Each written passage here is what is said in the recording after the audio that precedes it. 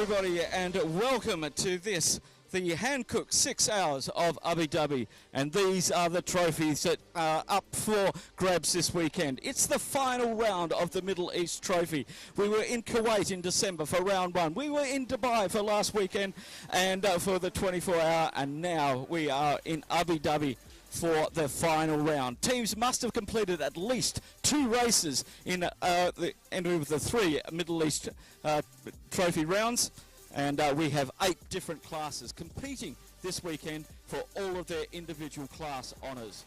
So what's new at this event? Well, this event, safety car.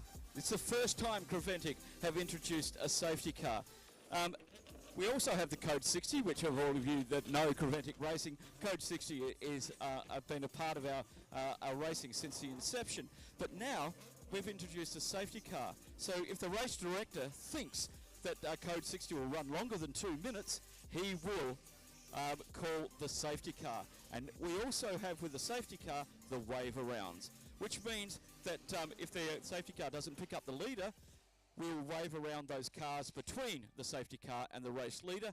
Then we will do class wave arounds. So if you're in front of your class leader, we will wave you around so that you're behind your class leader. That's the way it's going to work for the safety car. We won't see a safety car within 15 minutes of the start, or 30 minutes of the finish, or after any other 15 safety car incursion. Safety cars means no pit stops. Penalties if you come into the pits, no driver changes, and you have to a minimum or maximum 10 litres of fuel, and you'll cop a penalty for going into the pits. If you can't do driver changes in the safety car, but we allow 3 laps after the safety car restart for you to get your drivers in and do driver changes. So lots of new things happening this weekend in the 3rd edition of the 6 hours of Abu Dhabi, powered by Hankook. Let's have a little walk up and down the grid and find out who is out here this weekend. This is our pole position sitter. It is the 911 Porsche from Pure Racing, and a great, brilliant lap time. I'm just going to grab a word with one of the drivers. He's got his overalls down, so I can't tell you. What's your name, please? My name's Harry King. Harry King from Great Britain. Great effort from all of you drivers to get this car on pole. What's your expectation for the race? Now, you race up in Dubai, but what about a 6-hour race? How's that going to play out for you? Well, it's my first 6-hour race as well, so you know, the expectation is totally open. You know, it was a great team effort in qualifying to secure pole position, so yeah, very proud of the team and everybody for achieving that. And yeah, the goal for this race is to win, and also to win by, you know, a good margin to really give ourselves, you know, the leg up on to 2023. What about safety cars? This is the first race that the championship has ever had safety cars. How's that going to play out? Because it's going to close the field back up rather than the Code 60.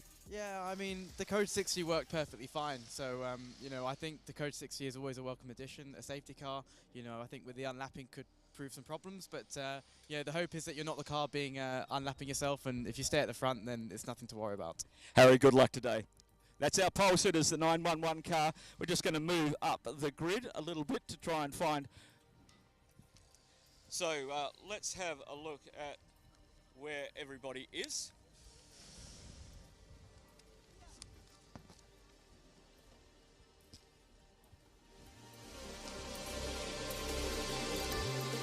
Just looking for some of our pole sitters at the moment. And the number 1 car alongside us, that's the GT3 Pro-Am car from Phoenix Racing, leading the Pro-Am category. And we are bereft of drivers around there at the moment. Alongside them is the 930 car, the HRT Performance car. That is leading the 992 category for them. Let's head over to the 909, the Red Camels Jordan. Second in the 992 category at the moment. Drivers are getting ready. I'm just going to grab a quick word with Fabian Dans. Hello, Fabian. Now, you're qualified second in the 992 category, and you're running very, very well in the championship. What's the goals for a 6-hour race, and how does this differ from a 6 to a 24? Goal is to win the race. It's always to win the race. I think there's less tactics because there is missing the code 60 aspect of the race. It's new to me. I've never been here. I've never raced here, but it's really enjoyable and we're giving our best. Indeed, and how do you think the safety car is going to affect it? Because normally we have the code 60, but now we have a safety car coming in as well. Yes, I cannot say it. I did only sprint races with safety cars. I hope the team will tell me what to do when the safety car is deploying. So yeah, I don't know, honestly. So good luck today. Good luck to the team. As we move up a little bit further down the grid, I can see the Razoon More Than Racing, the pole sitters in the GTX category. And it looks like Hatham's going to take the wheel for the start. I'm going to grab a quick word with Hatham. Hatham, it's great to see you again. We saw you last time out in Kuwait, obviously with that engine problem, but the car's doing very well today. Qualified on pole in GTX. What's your expectations for a 6-hour? Well, my goal is to stay out of trouble and try and move as far forward as possible. We got the vortex right there. Exactly. So we need to keep them behind us as well. So probably try and build a gap to them. Okay. So what about the introduction of now a safety car along with code 60s? It's going to make it much tighter, isn't it? Definitely, it's going to add a lot more problems, I think. More problems. Thank you, Hatham. Good luck today. Okay, I'm just going to move over to the QMMF car.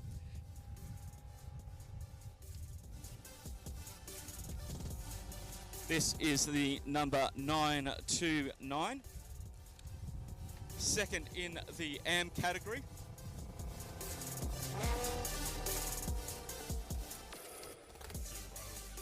And I'm going to have a word with him. How did you guys feel your qualifying went? It was pretty good. I think we got better times in practice, but we'll make it up in the race. It's not a big issue. How are you going to do the work with this safety car? Well, safety car, hope it works in our favor. We usually, in Dubai, we had a big gap from other teams, so if we have a safety car in the last minutes, it's not going to be in our favor in this way. But it's good fun. Like more racing is more fun, and this is what it's all about. So it's not a problem. Excellent. Congratulations to the Qatari team. Brilliant effort so far this season. We wish you all the best.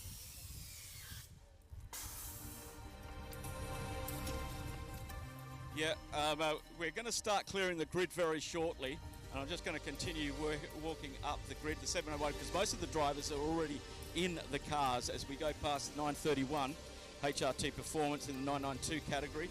As we said, the 701 is the Vortex, which we can see here, which is a fantastic looking car. Just have a look inside this 701 Vortex. You don't see them very often. They're running second in the GTX category at the moment. And they're looking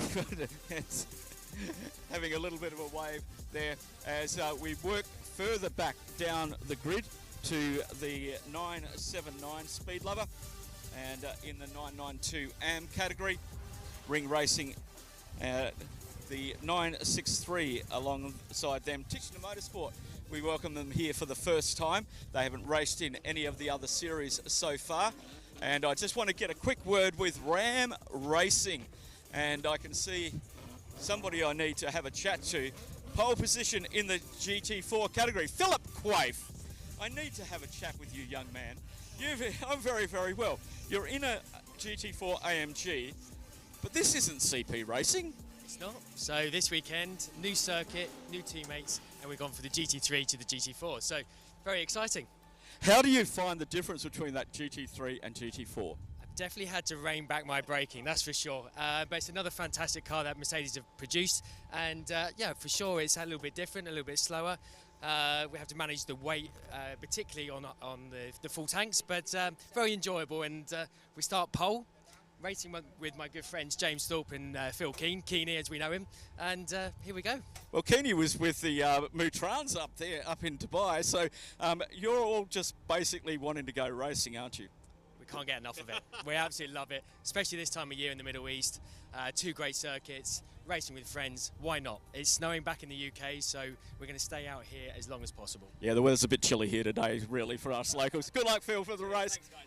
All right, moving a little bit further back down the grid where we get into more of the GT4s. Now, we've got the ARC Bratislava car, which is quite a way down, the 44. I don't know if I can chat with the driver in that one, but they had some issues in the qualifying session, and they ended up quite a way back down, as did the 91 Herbert car, right to the way back, just in front of the TCR cars. So these cars are at the back of the GTV movement. It's great to have the Lamborghini back out here for ARC Bratislava, but they've got a lot of work to do. Konopka and Lewandowski will be taking the reins for that. Just 2 drivers, so you look for them to do about 90-minute stints each. As these 2 cars are going to make their way through the GT4 field in front of them pretty quickly. We're going to wrap it up from down here on the grid. I'm going to throw back up to Chris in the commentary position, but have a look at this site. This is what those racers are looking at. We're going to go racing in about 9 minutes' time. Up to you, Chris.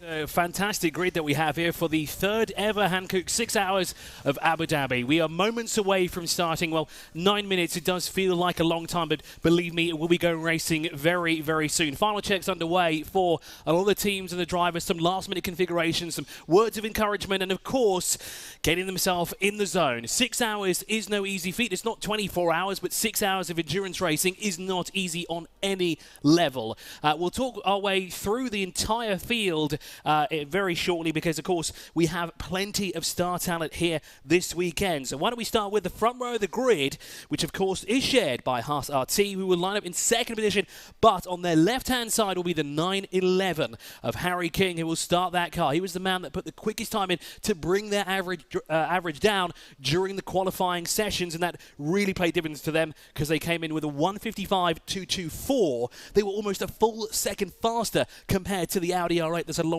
them, who qualified with 156.140.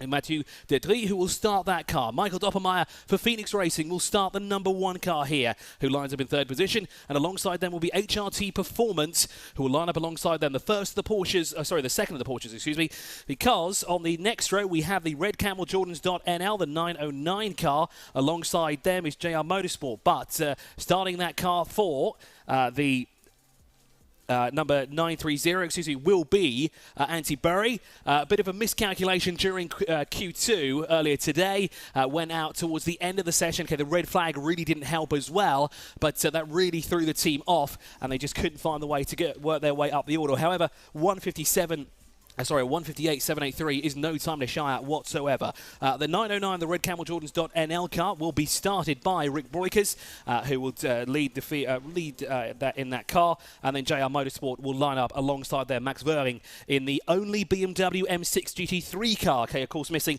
this weekend is the M4s that raced last time in Dubai last week. Of course, those cars are off to Bathurst for, one of the most iconic 20 races in the endurance calendar, and of course, not here this weekend. It is a shame, because they put on an absolutely fantastic display of racing, as did Valentino Rossi, who made his debut in this Creventic series. And of course, crowds flocked towards him. Of course, he'll be making his debut at Bathurst later this month. Now, we got up to row number 5 with Willy Motorsport by Ebby Motors. Of course, a very easy car to spot here because they've got paint splats. Now, talking to them before the 24 hours, the idea behind the car was to make things simple and easy. So the drivers don't really have to argue about what colour they want to have the car. They can just have any colour they want, and it's a very interesting looking car. Alongside them will be the first of the Qataris, which will be the KMMF by HRT Thurai Qatar, the 929 car. That will be started by Abdullah Al-Khalifi. In 10th position overall. Now, we did miss out row number 4, so I do apologise for that. 714 Razun More Than Racing and HRT Performance line up alongside each other. The 8th place car will be started by Jim Ratanine, and then Haytham Kujuli, who Phil was speaking to earlier on, will start that KTM Crossbow. Now, final personnel being cleared off the grid. We've just only made our way through the top 10. HRT Performance, the sister car, will start in 11th position. The 931, that car is. Vidal Lieb will take the green flag here from the start. The Vortec V8 starts alongside them. The 701, the sister car, of course, burnt down, unfortunately, last time out last week with Lionel Rucci, who will start that car. Michael Tishner will start the Tishner Motorsport number 763 from 13th overall. Alongside them, the 979 Speed Lover car of Oliver Dons will start in 14th position. Jose Monroy in the P21 Motorsport 911 GT3 Cup car will start in 15th with James Thorpe alongside for company. For Ram Racing, the first of the GT4 cars there, the Mercedes AMG GT4. Then we have the BMW M4 GT4. Yes, it is the new shape of the BMW, but it's not the GT3 spec car. It is the GT4 one, and they will line up in 17th position for Simpson Motorsport. Bulgaria ZM Racing, David Zetsky will start that car with the Mercedes AMG GT4. A very interesting driver lineup there as well for the essentially, it is an all-Czech lineup. However, Alia Kolok waves the Emirati flag due to a license, so it's not a full-on Czech team. Essentially, it is at some point, but we'll get to that later on. Felix Nauhafer will start the Herberth Motorsport Porsche 911 GT3R, which, according to the community, is the car that we want to keep an eye on at here for the next 6 hours. They've got a lot of work cut out for them, though, if they want to be anywhere near the top step of the podium. Of course, having a lap time deleted in Q1 really did not help their case whatsoever, and that's put them at a real disadvantage here, because they're going to have to work their way through a very competitive field. Miro Konopka, who lines up in 20th for ARC Bratislava, and the sole Lamborghini Huracan. Unfortunately, drama for them as well in Q3 did not go out, which of course that nullified their sort of average, because they were given somewhat of a penalty that will put them at the tail end of the field in the GT3 category, which puts them behind Felix Nauhafer. Then for Sharky Racing, new this weekend in 21st, the first of the TCR cars, followed by AC Motorsport. A lot of Audi RS3 LMSs here this weekend. It's sort of a proving ground here for the longer races, the endurance. In the 24-hour, we saw a lot of the Audis have issues, especially towards the front end of the car. We did see an issue with one of the Audis at the tail end of qualifying. That was the rear suspension issue that the car faced. But the good thing is that the car has got going again. Paul Sayers will start the AC Motorsport number 199. Then we have the 121 and 188 to round out the field here of 24 cars. Unfortunately, the Leopard Motorsport Lamborghini Huracan will not start this race, and the most heartbreaking of all is Rabdan Motorsport. They had drama yesterday. Not one, but two engine changes for their Porsche. They got it up and running earlier this morning. They did take part in practice when we arrived at the track, but unfortunately, an incident in turn 9 has proved, unfortunately, the only way to say it is that they're out of the race and they will not start this one, which is very unfortunate, because for those of you listening at home who may not know, Rabdan Motorsports is a team of Emirati drivers plus Christopher Zocheling for this round, and of course, they're the ones that are waving the flag of the United Arab Emirates proudly here this weekend. So it's a real upset not to see them start what is one of two home races. They did partake in the Dubai 24-hour, but unfortunately had issues throughout the race. They did finish, but not as strongly as they would have liked to. So the field now working their way underneath the hotel behind the safety car. It will be Harry King that will lead them through the final corner, and alongside him will be Mathieu Detry from Haas RT, the 21 car. Michael Doppelmayr for Phoenix Racing, Antti Burry will be on the row behind them, and then we have Fabien Dans with Ted Van Villay for JR Motorsport, Haitham Kajali, the Kuwaiti driver, of course, was very excited to have a race on home soil, is here racing again in the GCC, and now they'll work their way through the final corners here for what will be the start of the third Hankook 6 hours of Abu Dhabi, and the final round for the Middle East Trophy as well. So a lot to play for here this weekend, and once the race is underway, we'll talk our way through the championship standings, who is where in the championship, as the cars roll their way through the final corner. Under starters orders, the lights are on, out they go, and we're racing here for the first time in the Hankook 6 hours of Abu Dhabi. We're going 3-4 wide already down towards turn 1. Will we get through cleanly? just about. Yes, we do. We're leading on each other as we work our way through. Looks nice and clean for the time being. ARC Bratislava trying to go the long way around the outside to improve their position because, of course, they are far down the order, down in 20th place at the moment. Everyone jostling for position for the time being, but looks too clean as we work our way through turn 3 and 4 here for the first time. But it's getting very spicy already in the mid-pack, and we haven't even completed half a lap yet as through the turn 5 complex we go. 11 of Harry King. He's got the start that he wanted. And I think, Phil, have you got something down there for us at the early stages?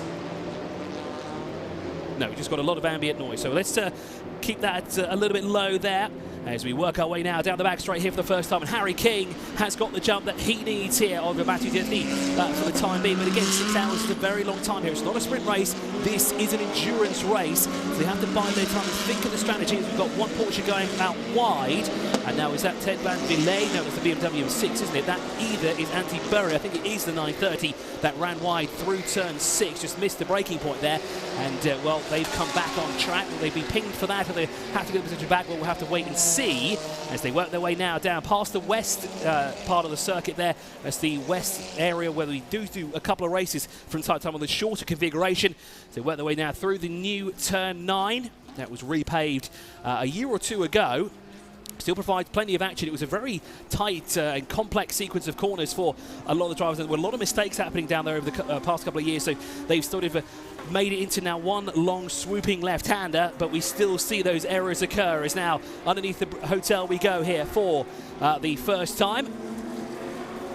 As a nice queue is forming up here for the GT3, the 992, the GTX, the TCR and the GT4 cars here that are all taking part in the third Hankook 6 hours of Abu Dhabi. Across the line here to complete the first lap of the race. It's 1.9 seconds, and it looks like Michael Doppelmayr has had a problem on the opening stage of this lap, as has Ted Van Villay, as he's dropped down the order, down to 8th position. Michael Doppelmayr, though, now he started in 3rd position, all the way down to 10th place. He's lost 8 places here on the opening lap. Ted Van Villay, unfortunately, going the wrong way as well for JR Motorsport. They started in 6th position now. One of those two have come together, and that's the reason as to why those two have tumbled down. But there's been a lot of shuffling as well, as that's because, of course, a lot of cars are sort of out of place, you could say, here at the opening stages of this 6-hour race. So fastest lap out there, 1:56.860.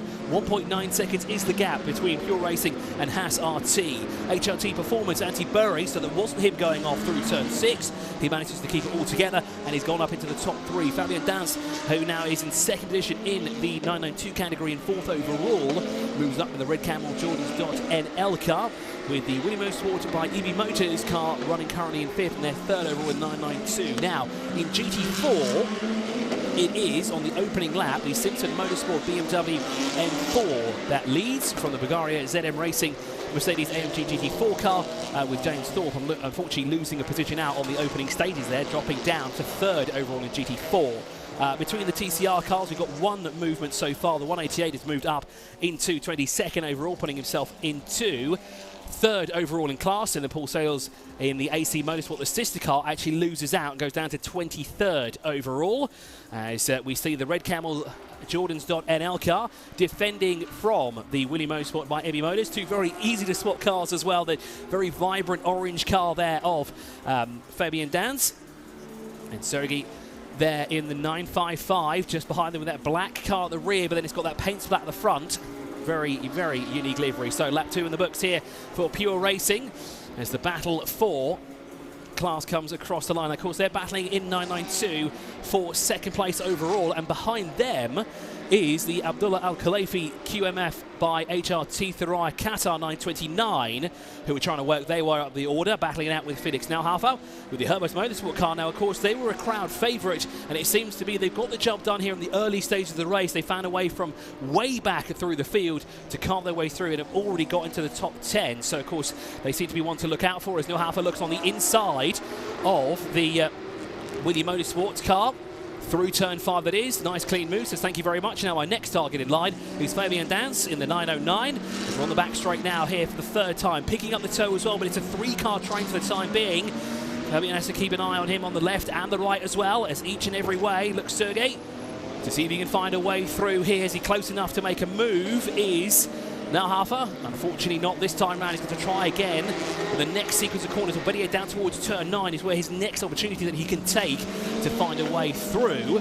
Now they're coming towards this complex now through turn 8. It's about 2.5 car lengths separate the two of them, but now under braking through turn 8. Now Hafer sort of closes in the gap of Fabian Dance.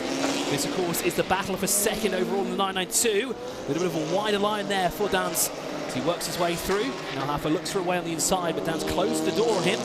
Again, lurking in close proximity, not just the 955, but the 929 as well. Close enough to sniff an opportunity as they work their way through. That, of course, is the battle at 4. Fourth overall. Just in front of them there is Antti Börje for the HRT Performance 930. Porsche 911 GT3. Now, since we settled into the groove here in the first, 4 laps of the race, we can have a look now at the standings for the Middle East Trophy, because, of course, there were 3 rounds that we've contested here. We did Kuwait late last year, now we did the Dubai 24-hour last week, and, of course, this is the 3rd and final round of that trophy. As we have a move on the inside down towards turn 1. Now Hafer looking on the inside of Dan's. It looks to got the move stuck. Says thank you very much. I will move on now, and in pursuit of Antti Börje will go the number 91. More movement as well as Al-Khalifi drops down to 7th position. Krajuli up into 8th place with the 928 working its way up the order. Michael Tischner, unfortunately, the 763 going the wrong direction, and Michael Doppelmayr has just not had the opening sort of 5 minutes of the race that he'd like to have had here for the team. But again, 6 hours of racing, it's a very long time. They can, of course, make up that ground as the race progresses. So in GT3, in the Middle East Trophy, after just 2 races, CP Racing are the leaders with 54 points. Team GP Elite have 50 and Team WRT have 40. Those are your top 3. And if we look through the list of cars that we have here in the teams, those 3 teams are not here today at all.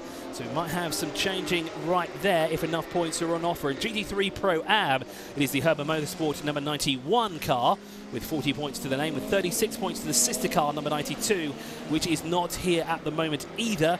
And the Heartbird Racing by SBS also not here this weekend. So it looks like this is heavily playing in the favour in the Middle East Trophy for the number 91 car, who are currently circulating. Now remember how far back they did start here a couple of minutes ago. They are already now up into 5th position. It looks like Felix Nauhafer on the move, and on the move early as well. Now in GT3 AM, it is CP Racing who are not here this weekend with 80 points. ARC Bratislava are here, although they had a terrible day yesterday. They did manage to get the car out during qualifying, so they are racing here in the 6 hours. They're currently 2nd overall with 44 points to their name, but a long way to go if they want to get anywhere close to CP Racing. About 44 points separating them, so it looks like CP Racing may have that GT3 AM trophy already in the bag.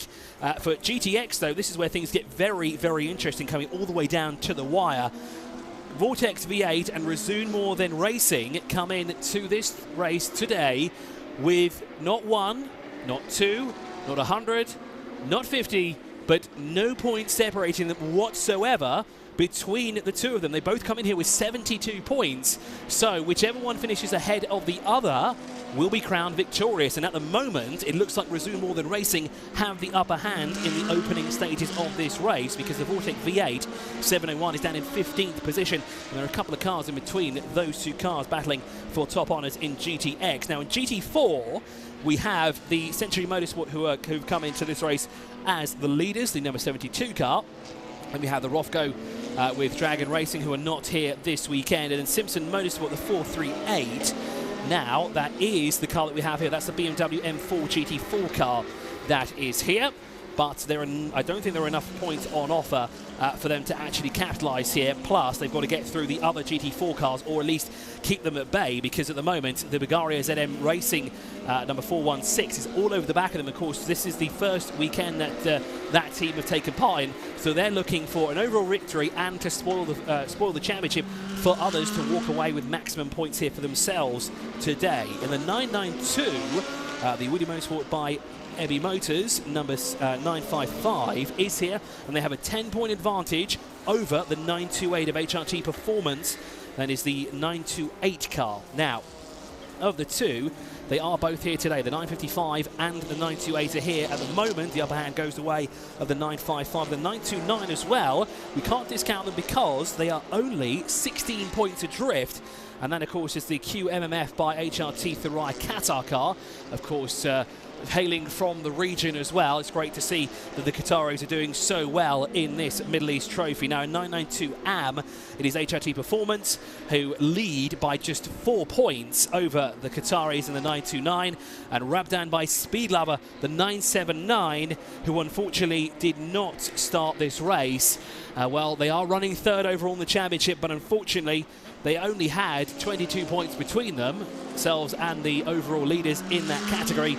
They will not be able to fight for that championship, and it's a real heartbreak for them as well. Their spirits were high when we spoke to them earlier today, and they were very happy to be here, to be in the atmosphere as well. But unfortunately, it's a turn for the worse there for their car, and it has not started this race. Now, the last category we've got here is the TCR category in the Middle East Trophy. And after 2 races, is Wolf Power Racing, the 121. That is the leader with 68 points. BBR, who are not here this weekend, in the 159. Currently on second, in AC Motorsport, the 188 car, currently in third position. A further 28 points behind at the moment. So those are the categories that are on display here and are vying for a championship here for the first ever Middle East Trophy in the 3rd race of the Hankook 6 hours here in Abu Dhabi. So things are underway rather nicely. Phoenix Nalhafa is on the move, and the Herbert Motorsport car is continuously going faster and faster. Of course, racing the GT3 category, it's made headroom from where they started, because of course, remember Herbert Motorsport, because they had that lap time disallowed during qualifying, they started in 19th position, an overall average of 155.295, but because of that lap time being deleted, their average was kind of thrown out the window essentially, but of course making it quick headroom here. That looked to be the Tishner Motorsport car mixing it up there with some what looks to be the faster GT cars. Now, Tishner is currently 12.4 seconds adrift from the race leader. Now, that's not the gap between the 2 cars, as that looks a lot closer. The 955 now moves up into 5th place, and that is Tishner right tucked in behind the BMW M6.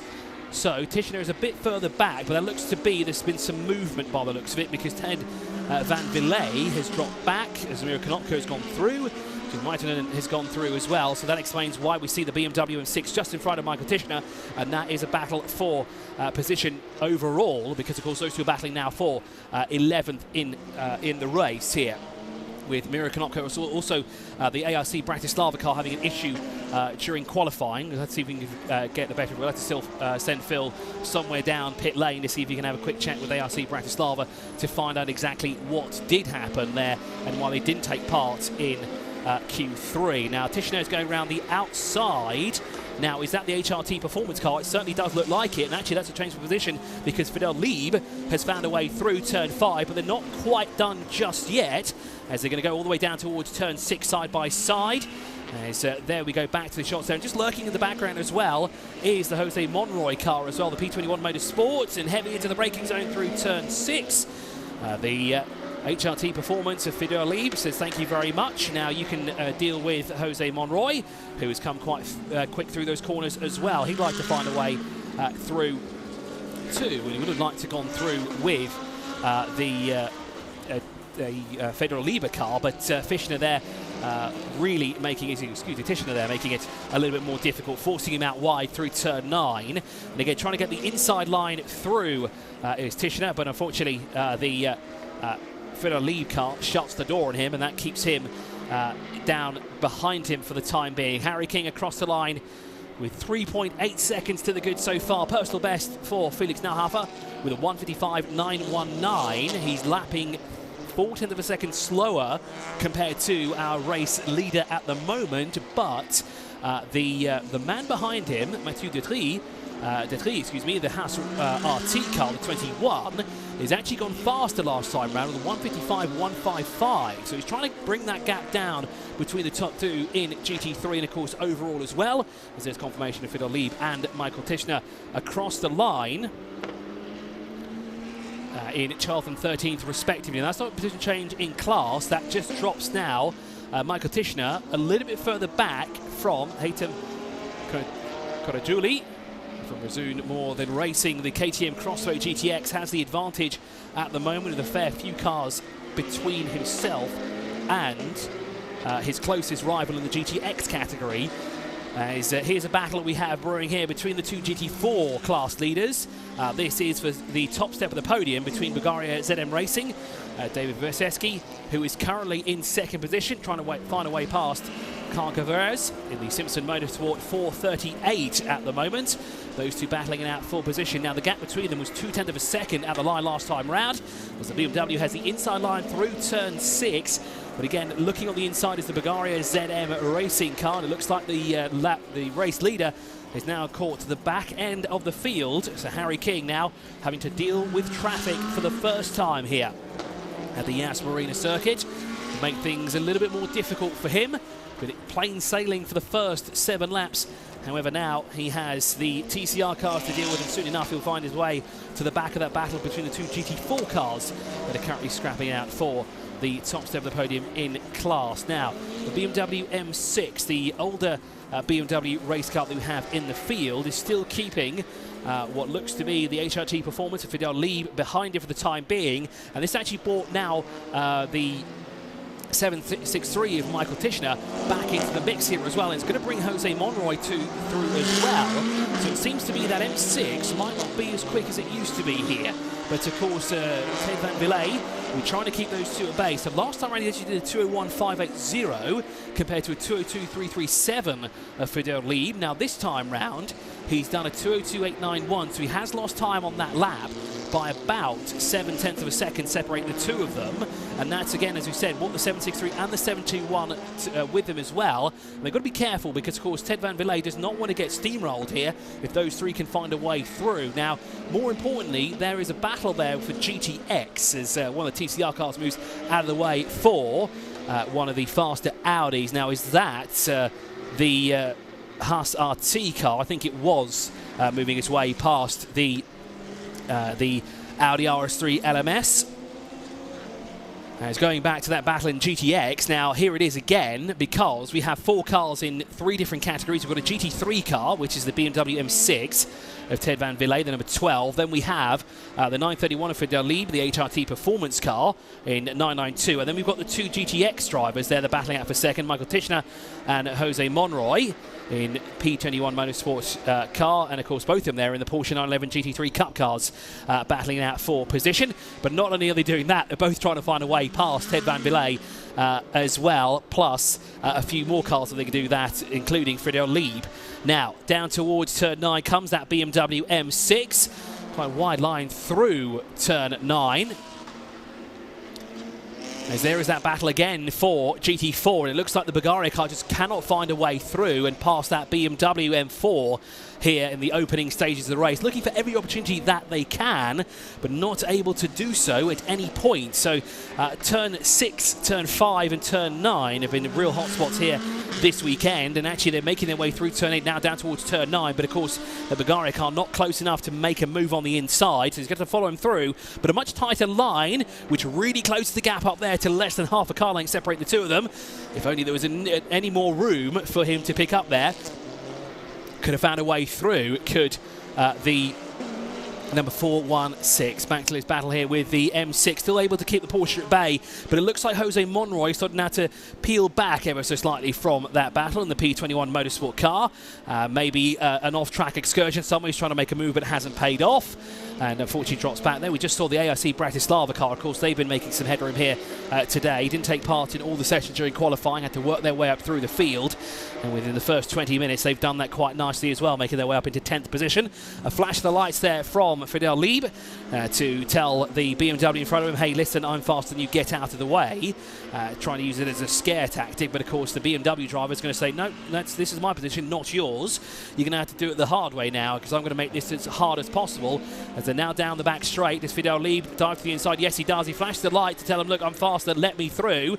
But the BMW is going to fight back, and he does indeed. This is going to be very close through the corners here. So they push each other off wide. Oh, that was ever so close there between the two of Lieb and Van Villay. And that could have gone all wrong, as again here, look at the Bulgaria AMG GT4 car looking on the inside of another BMW here through turn 5. But again, not close enough, and the BMW shuts the door, and he's got another opportunity going down towards turn 9 as they work their way down now into the heavy braking zone. Now, this is an opportunity for David to find a way through in the 416, but they're now through. But have they found a move? Not quite, but all over the curbs goes the 416. Got to be a bit careful about that. Again, in a sprint race, not too much to worry about. However, during a sprint, an endurance race over 6 hours, you don't want to hit the curbs too many times. It can really unsettle the car and break a few things here and there, which is definitely not something that you want at all. Harry King, though, leads by 4.9 seconds to the good in the Pure Racing Porsche 911 GT3R. And of course, he's the race leader in GT3 ahead of Haas RT's Mathieu Detry in the 21 car, ahead of Herbert Motorsport, who have found a way now into the top 3 after starting on the 10th row of the grid. And in the first 20 minutes, they've climbed their way up the order as Ted van Villey has succumbed to the pressure of not just Vidal Lieb, but Michael Tischner as well. So the Tischner Motorsport car moves its way through, edges it closer towards its rival, the 714, although there are a couple of cars separating those two at the moment. So Ted van Villey loses 2 places, drops down the order, down into 13th overall. And that's a long way back from where we started as Harry King is across the line. Now, how far has he extended that gap? It's up to 5.4 seconds to the good now between the 2 race leaders. 156.794 for the second place car, which is the Haas RT, but the Pure Racing car, 156.249. 5/10 of a second quicker already in the opening stages of the race, and that's Tischner already in front of the BMW M6. He got that move stuck on the previous lap, didn't he? So he manages to keep the BMW at bay. Now here is the race leader, nobody at that second place overall, and he's in the thick of things here because of course he's in the mix of that battle for GT4. Now of course that Mercedes would have wanted to tow, grab the tow even from that Audi, but unfortunately just that Audi is a bit too fast for the AMG to stay with it, so it has to tuck in behind the M4. But again, that gave the advantage to Carl Cavaz, the Simpson Motorsport number 438. Which will put him a little bit further up the road than the Bulgaria car. But a great exit there from the Bulgaria ZM Racing car through turn 7. Almost looked to have found a way through and past the BMW M4 as they see Bratislava made their way past one of the Audi RS3s. Now that is the 121 car as into the fuel station has come Paul Sadist already right at the beginning. This is quite early to do fuel. Now this is a very interesting strategy as well for the TCR driver, as again on the inside looks the 416 there on the 438. Now that definitely didn't look like contact between the left front and the right rear of the 2 cars. But have they found a way through for the 416, excuse me, because that was a battle for GT4, of course, between the 2 of them. Now, I wonder if we can go back to that battle to see where those 2 are at the moment. Now, they're currently circulating through.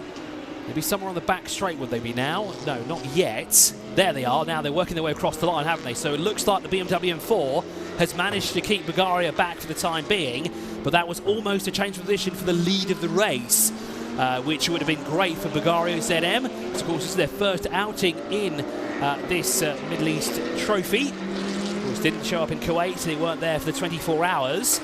It's great to see them here this weekend. Of course, a very interesting driver lineup that we can get to later on once the driver changes are underway. Indeed, we do want this GT4 battle. It's absolutely fantastic between these 2 here. This is for the top step of the podium as well. As we said, the 438 leading from the 416. Now, where is the closest rival with James Thorpe from Ram Racing? Well, he's a little bit further back, and he's actually almost 10 seconds behind that battle. So he's lost heaps of time here in the opening stages. It was 12 seconds last time round between the 2 of them. There he is in the back shot here behind Nahafa in the 91. That's not where he wants to be right now. He'd like to be in the thick of things here with the 438 and 416 cars here. As on the inside goes the 911 of the number 1. This, of course, is to put the number 1 a lap down. And Michael Doppermeyer here just not having the opening stages here that he'd like to have, as he's tumbled down the order. Now he's gone a lap down from the race leader of Harry King. So King has managed now to lap up to 16th place overall. Puts a lap on Phoenix Racing. they work their way, the leader now works his way, through the first corners, as out of the fueling area has gone the 199 TCR car, Paul Sigels of the AC Motorsport, the Audi RS3 LMS DSG car. Now that's as you said, that's a very interesting strategy they're playing out here, and I think they might just come in for fuel, sort of just to top it up here and try and get the cutback when the pit stop cycle starts here, because of course they'll have to come in a little bit later compared to the rest of the field, so they'll be pushing them to run more on fuel. So it'll be very interesting to see what the 199 can do. Of course they do lose quite a fair bit of time being in the fuel station, topping up that car.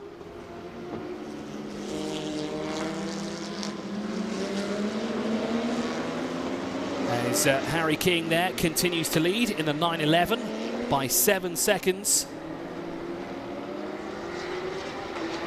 at the moment from the Mathieu Detry Haas RT car of the 21. The 91 in third position at the moment for Herbert Motorsport.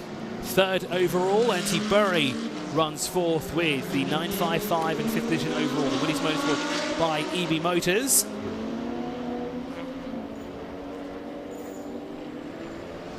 Now in GT3, the leaders are Harry King, Mathieu Detry and Felix Nauhafer. In 992, Antti Burry from Sergei Nikolai. And Fabian Dance is on the tail end of the Vortec V8, is the race leader. Caught him at the exit of turn 9. Going through, through turn 9. That was the exit of turn 9, wasn't it? Because there's the Marina Bay on the right-hand side. Almost there into the back of him as well. It's not the great way to start the first hour of the race with damage, but he's kept it nice and clean so far. Keeps it off the wall as well. There's been a certain hot spot as well in the races that we've had earlier today, including the 2 Clio Cup races that we had for the Clio Cup Middle East. As there is the Vortec V8, currently running in 15th position. Marucci currently behind the wheel of that car as well. They've gone a lap down. Now, next target for the 911 is Jose Monroy, who was locked in battle earlier on with Fedor Lieb, Michael Tischner, Ted Van Villay. Of course, now Jose Monroy has dropped back from that battle by about 2 seconds at the moment. Now, here is, well, that's the 959, and is that the 930 just in front of him? It is indeed, that is the 930. This is the battle here for fourth overall at the moment. Antti Burry from Sergei Nikolai. 0.3 of a second is the gap separating the two of them, less than a car length between them as they work their way underneath the hotel here. And of course, the Romanian driver here looking to, find a way through essentially, but where he can do it, he can't figure that out just yet. As we said, turn 6, turn 5, turn 9 have been the hot spots, although we've seen some interesting moves being taken through turn 12 in previous races today. So we want to see what's happened now between the 930 and 955. Has the 55 found a way through? So 955 found a way through.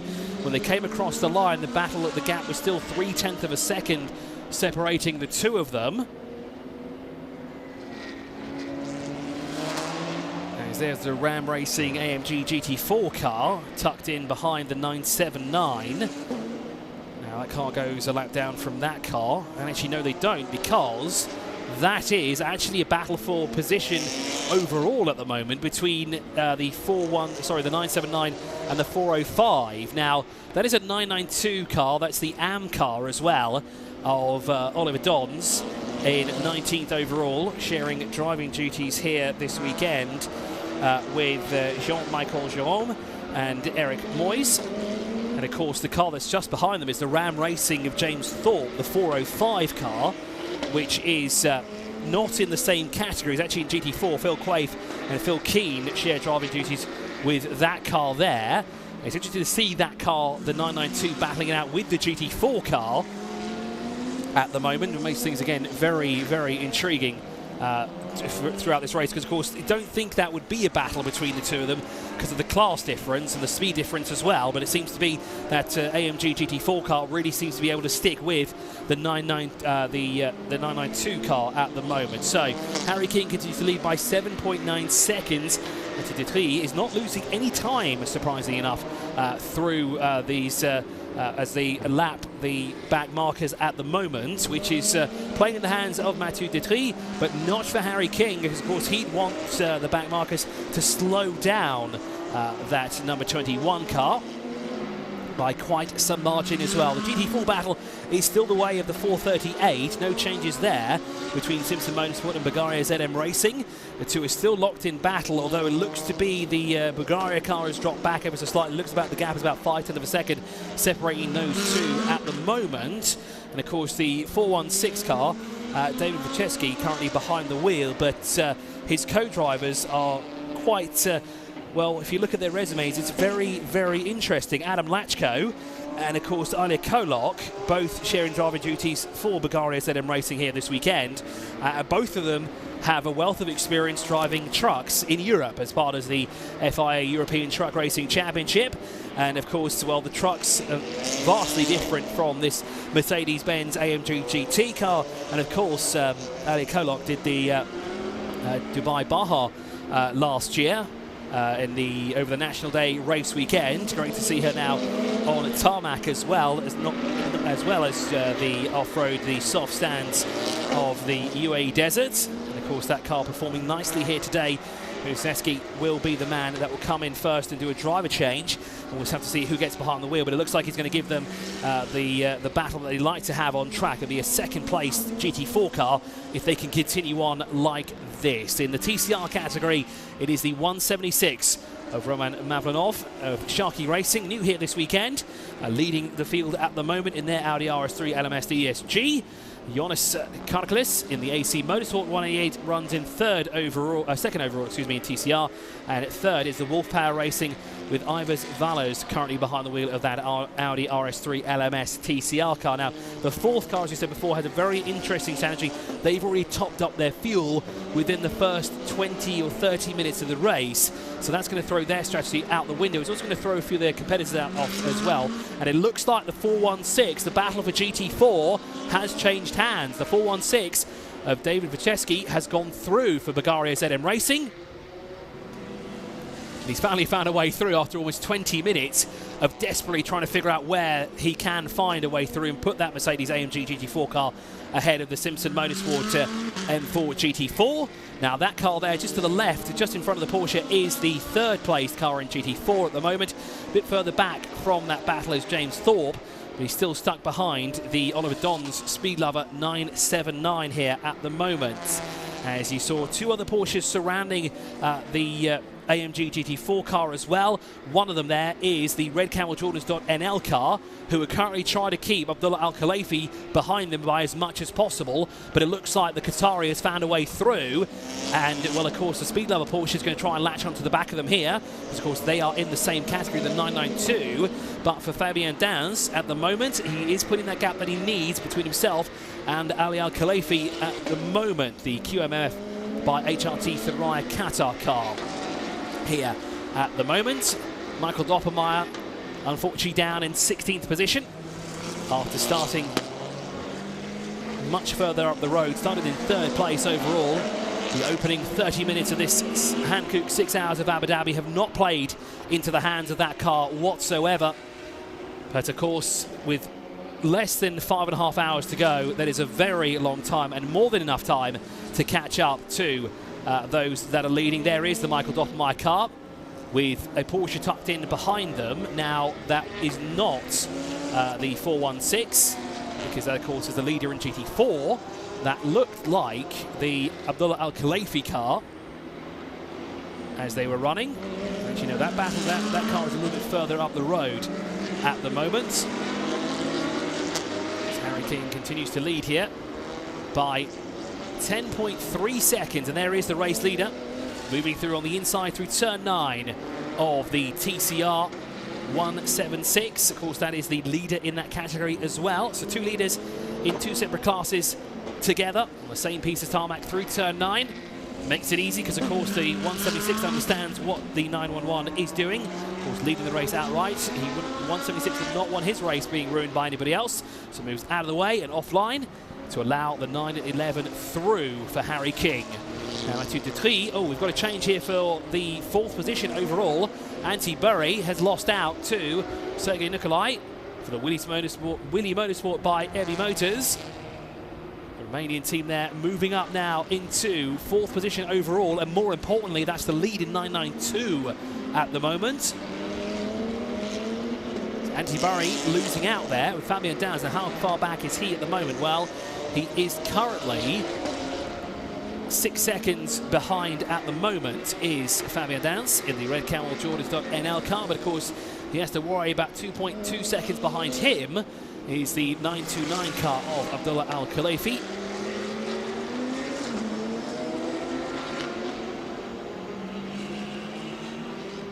As there goes across the line. Now, that was the car, that's Felix Nauhafer that's gone through the 91 car. Here is Fidel Lieb and Michael Tischner. Now, they were battling earlier on, and it seems to be that battle has not died down anytime soon. They have somehow stuck together. The HRT performance car, though, in a different category, the 992, compared to the GTX of Michael Tischner. 763 Porsche 911 GT3 Cup. Of course, they're separated by just, 2 car lengths separated the two of them as they work their way through turn 6 at the moment. As that looks to be the 2nd place Audi of Mathieu Detry, but he is way past the TCR leader there of the 176. Works his way through turn 9. That gap is 12.2 seconds between Harry King and Mathieu Detry. Battling it out there, of course, for the top step of the podium. Still plenty of time left on the clock. There is the race leader in GTX as well. The KTM Crossbow, driven by Haytham Julie at the moment, finding a way past back market traffic and to put some more cars in between himself and his closest rival of course, Michael Tischner. Of course, what he doesn't know is that Michael is currently locked in a battle with Fidel Lieb. And he doesn't need to do that at all. Here is the 955 we're looking at now, and the 930 of Anti-Burry, who lost out. He's dropped back now behind the 950 car. Still in close proximity, though, if anything were to happen between the two of them, or if the 955 loses or misses his braking point even. The 930 can capitalise on that as they work their way through turn 9. Not this time round. It's going to be very difficult to do that, to force an error out of the 955. A very strong driver lineup for that car as well. They were on the podium in the 24 hours last week in Dubai. Of course, sharing driving duties with Sergei Nicolai, Sabina De Castro and Fabrizio Borghi. Had a chat with them during the parade at the 24 hours. We're very excited to get the endurance racing season underway here in 2023. Of course, no better way to start it with a 24-hour race in Dubai and a 6 hours here in Abu Dhabi, powered by Hankook. As Nauhafer makes his way past the Vortec V8, and it's been a fantastic opening hour here for that car.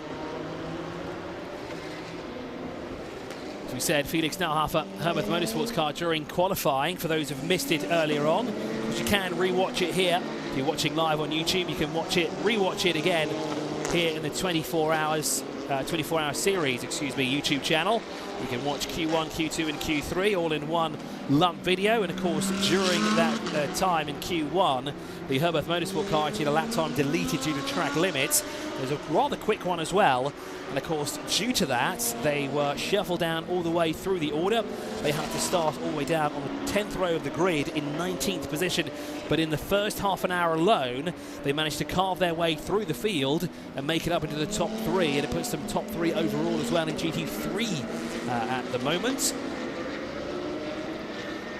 As the gap extends to 12.8 seconds to the good. Despite the traffic, it is not playing in favour of Harry King for the time being. He needs more traffic for Mathieu Detry to deal with. As Mathieu Detry moving past one of the Porsches in the 992 category. Through turn 6 they go, turn 5, excuse me, because they've just entered now the back straightaway here. And picking up the tow is that Van Auer-driven car. Now, where is that car currently on track? Now, 10th place overall, excuse me, that's Jim Reiterman there, behind the wheel of the HRT Performance 911. Now, it's not a banner for class, obviously. That is the second place car, putting a lap over the 10th place car overall, the 928 from HRT Performance. And actually, the two HRT Performance cars actually running line astern at the moment, running in 10th and 11th position overall. The 928 from the 931. But there's quite a gap between them, 16 seconds, if not more, separating the two of them at the moment. So, of course, can't play the team game there, count the two of them.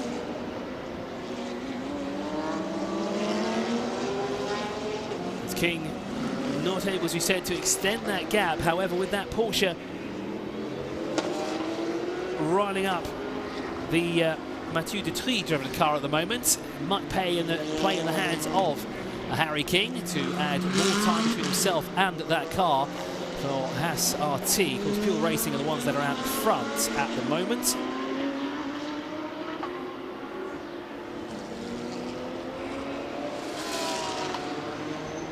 I see the live stream has found the race stewards looking at track limits for certain cars.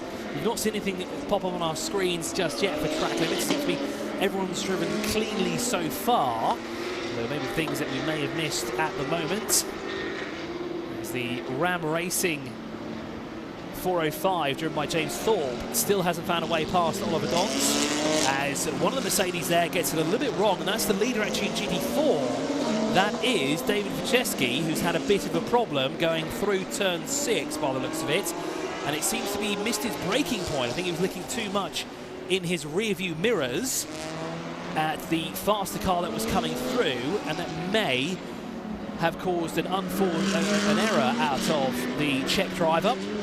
Now, that could have been quite costly for him as well, because his closest rival from Simpson Motorsport is still in close proximity, so he's got to be quite careful here.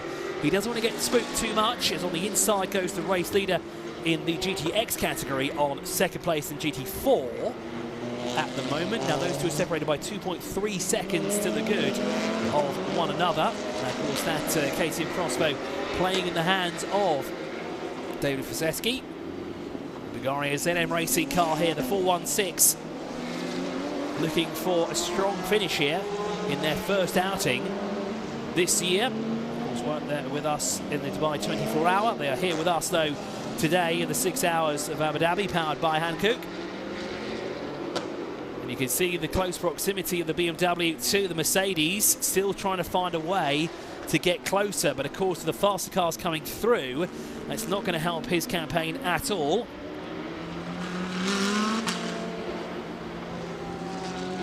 So faster cars work their way through. Of course, now with the new track layout, with a lot of the corners, the trickier corners taken out, we have a lot of very rapid corners where it's very easy to go wrong. I mean, we saw that during the Clio Cup race earlier today through turn 2, where things got a little bit too spicy through that corner. We saw the dominant force in the championship lose it through turn 3. The thing is, the driver was okay. We did see him standing underneath the podium, which is very unusual.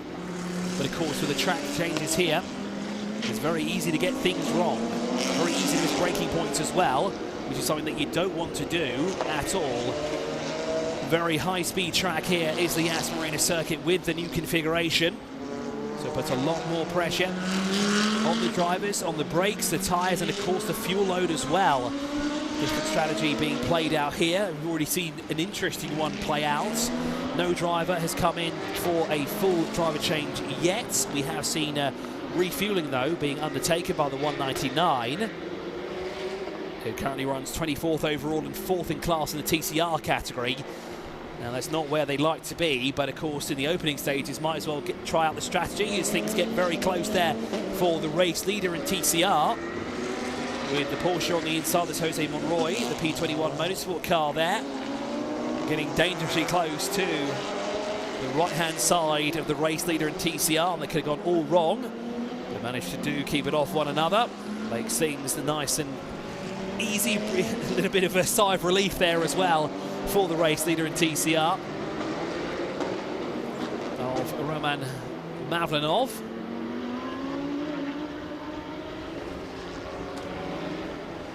It's Jose Monroy. He was in battle with Ted Van Billay, Michael Tishner and Fidel Lee, but it seems to have dropped back from that battle for the time being. Now, this is interesting because he's got the Vortec V8 tucked in behind him, and of course this is now for 3rd place overall in GTX. Now, those two are separated by 1.1 seconds to the good between the two of them, and it seems to be that unfortunately with Jose Monroy dropping back from that battle with the 939, 763 and 12, he's now dropped himself into the clutches of the 701 of Lionel Amrucci. The Vortec V8 and the Vortec 1.0 as well. As I said, 4th overall, 1.1 seconds adrift for the time being as they work their way through turn 9. Of course, looking for a way through anywhere that they can for the 3rd step of the podium. James Thorpe has dropped back by the looks of it from Oliver Dons. Has got another Porsche now in his way, which is the 928 at the moment in front of him. Now, what can James do? Because, of course, he's looking for a way through because he needs to get closer to the tail end of the GT4 battle. The 416 and the 438 have been locked in battle since pretty much the very get-go. And here we go. This is the battle for 3rd overall. The Vortec there flashes the lights to signify that he's faster than Jose Monroy. Good clean move there through turn 6. Says thank you very much. But Jose Monroy is not going to let it go easy at all. He's going to pick up the toe down the back straight, and he's going to try and dive to the inside, down the back straight as well. And it looks like he's got the position back on the back straight away. So he didn't have to wait till turn 6, but late on the brakes is the 701 car. Trying to get the outside line taken away, but unfortunately Jose Monroy shuts the door on him. But here he comes again, looking through the inside. I bet that'll be the outside for turn 8. Will that be for the Vortec? And again, flashes the lights. So gets the better exit speed through the corners, but it's the straightaway where they lose so much power and speed to that Porsche. But again, very late on the brakes there through turn 9. Will it be a dive to the inside? Not quite. Hung out to dry around the outside as Jose Monroy shuts the door on him. As we fast approach the first hour of racing here of the 6 hours of Abu Dhabi, powered by Hankook. And again, looking on the inside. Is there a way for Lionel to work his way through? Not quite. As Jose Monroy shuts the door on him again as they work their way underneath the hotel here. But again, sticking with him. He knows where he can make that move stick, and it's turn 6, isn't it? No, turn 5, excuse me, that he can make the move. So not through the final corner as they work their way through it now. They're going to have to think of it somewhere else. Turn 1 could be an opportunity, but of course with a long-ish straight, it allows the Porsche to stretch its legs and add the advantage. They get heavy into the braking zone. The 701 does close in, but not close enough to get past. Nor is there a sense of opportunity either for that car. But now here we go through the very quick complex here of 2, 3 and 4. This gives the speed advantage to the Vortec as it has more grip through the corners. Dives again through the inside, but very late on the brakes. This could give the position back to Jose Monroy, and indeed it does. They're side by side through the exit. Almost picks up one another. And that could have been disastrous through that first, through turn 6. As it looks like the Vortec trying to push the Porsche. Flash of the lights there to the other Porsche in front. Says, please, I need your help. Get this guy off the back of me. But the 721 not close enough to the Porsche out in front for him to assist at the moment. Now through turn 8 we go, but it's an Audi, isn't it? It's one of the TCR cars that they're working their way past. And it's through turn 8 goes the 721, and again the 701 very, very late on the brakes, runs very wide through turn 9. Try and get the cutback, but again loses ground there too. Jose Monroy and the 721 for P21 Motorsport. The gap separating the two of them is less than a second. Again on the inside, very late on the brakes there goes the 701. Almost picks up the 721. Very, very alert there is the driver to see that car diving very late through that corner and to stay ahead. As again, the two battle it out here. Now, of course, this is for 3rd place overall in GTX. It has now gone the way of the 701, but Jose Monroy is not going to let this go easy. Look at the Audi RS3 lurking in the background, seizing an opportunity here as well. And of course, it's the 4th place TCR car, that's the 199 at the moment. As Monroy looks for an opportunity on the inside. Quite found a way through. Car 176 team manager has been asked to report to race control. Car 176, that's interesting. That is the TCR leader. That is Roman Mavlanov here. That has been called to race control from Sharky Racing. Here we see the 979 and the 91 of Felix Neuhofer battling her down towards turn 9. And this is not positioning class. This is actually the 979 going down a position, or better yet, down a lap, excuse me, from that 91 car. Not where they'd like to be. And indeed, that was a dive bomb, if we've ever seen it from the Vortec. And of course, with the dive bomb, they missed the opportunity. I think we have an update from the pit lane.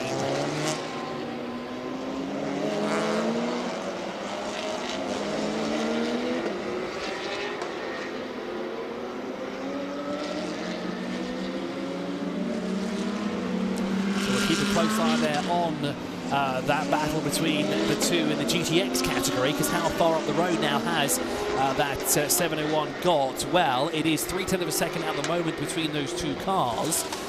Nothing's popped up yet, but of course there was a very risky manoeuvre, and well, it paid off essentially, but it did run wide. It did use much of the track that he probably shouldn't have, and may have gained an unfair advantage. So let's wait and see what the stewards think about that. So Pure Racing's Harry King still leads by 18.8 seconds to the good, as we're 8 minutes away from the first hour of completion here in the 6 hours of Abu Dhabi, powered by Hankook. As on the inside goes to 21 on the race leader of the GTX category.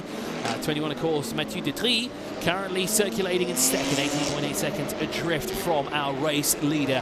Felix Neuhofer, after starting way down the order, as we said, down in 19th position on the 10th row of the grid, he's up now into the top 3 and has been settled in there nicely for the past 40-ish minutes.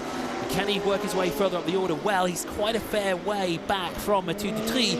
Of course, that starting position did not help them whatsoever. But of course, 5 hours and 7 minutes to go. Still plenty of time left on the clock. Maybe they can regain the time in the pits elsewhere. So let's wait and see how the next 5 hours play out here. It's the AFC Bratislava car now on the back bumper of the race leader in GTX. And that is the 714, the KTM Crossbow. Arthur Krujuli currently behind the wheel of that car. Of course, the Kuwaiti driver sharing driving duties here. Who's the only actually Kuwaiti driver in the field here with that team. Kanopka is through on the inside just before turn 5. Says thank you very much. Now you've released me. I can now attempt to catch the rest of the field. Of course, that was position change overall, because Miro Kanopka, who was running in 9th place, moves his car up into 8th position and edges him closer now to the back of the GT3 field. Granted, the back of the GT field is the Felix Neuhofer of Herbert Motorsport. Now, ARC Bratislava actually started on the same row of the grid as the Herbert Motorsport car, but unfortunately things have not gone their way in the early stages and not been able to make up as much ground as Felix Neuhofer has done. But of course, again, as we said, this is endurance. It is a long race. It might seem like it is as long as, say, the 24 hours. It is 1/4 of that race, though. It is still 6 hours of racing. It's no easy feat. Mathieu Detry on the inside there of the TCR car. I think it was the TCR race leader again. Through turn 10. It's through the final corner that looks to be the race leader. Working his way through. Indeed it is. Harry King. The start that the team needed for Pure Racing. Exactly the right way that they like to start off this 6 hour. As they work their way up through turns 2 and 3 here for the 29th time. Here's the 911 out in front. King behind the wheel of that car and leads by 18.2 seconds. Now, that gap appears to have stagnated ever so slightly here. It doesn't seem like it's dropped or gained at all for Mathieu Dutry. As we'll keep a close eye on that. Sorry, Phil.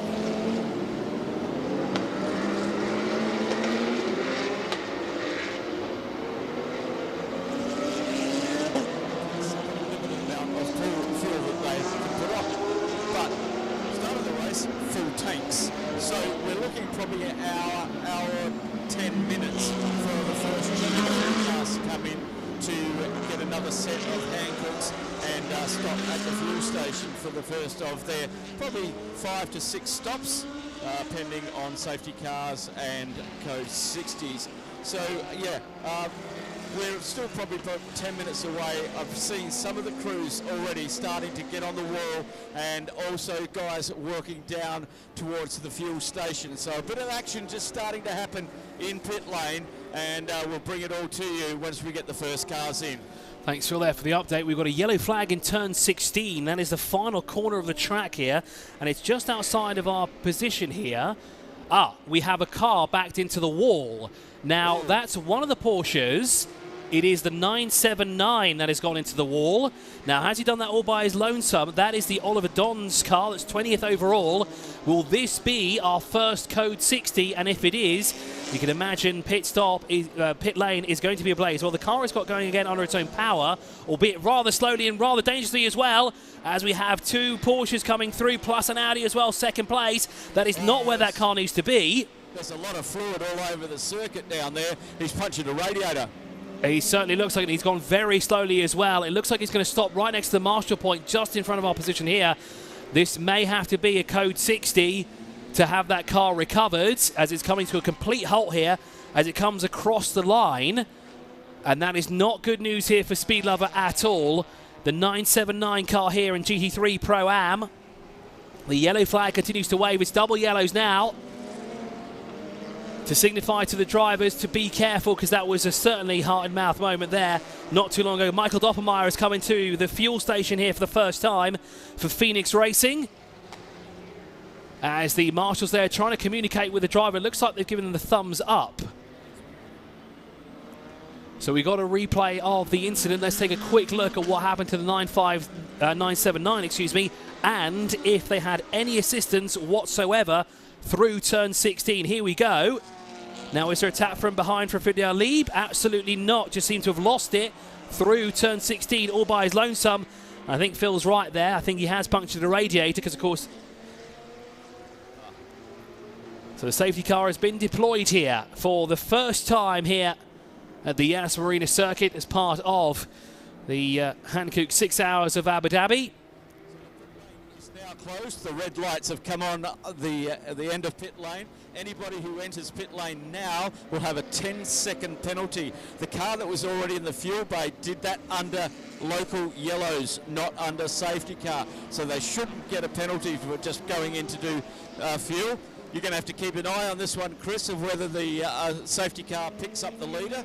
If the safety car picks up the leader, that's great. Then we'll just have the normal wave buys for all the classes. If it doesn't pick up the leader, what we'll do is wave everybody by who is between the safety car and the race leader, overall race leader, and then we'll do the class wave buys as well. This is the first time it's happened. This could be interesting. And he's not picked up the leader. He's actually picked up 3 cars in front of the leader for the time being. So this is great news for the 955 that were very close to going a lap down. It is great news for the 701. They will get that lap back now. And there's another Porsche, which I think is the 930, just in front of the race leader. Indeed it is. That is Antti Berry. So those 3 with the new rules that we have here at the Hankook 6 Hours of Abu Dhabi. Those 3 cars will get the wave by, and they'll join the tail end of the field, which, as you said, is great news for the 701 because it puts a lap between themselves and now their closest rival. This is really played in the hands because Jose Monroy is behind the race leader. Now the 701 will have a lap advantage over their closest rival. You couldn't write this, and there's absolutely phenomenal news for the race leader in GTX. And amazingly enough, you can see the cars that we have here. The leader in GTX is behind the car that is behind the safety car, the 955. You've got the 701. Two cars back, you've got the race leader of Harry King. Behind Harry King is second place in GTX. Yes, it is GTX, which of course is Jose Monroy.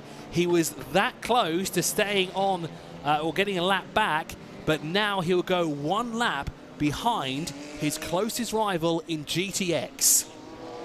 And that is, well, that's motorsport for you, as the at least some cars have gone through. Now remember, the drivers don't know if they can or can't do this at the moment. The team has to relay the information to them that you're allowed to drive past the safety car and get your lap back and join the tail end of the field. It seems to be the first two cars went through, or three cars went through, because it looks to be Harry King is still sat in second position. The 930 has not moved past the safety car yet. So still in front of the race leader of Harry King is Antti Burry. Now, Anti's going to want to move out of the way, and he's done that already by the looks of it. I think he has. Yes, he has. So Antti Burry has gone through. For that, Chris, what happens is that the safety car moves to the right-hand side of the track. Anybody who's eligible for the wave round moves to the left-hand side of the track. And just an update on the Phoenix Racing, who came into the fuel bay to fill up when the safety car was called. That car's been released out onto circuit. The pit exit will close when the train gets to the first safety car line. That's just before turn 16, and then it will open again when the last car has gone past the second safety car line, which is just after turn 3. So they're working their way through now turn 15. So the safety car will go across that first safety car line.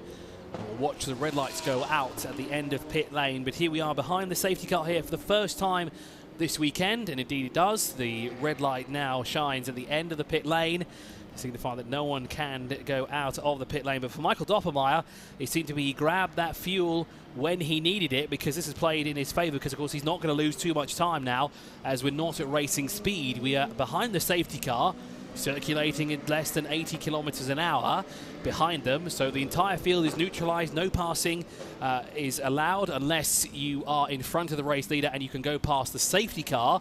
That is the only way you're allowed to pass here behind the safety car.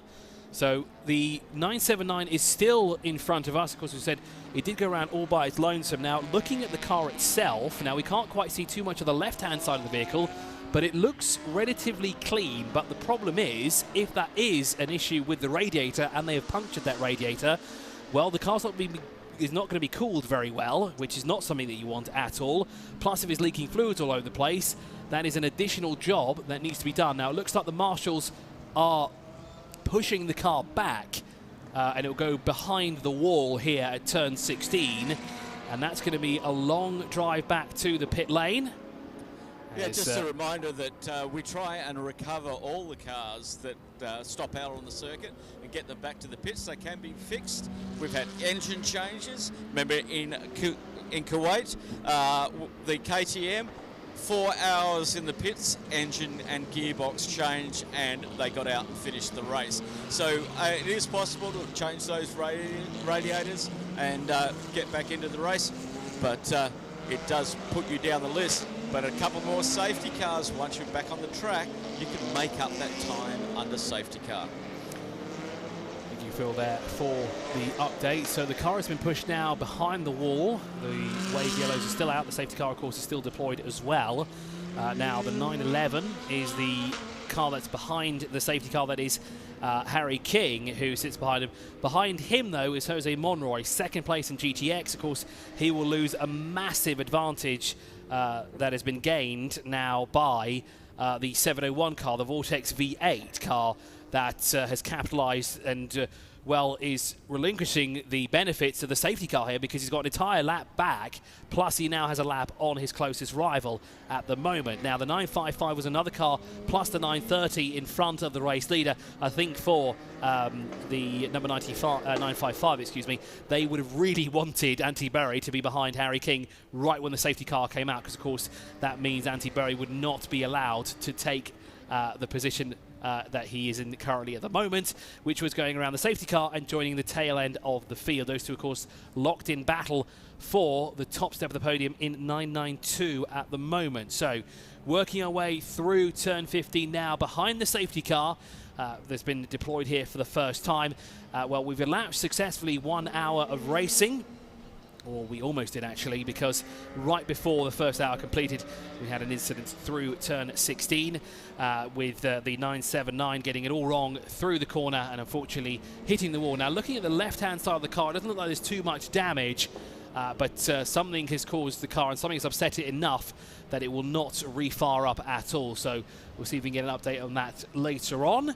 So the safety car continues around here. I presume actually the safety car will come in this time round because it has been cleared, unless there are fluids that we cannot see that have been dropped back, because of course where that car stopped was just outside of opposition here, and well, I don't see any fluids on the track. No one's really lost it through there either or complained that it's been a bit greasy down there, so I think we might be good to go this time round. So what will happen, Chris, you'll get a notification on the screen that the safety car will come in, and the safety car itself will increase speed to help the cars build tyre temperature before we go on to start or the restart of the race. And this will be the first restart we've ever had at a 6-hour race.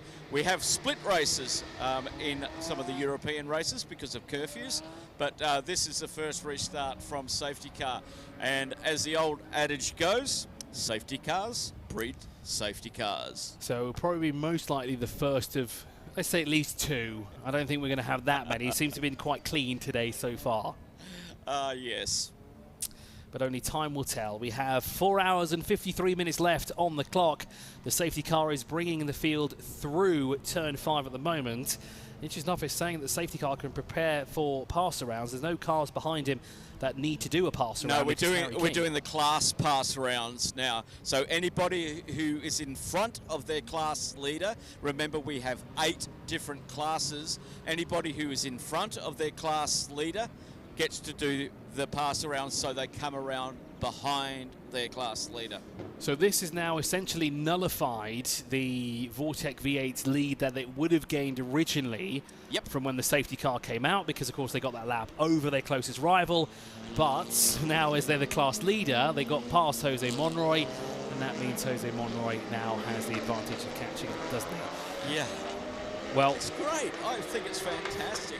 We're going to go racing all over again. It's just like the start all over again. It certainly is, and of course it does close the gap up as well. It does bring the leaders all together as well, although it will take some time to sort of sort this out, because of course the leaders will have to latch on to the tail end of the field here.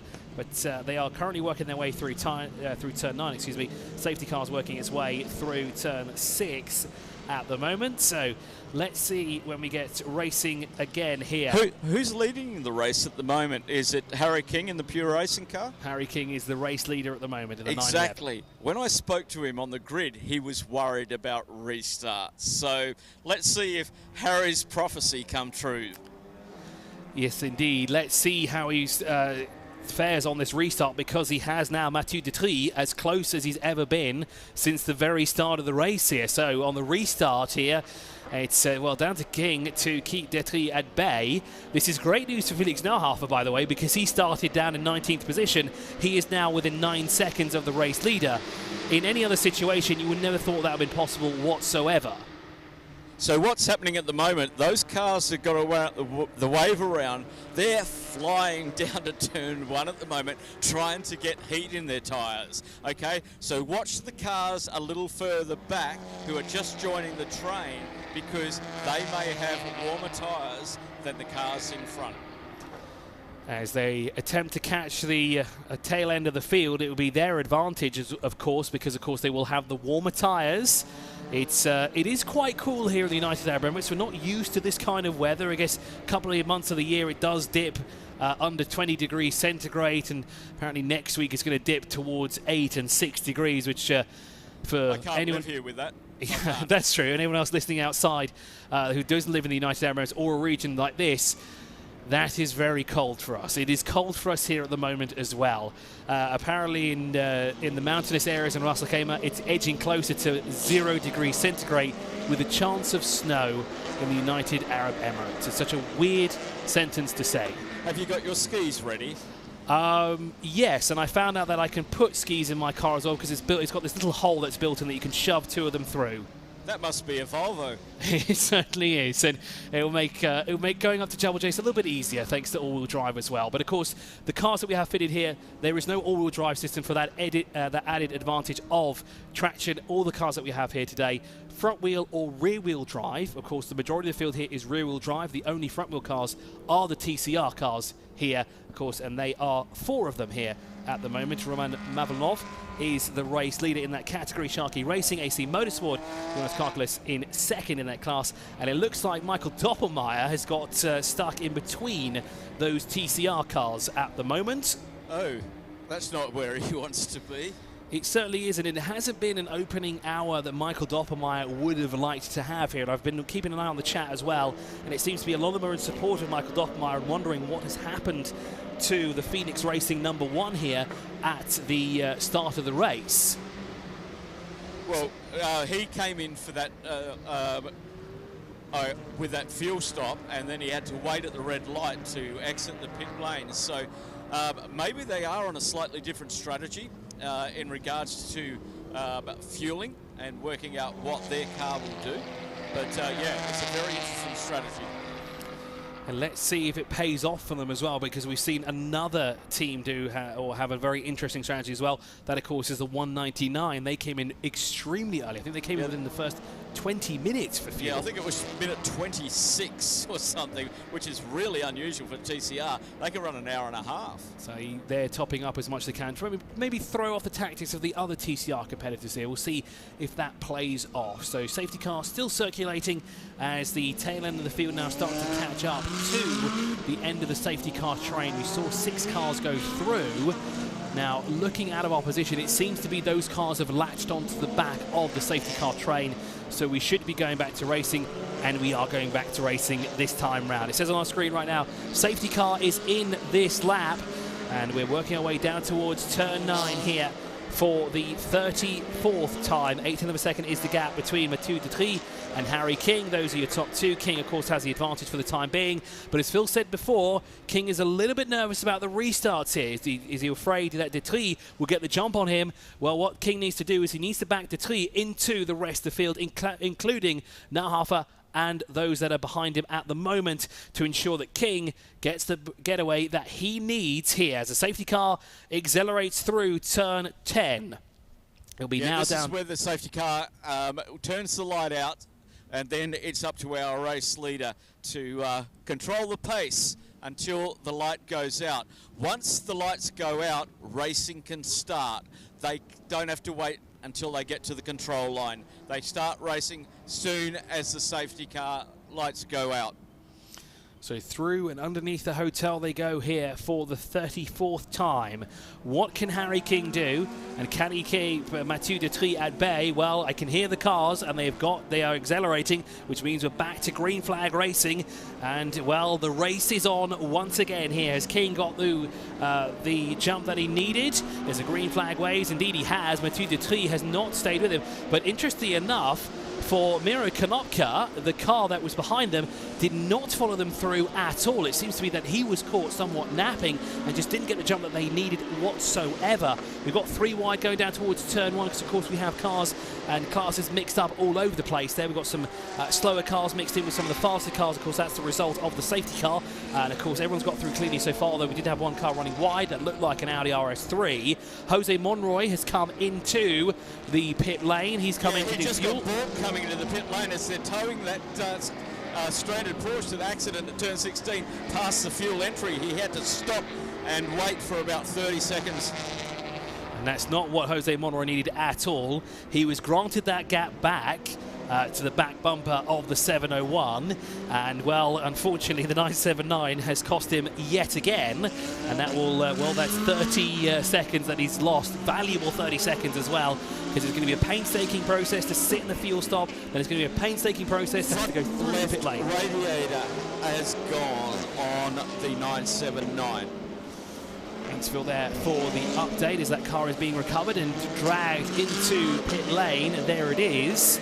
And, of course, the team will be working very hard to get that car back out. That is the number 979. It's being shown as in the fuel station at the moment. I don't believe it's there at the moment. I'm pretty sure it's being towed into the garage. It's being towed down to its garage right the way down at the end of pit lane.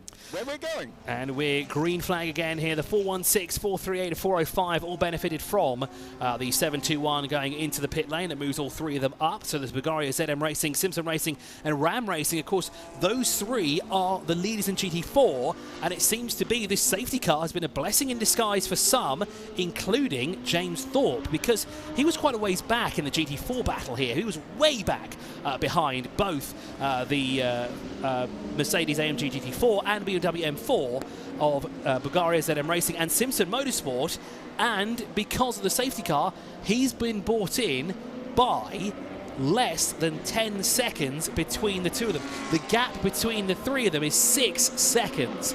So we've got a battle on our hands here for GT4. Again, now not with 2, but 3 cars to the good so far. But it looks like Ram Racing is losing some time, though. Doesn't seem to be. The restart has gone their way. We've got some more cars in the pit lane, and the fueling station, including race leader Harry King, is in. Yeah, pit lane's starting to fill up. All the teams around in pit lane. We've got some fresh Hankook rubber out here, and lots of teams getting set up. Mainly the GT teams at this stage. You've got Herbeth out there, a few other teams just getting ready. The Felix Nauhafer car is in as well from 3rd position overall. Jose Monroy, as we said, is in. David Reski is in as well. So the race lead in GT4 goes back the way of Simpson Motorsports 438. And then, as you said, Oliver Dons is in the pit lane as well, not the fuel station. Michael Doppelmayr, though, gets through and past the TCR car of AC Motorsports, past Yolis Karkalis, moves up into the top 20. Now, Mathieu Detry is going to want to stay out as long as possible and stretch out this fuel window as much as he can.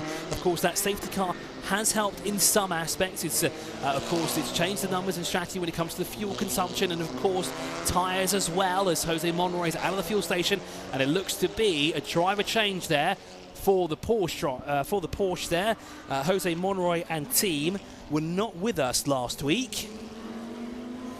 Now, who is that will be getting behind the wheel? Well, we'll find out when they come through and across the line. 721 in. Did you catch who the driver is that's hopping behind the wheel, Phil? Yeah, it's Chris Hillaby getting behind the wheel of that one.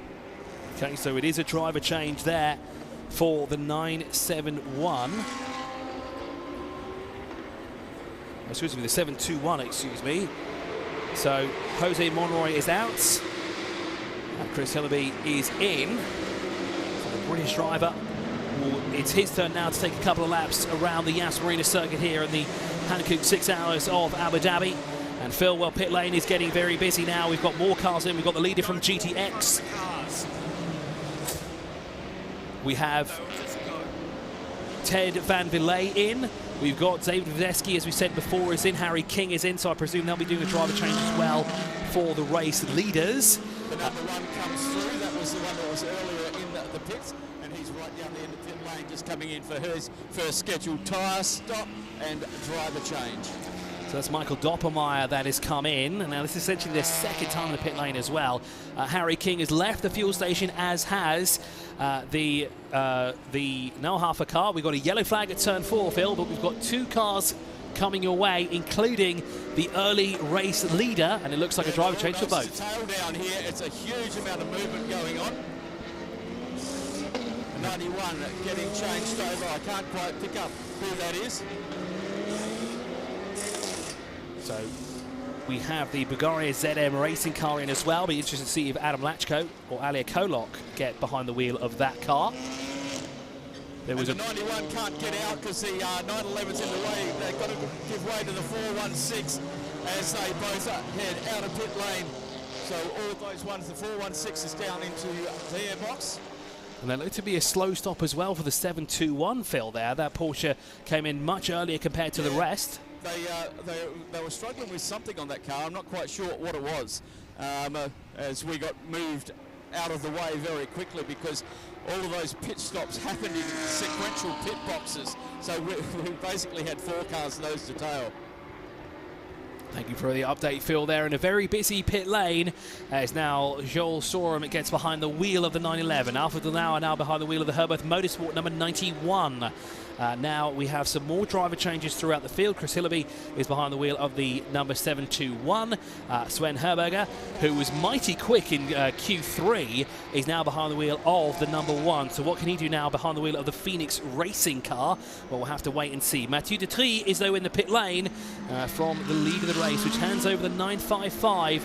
Well, the lead of the race for them. Antti Berry will be second, Abdullah Al-Khalifi will be third, and you can see just how much different the cars are. The 992 here able to do a longer fuel mileage window compared to the GT3 cars. It's a bit more conservative when it comes to burning fuel. As Marco Tischner is in, the Vortex V8 701 is in as well. Lionel Amarucci is in. As we said, the GTX race leader, Haytham Kurajoli, is in as well. Ted Van Villay is in, Carl Carvarez is in as well, so another one of the GT4 cars is in the pit lane. They're all in the fueling station at the moment, so very busy fuel stop there at the moment. I thought I saw a car come into the penalty box, but we can just about see it, so there is no car. No, there's no car in the penalty boxes at the moment. It's the 714 rolls past us. Haytham Kurajoli at the wheel of that one. Now we've got the BMW coming in from 15th overall. The number 12, the JR Motorsports car. Driver change going on. 4 new Hankooks going on. Of course, it'll be Ted Van Villay who'll get out of the car. Ted's limping a little bit as he got out of the car. Most of the drivers have gone to the back of the garage just to look at their data, so I can't get any interviews at the moment. Everybody's just heading back and just making sure everything's okay. This is the M6 GT3, one of the older model cars. Steering wheel goes on. Exhaust pipe just behind the front wheel. It's a very fat looking car, as you can hear it fire up. And the Hankooks light up as he heads off down pit lane. So more cars in the pit lane as well, especially in the fuel stop as well. As said, Mathieu Detry, Michael Tischner, Lionel Amarucci, Carl Carvarez is in there as well. Oliver Dons is showing us in the fuel stop, but again, he's in the pit lane due to recovery because the reason we were behind the safety car was because of that car. Max Erling now behind the wheel of the JR Motorsport 12. It looks to be Haytham is still stayed behind the wheel of the 714, so it looks to be Haytham will be doing a double stint there by the looks of it. So that's pretty interesting. I would have thought he'd hop out now as we almost lapsed an hour and a half of racing. There's the Mathieu Detry car now pulls into its pit box. I presume that will be a driver change there for the 21 car. So we've got Maxime Soulet and Stefan Parin, who will be sharing driving duties this weekend with Mathieu Detry for the Audi R8 LMS. As Norhafer there on the inside of the 955 now. The 91 is a little bit further back at the moment, of course, to get the lap back from the pit stop cycle at the moment. The 955 was shown as the race leader, but let's wait and see, because of course with the pit stop so busy at the moment, it throws the order out the window when we have cars all over the place for the time being. We've got 992s leading the race, we've got GT3 cars down in 8th position, all the way down into 19th as well. So the field is all over the place for the time being. And it will take us the Tischner Motorsport car in. It looks like Matthias Tischner is going to get into the 763. Michael at the wheel at the moment, jumps out. Huey Clean is also sharing this car. Looks like they came in from P15 overall as the Vortex rolls past us down in pit lane. And we also have the 438 running in the GT4 category. Beautiful looking Tischner Motorsport car. We haven't seen it in this part of the world. But fantastic looking car as they're just getting held up a little bit as Matthias is getting loaded into the car. Side window net going on. Jack stands down, fires the Porsche flat 6 up into action. And first gear, up we go. So out goes one of the Fishners, no longer Michael behind the wheel. Mateus, as Phil said, as the order is now reshuffling its way through. The 955 though is the race leader at the moment from Anti-Bury, and we've got a battle here for the lead of the race as well. 9/10 of a second between those two cars. Now they haven't come in. Actually, none of the 992s, excuse me, have come into the pit lane. So the 955, the 930, the 929, 909, 928, 931 have all not come in the pit lane, and conveniently those are our top 6, currently led by Winnie Motorsport, by DHABI Motors. It just seems to be the Porsches are just so much better when it comes to fuel mileage, which is and such a safety an car helped that, obviously. It did, it certainly did, and of course it helps with the tyres as well, because they can now be a little bit less cautious, we could say, with tyre management. Not too, too aggressive on them. The tyres are still pretty much used for the first hour and a half of racing almost, but of course that very long safety car there did help. Now we do have a Porsche in the pit lane, and it is the race leader that's coming. The 955 is in from Winnie Motorsport by DHABI Motors. So they'll be coming down towards you, Phil, momentarily. That puts Anti-Bury now into the lead of the race here, as it looks to be James Thorpe, the GT4 class leader, if I'm not mistaken, now in the lead. Yes, and he's in the pit garage as well. So Vasily Vatikin has got behind the wheel of the Simpson Motorsport. He's had a rather eventful day here today. 405 in to the pits. Phil Quaife getting into the car. This is, I think they were leading the GT4 category, weren't they? They were indeed, yes. Yeah, Thorpe getting out, Quaife getting in. He has to have a kiddie seat. Insert put in.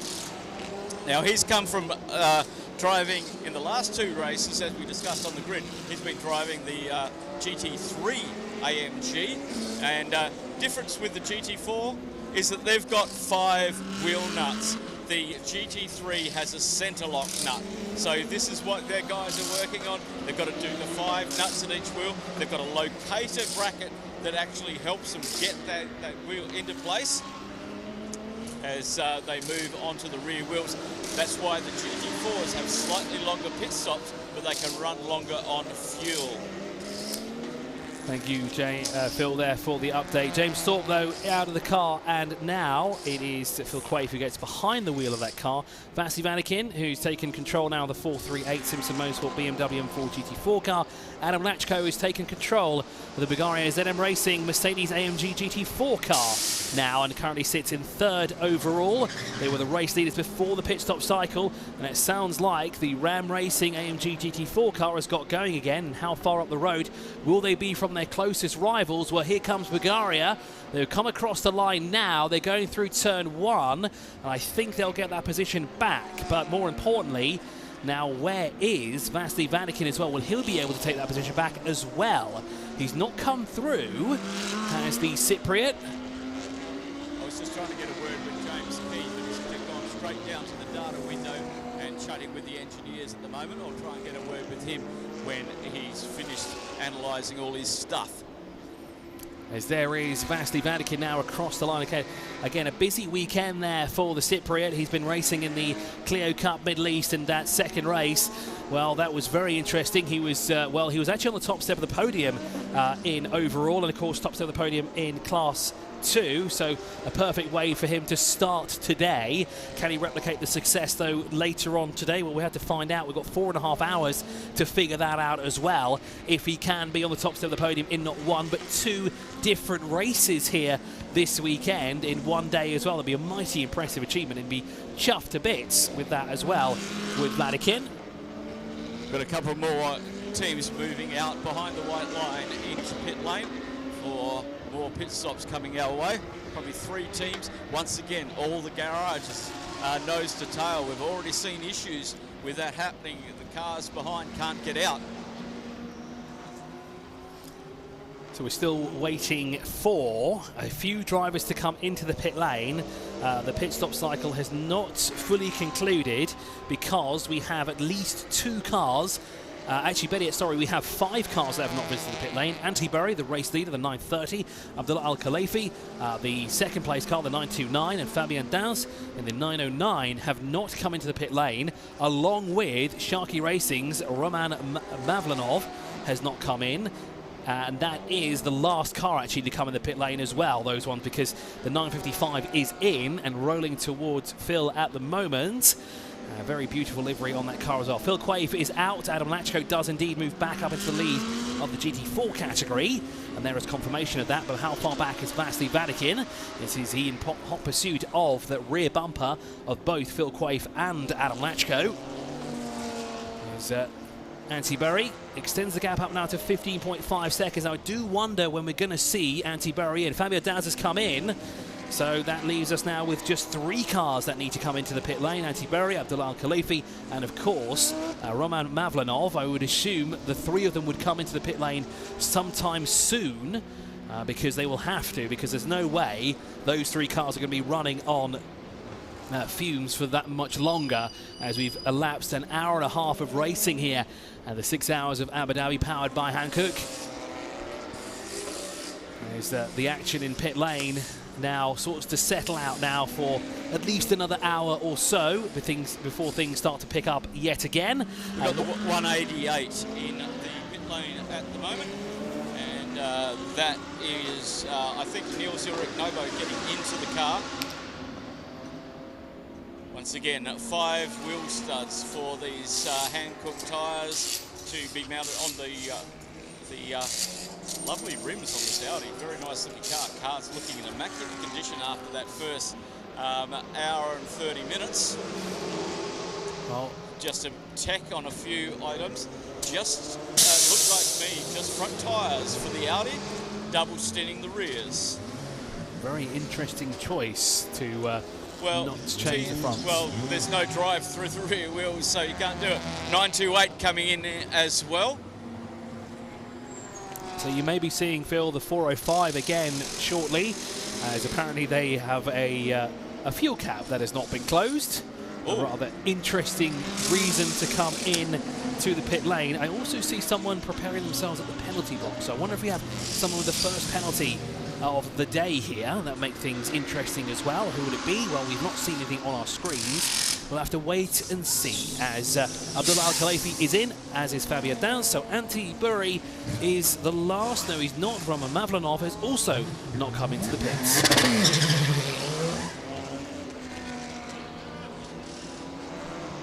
So just 2 cars remaining that have not come into the pit lane just yet. A lot of cars working their way out of the fueling station. There we're looking at the 405. Now, apparently they have a fuel cap that is open. I do wonder how someone spotted that, because we cannot see it on that side of the car, unless that means the fuel cap is on the left-hand side of the car, which would be, well, that makes more sense, because we've only seen the right-hand side of the car there. 931 is in.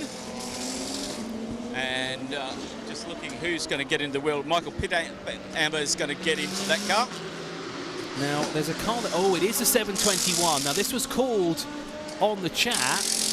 The 721 has received a penalty. It doesn't say how long the penalty is for, but it's quite a lengthy one, judging by what the community have spotted here. And this could be a very long hold here for Jose Monroy, although the countdown is significantly faster than expected. So the car is released, so it's not as long as anticipated, but the 721 is off. And it's the first penalty that's had to be served here today. That's pretty good, isn't it? 4 hours and 26, hour and a half without a penalty. It is pretty good running here as well. And we'll have another car returning to the pit lane as well to close a fuel cap. But still, 2 cars have not come in. It's amazing how Antti Berry is able to stay out for this long. 1 hour and 33 minutes behind the wheel. That's the longest, along with the Sharky Racing Roman Mavlanov. Now, there is another car that's done 1 hour and 29 minutes behind the wheel. That, of course, is the stint time, and that is Hatham, who's behind the wheel of the 714, the leader in the GTX category. The Paul Sellers AC Motorsport car has also stayed behind the wheel for quite some time, 1 hour and 30 minutes, so getting closer as well to Antti Berry's time. It'll be interesting to see when those cars come in. Will they do a driver change? Well, they'd have to, because, of course, if they don't, they will be, well, they'll get a penalty because they have infringed on the start on the stint time for their drivers, and they'll definitely have to come in and serve a penalty for that, which you don't need as we edge closer to the 4 hour mark here at the Yas Marina circuit. This is, of course, the Hankook 6 Hours of Abu Dhabi. Your race leader is Antti Berry, who leads here at the Yas Marina circuit ahead of Abdullah Al Khalifi, who is currently in the pit lane. And there you see Joel Strom, the 911, carving his way through the field. Of course, that man is currently sat in 3rd position overall.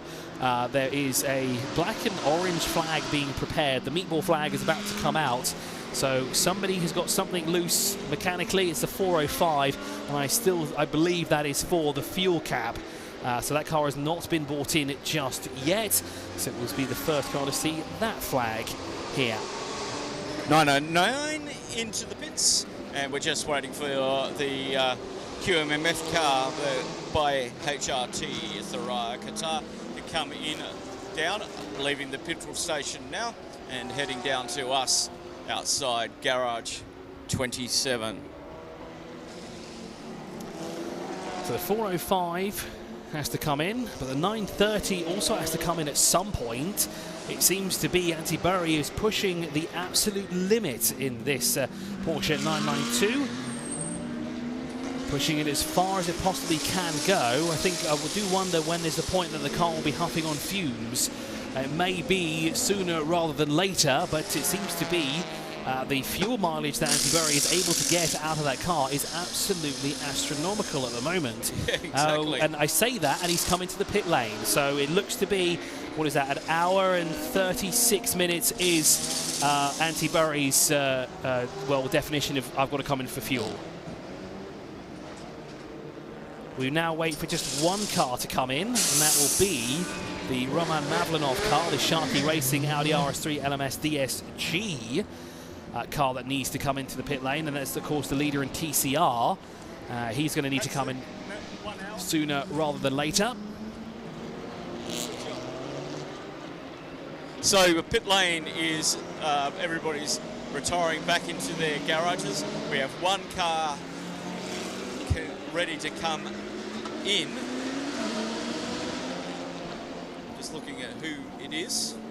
I would assume it will be the 176 as the last car to come in to do anything in the pit lane, whether it be fuel, tyre change or driver change. He's the last car to come in. He's the 91. Works his way through turn 16. 3rd overall at the moment. Alfred Renauer in 3rd, as we said, ahead of Ibrahim Abdulghani, who's now behind the wheel of the 929. So one Qatari out, another Qatari in to take control of the 929. The second stint, and I think Julian Hans will do the 3rd stint later on today.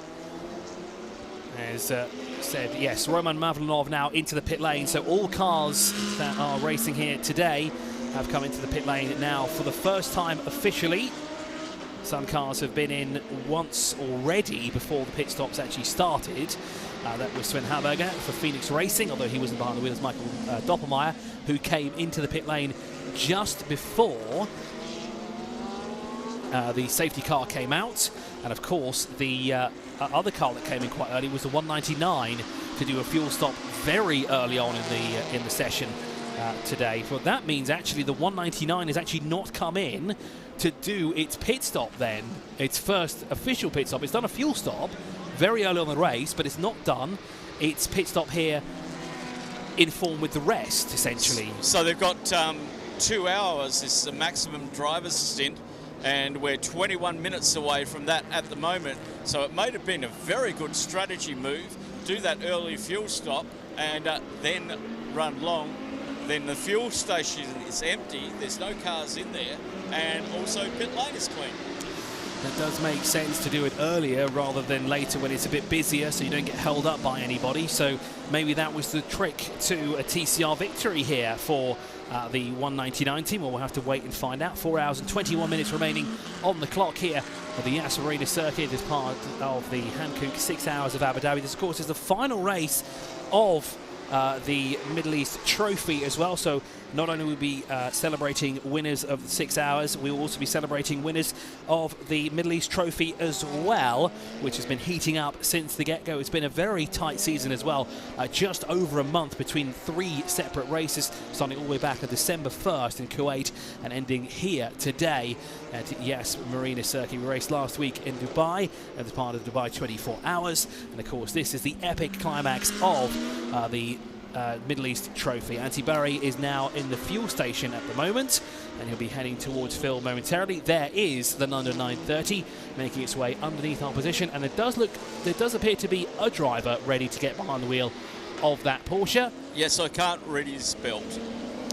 So he's a little bit far away, so we could... Yes, we're not allowed over the white line. We could harbour a guess. We've got Antti Barry and we've got Kari-Pekka Larsson. So it's either one of the two. Which one do you think it is? I have a feeling it might be Kari-Pekka who might be getting behind the wheel. Okay. So we've got just 2 driver pairings. It's not the only car to have 2 driver pairings as well. There's actually 5 cars in the field that have the driver pairing.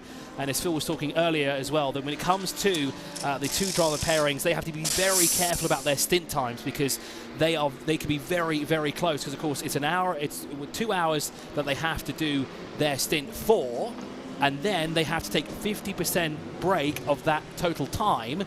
And if they don't do that, well, they get penalised. And that's not something you don't want to do when you have a 2-driver lineup, because that involves a lot of math. Indeed.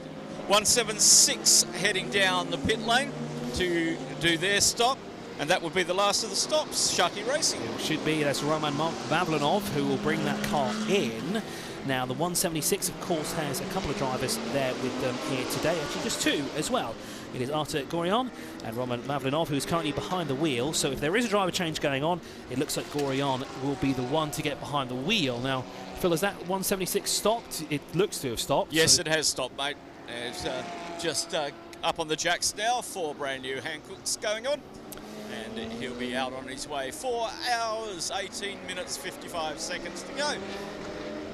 As we fast approach the 4 hours elapsed out of the pit lane, goes the 930 for HRT Performance. 3rd overall, and has really shaken up the order of the field here, this safety car period, and of course the pit stop as well.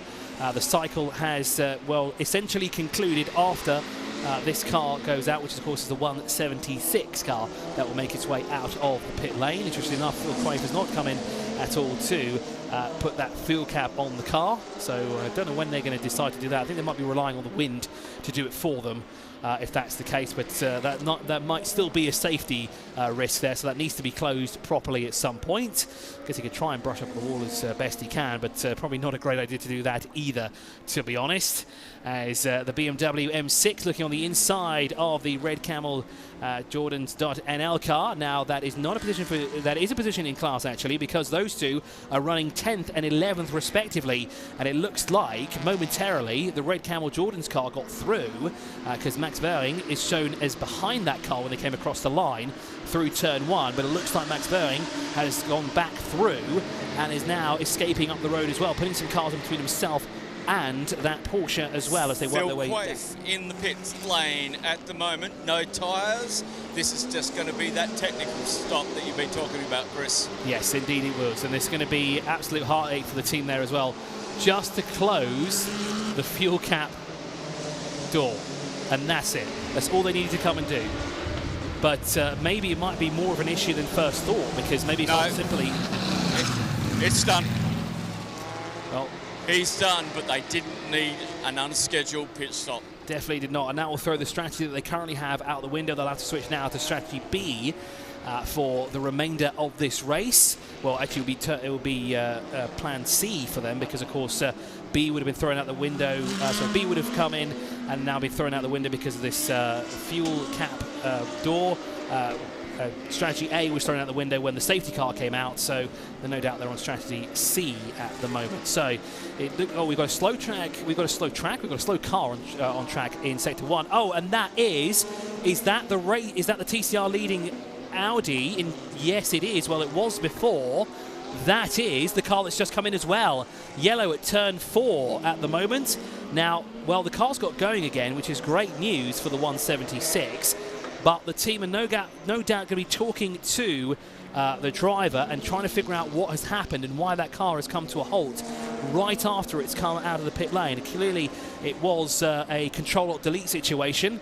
Quickly turn the car off, turn it back on as fast as possible to ensure no safety cars had to be deployed again. Flash of lights there in the rear of the Ram Racing car. But for the Audi, it looks like it's back up to speed, so no real issue there for the 176. They can carry on now towards the next pit stop here. And of course, good driver pairing there only for those two as Max Verstappen indeed get past over Boykers in the red Camel Jordans.nl Porsche. Puts the JR Motorsport BMW M6 GT3 car now up into the top 10 once again. But what can Max Verstappen do this time round on his turn behind the wheel? I can assume he was the fastest man through the qualifying, so he's no doubt going to be quick now when he's behind the wheel, but let's see what he can do. Can he carve his way closer towards the GT3 cars? Well, he's got a GTX car to deal with, which is the 714, and then he has the 992 cars to deal with as well here at Yas Marina. As on the inside goes the quicker portion, and that's not the 930, that is, if I'm not mistaken, that's the other HRT performance car, that's the 931 car. That was going past the former TCR leader and the car that had issues going through turn 4 and 5. Good thing, as we said, the car's got going here, but it will be interesting to see if they do come into the pit lane, if there is more of an issue, if it was just a technical or better yet an electrical issue. Actually, that would have been just a minor mishap, a technical glitch as such. But the good news, as we said, is that the Audi is back up to racing speed and continues on its way. Now, we've got two Porsches battling here. There's the 721. Unfortunately, has been shuffled down the order further down where they'd like to be because, of course, they incurred a penalty. He didn't quite say what the penalty was for, but unfortunately, they've been dropped back. And now, going through there that looks to be the 930. By the looks of it, that would be the 7th place car overall, and is looking to carve its way back up the field to see if it can work its way to the sharp end as well to retake the lead. It's actually the 928 of Mika Pinau for HRT Performance in 4th place overall. 3 cars here entered by HRT Performance: the 928, the 930, and the 931. Only missing the 929. Is there a 929? No, there isn't today. Oh, there is. The 929 spoiling the fun there for HRT is Ibrahim Abdulghani, the Qatari team there, swiping that number for them so they can't have the 3 cars in quick succession there. There is the 199 car again. That is the race leader in TCR category at the moment, quite a ways up ahead from the rest of TCR category cars. Ricky Kumba, an informed racer here at the United Arab Emirates, has done many races, was a champion last season as well in the UAE Pro Car Series, now called the Gulf Pro Car Series, as Phil has entered the booth and we'll be swapping positions. I'll be heading down into the very windy pit lane, but before we go, of course, Ricky Kumba across the line there for Wolf Power Racing. Great to see him here racing today in the Hankook 6 Hours of Abu Dhabi, because of course it's great to see drivers who also hone their craft here in the United Arab Emirates as part of these endurance races. So on the back straight we go now into turn 6. The Bulgaria ZM racing car has got a bit of an issue because he's got 2 quicker cars currently behind him at the moment. As well, the good news is for the GT4 car, it can get out of the way momentarily through turn 9 as they work their way down towards that corner now to allow the 2 quicker Porsches through, so as not to impede their part of their race as they work their way through. Now, looks like a change of position between the 2 HRT cars. Indeed, it was. That is the 928. That was a little further back. And better yet, sorry, that is not the HRT car. That is the race leader of Joel Strom, the pure racing car. There's a lot of these black Porsches circulating at the moment. Makes it a bit difficult to spot which one is which when they're so far away. But Joel Strom now goes back into the lead, putting pure racing back into the top step and the top position as well. 6.5 seconds is the gap between the 911 and the 91 of Alfred Renauer and Joel Strom, who leads at the moment. The Haas RT of Stefan Perrin is in 3rd overall. And I will bid you farewell, but I'll see you soon as I'll go check out what's happening in the pit lane, and I'll see if I can bug enough people to figure out what they've done wrong, why it's gone wrong, and why the radiator's fallen out of a car. Exactly. Thank you very much, Chris. An epic hour and a half and a little bit more for you as he heads down to pit lane. as the lights now starting to take effect. The sun is setting, and we're going to be nighttime racing very, very shortly here around this amazing 5.281 16 corners of the Yas Marina Grand Prix circuit. Joel Strum at the wheel of the Pure Racing car. 50 laps in the books for them, 6 seconds ahead of the Herbert Motorsport. Alfred Renard behind the wheel of the 91. Then a lap back to Stefan Perrin in the Haas RT. That's your top 3 and your top GT3 cars.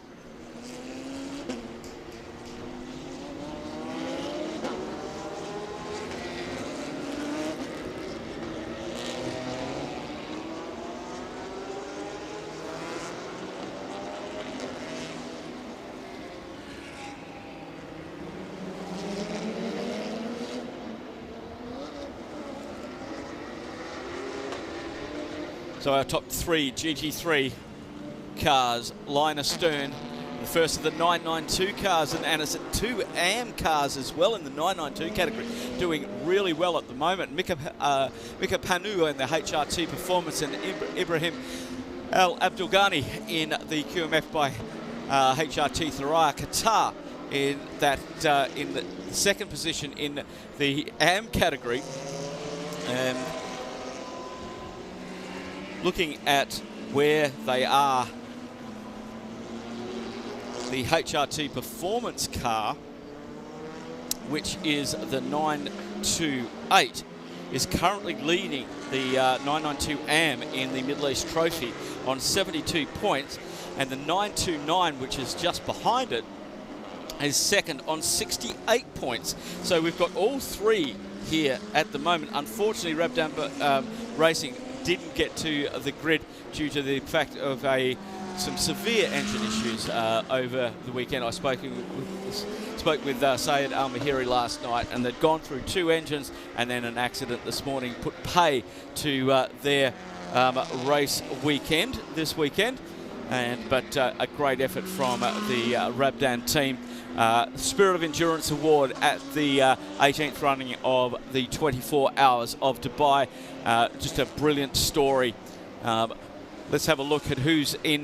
Well, because the 992 cast is broken up to 992 and 992 AM, the first non-AM car is Fabrizio Broghi in the Willie Motorsport by Ebby Motors. That fantastically coloured car, running down in 3rd in the 992 category. Then it's Kari-Pekka Lackerson in HRT Performance in their 911 GT3 Cup car in 4th position, and they're followed by Mikhail Patamba, the South African driver, in the 931.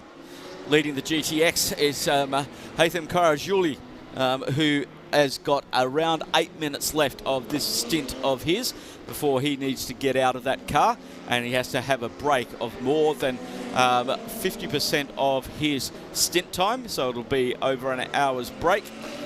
First, down in 11th position, we've got a yellow flag out at turn 3 and 4 at the moment. Just trying to keep an eye on who is down there. 4 hours, 7 minutes, 50 seconds to go. So Haitham Karajuli leading the GTX in 10th position. Then Julian Ballot in the Vortex, second in the GTX, down in 14th position. And behind them, just 10 seconds behind them, is Matthias Tickner. That was down in pit lane when he got into the car, and that is for 3rd in the GTX position, as Lacko goes through there, leading that in the Bulgaria Racing, ZM Racing. That is the lead of GT4. Paul Siges in up in 199. That's a TCR, 17th overall at the moment. Now, Simpson Motorsport is 19th overall, but second in GT4. And we've got another car in for a pit stop, and that is Joel Strum. That is the Pure Exit Racing. Did he have a tyre issue? Because the 911 has boxed. So Joel Strum has boxed. Unscheduled pit stop for them. We had them in previously. That's dropped them down the leaderboard to 5th and 3rd in GT3, and that's put Herbert Motorsport to the lead of the race. So an unscheduled stop there for Purex Racing, and that has cost them dearly, because the positions were all pretty much equalised under the safety car, and now he's got a lot of work to do. Now dropped from the lead of GT3 and down into overall 5th overall as Ibrahim Al Abdul Al Ghani goes up into 4th position, and Strum down into 5th overall now. And 52 laps completed, and we are under safety car again. The safety car has been called, and we are under safety car again. Just try and find out where that is. It could well be, I'm just looking at who has come through the sectors, and I haven't seen the 438, the Simpson Motorsport car. I haven't been able to find that on our screens for a little while. It finished sector 2, but okay, it is in sector 1 at the moment. Now that was the yellow flag at 3 and 4, so we're under safety car conditions. Joel Strum came in and pitted before safety car was called, but that's going to hurt him and that team, as we have the 91. So the race leader has been picked up. Alfred Renault has been picked up by the safety car. Our second safety car here at the Yas Marina circuit for this, the Hankook 6 hours of Abu Dhabi. And there we see the 438. It looked like a lock-up on the front left, but then more detritus coming from the car. Was that an engine letting go? A little bit difficult to tell, but he's pulled that car up down. There's turn 2 there. I'm just having a look to see if there was a puncture involved in that, but normally they can get that car back with a flat tyre. That looks like something else. Very interesting indeed, as the safety car now winds its way through the final series of corners. And so we may have the 438 stranded out there on circuit. Pit lane is closed. If you come into pit lane, it's an automatic 10-second penalty. If you need fuel, you can get fuel, but you can only get a maximum of 10 litres. So that's where you are with the status as the safety car makes its way down the start-finish straight. All the field lined up behind at the moment. What this does do is gives the 405 a massive advantage, because they had to pit and box out of sequence to fix that open fuel filler. And they've got that done, and we're just preparing for the safety car pass around at the moment. So that's going to very much help Phil Quaife in the 405, as he'll be able to close that gap up when he dropped down into in the GT4 category. And now he has got Adam Lacko in front of him. So this has caused a little bit of bit more consternation. And the safety car now down this straight will pull to the right-hand side of the track. Any cars eligible for the pass around will move to the left. So we'll work on what we're going.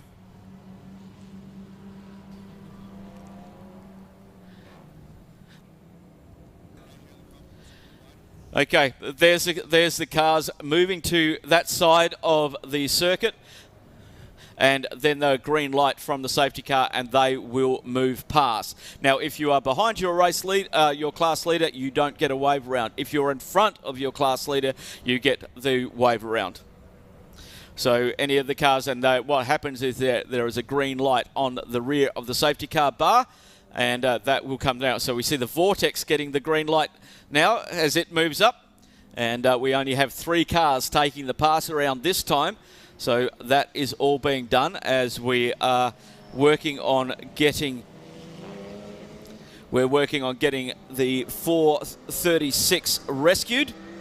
Sorry, the 438 rescued Vasily Vladikin at the wheel of the Simpson Motorsport car.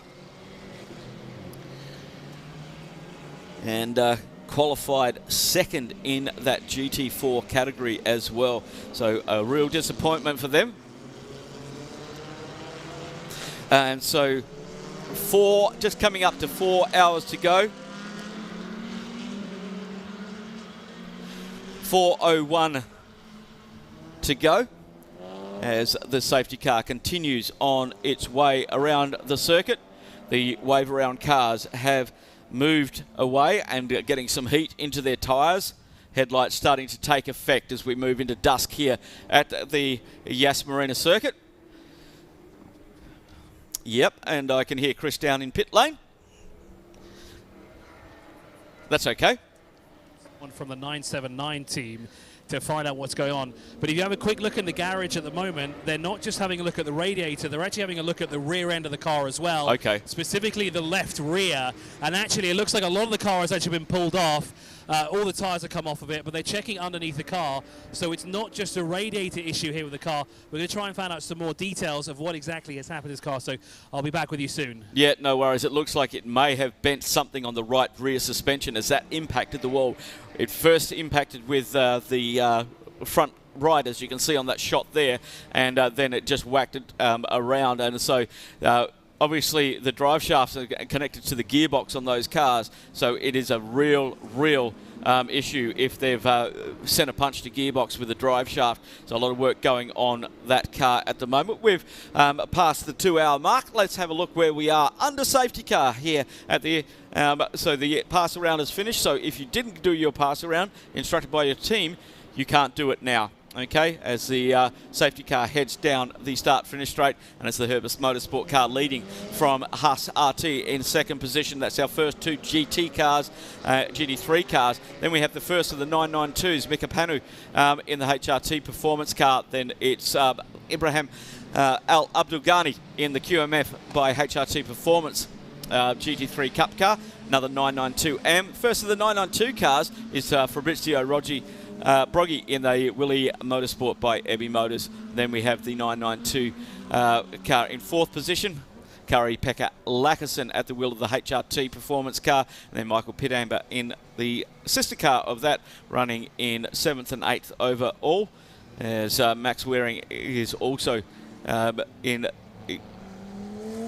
8th position for JR Motorsport, running third in GT3, down in 8th position. So we've got 5 992 Cup cars between GT3 cars. So this is what safety cars and off-schedule pit stops do. Great effort from Haitham Kwarajuli. Now, if he's gone over his 2 hour limit, he has 3 laps at the end of this code 6, this safety car, to bring that car in and do his driver change. Otherwise, there will be penalties. And we've got the 199 coming into the pits. Now, that one had come out of the fuel station, so there's a 10-second penalty for taking fuel, for coming in under safety car. Safety car will be in this lap, so they're going to have to do that, and he's going to his box as well. I've got TCR leader in. Yep. Chris, what have you got down there for us? So the TCR leader is in for 199. They're doing a pit stop under safety car. Now, they could be in trouble for this. Unless it's a punctured tyre, or they have an issue. Interesting. We'll have to wait to see on Race Direction's version of that, as the cars are now moving down towards turn number 6. As the safety car will make its way around and switch its lights off when it gets around the hotel area. And we have our second safety car restart. And if the pit exit is still green, so if the 199 gets it right, it'll get out in front of this grid. If it gets it wrong, that pit will go red. Pit exit will go red, and they will have to wait until the whole train goes past, which will affect their position, and it just has gone red. They will not be able to exit the pit lane until everybody has gone past. So they're going to drop probably what was 1 lap on just a pit stop, now being a lot more than that. Phil, can you hear me? Pit? Yep, down to pit lane, Chris. Yeah, we're down here obviously with the TCR leader who's come in to do a pit here during the safety car period here. They've changed all 4 tyres on the car itself. They've done a driver change as well. But interestingly enough, they've had a look again at the left rear of the car, sorry, the right rear of the car here. The engineers were shaking it around because, of course, remember the Audi in the qualifying session Of course, yes. had a problem with the right rear suspension most notably as well. So the engineers obviously on all the Audi TCR cars here are keeping an eye on that, and they're checking those cars when they come in. So that's the update I've got for you so far. I've seen a couple of drivers, so we'll see if we can grab some interviews with them as well. Yep, no problem. Jump in anytime, my friend. We're all friends here. As we're under green flag racing again, as that safety car has been in. Lots of movement happening down there in turn number 1. Some great battles. As our race leader, Alfa Romeo in the Herbert Motorsport Porsche, heads down to turn 5. Just got a little bit of a gap over Stefan Perrin. Anybody who had big gaps before that, well, that's not going to happen. The pit lane has gone green and the 199 can exit that. And when we come around again, we'll work out whether he has gone down any places because the field has gone past. Alfa Romeo just doing a little bit of weaving down the back straight, just tyres not quite up to temperature. There was a very good message for the drivers and team managers yesterday to say, look, just be aware, cold tyres when we do the safety car lap, and when the safety car comes in, we'll try and increase the speed, track conditions permitting, to try and get a bit more temperature in the tyres. As our race leader now up into turn 9. Everybody seems to have settled down a little bit. There's a gap forming behind the 405 and the 721 out on circuit. That's Phil Quaife, who is now up into second in GT4, and he's 9 seconds behind Adam Lacko in the Bulgaria ZM racing car. So they were leading. The 405 Ram Racing was leading. Then all sorts of problems with a loose filler cap. They had to come in. They got the meatball flag, and they had to come in and get that sorted. And they were managed to do that. Chris Hillaby at the wheel of the 721, having a great race out there. 4th in GTX. They've got a little bit of work to do to move up the GTX field. Now Alfa Romeo into the fuel station. Interesting, into the fuel station already for Alfa Romeo. A lot of movement happening on the leaderboard as everybody's gone through. Ivor Brukers has moved up a couple of positions. Haytham Karagiuli into the fuel station. He had to do that within 3 laps of the safety car coming in. He has done that. A massive stint for the young Kuwaiti driver. He did an amazing job up in Kuwait after suffering a major engine failure. They changed the engine and the gearbox in that KTM up there in December for that first round. Didn't take part in the 24 hours of Dubai, but great to see him back here and in the Razzoon Northern Racing Crossbow GTX. Currently leading the GTX category. Julien Below behind him in the Vortex, 21.3 seconds as the Lamborghini, the 44, cuts its nose across a couple of cars. Andrzej Lewandowski at the wheel of the ARC Bratislava car, running first in the GT3 AM category. However, he's the only entry in the AM category, the same as Pro-Am. We have Sven Helmberger at the wheel of the Phoenix Racing number 1, 5th in GT3, leading the Pro-Am category. Lovely looking car, that Lamborghini under the lights here. Andrzej Lewandowski in the 44. Let's have a little look-see. He's done a lot of running over the years in the 24-hour series, in the GT3 class, GT3 AM class, GTX class, raced in Lamborghini Super Trofeo in the Middle East category. And he's been running in these quick GT3 cars since around about 2018. As the BMW exceeds track limits on the exit of turn 16. That might get a little bit of a look at. As Alfa Romeo now dropping down that leaderboard. as it's still in the fuel station, and they'll be heading off down. And the ASE Bratislava car did. I've got that. No, that was Oliver Dons in the Speed Lover car into the fuel station as well. Alfa Renault down to do a pit stop in the 91 car.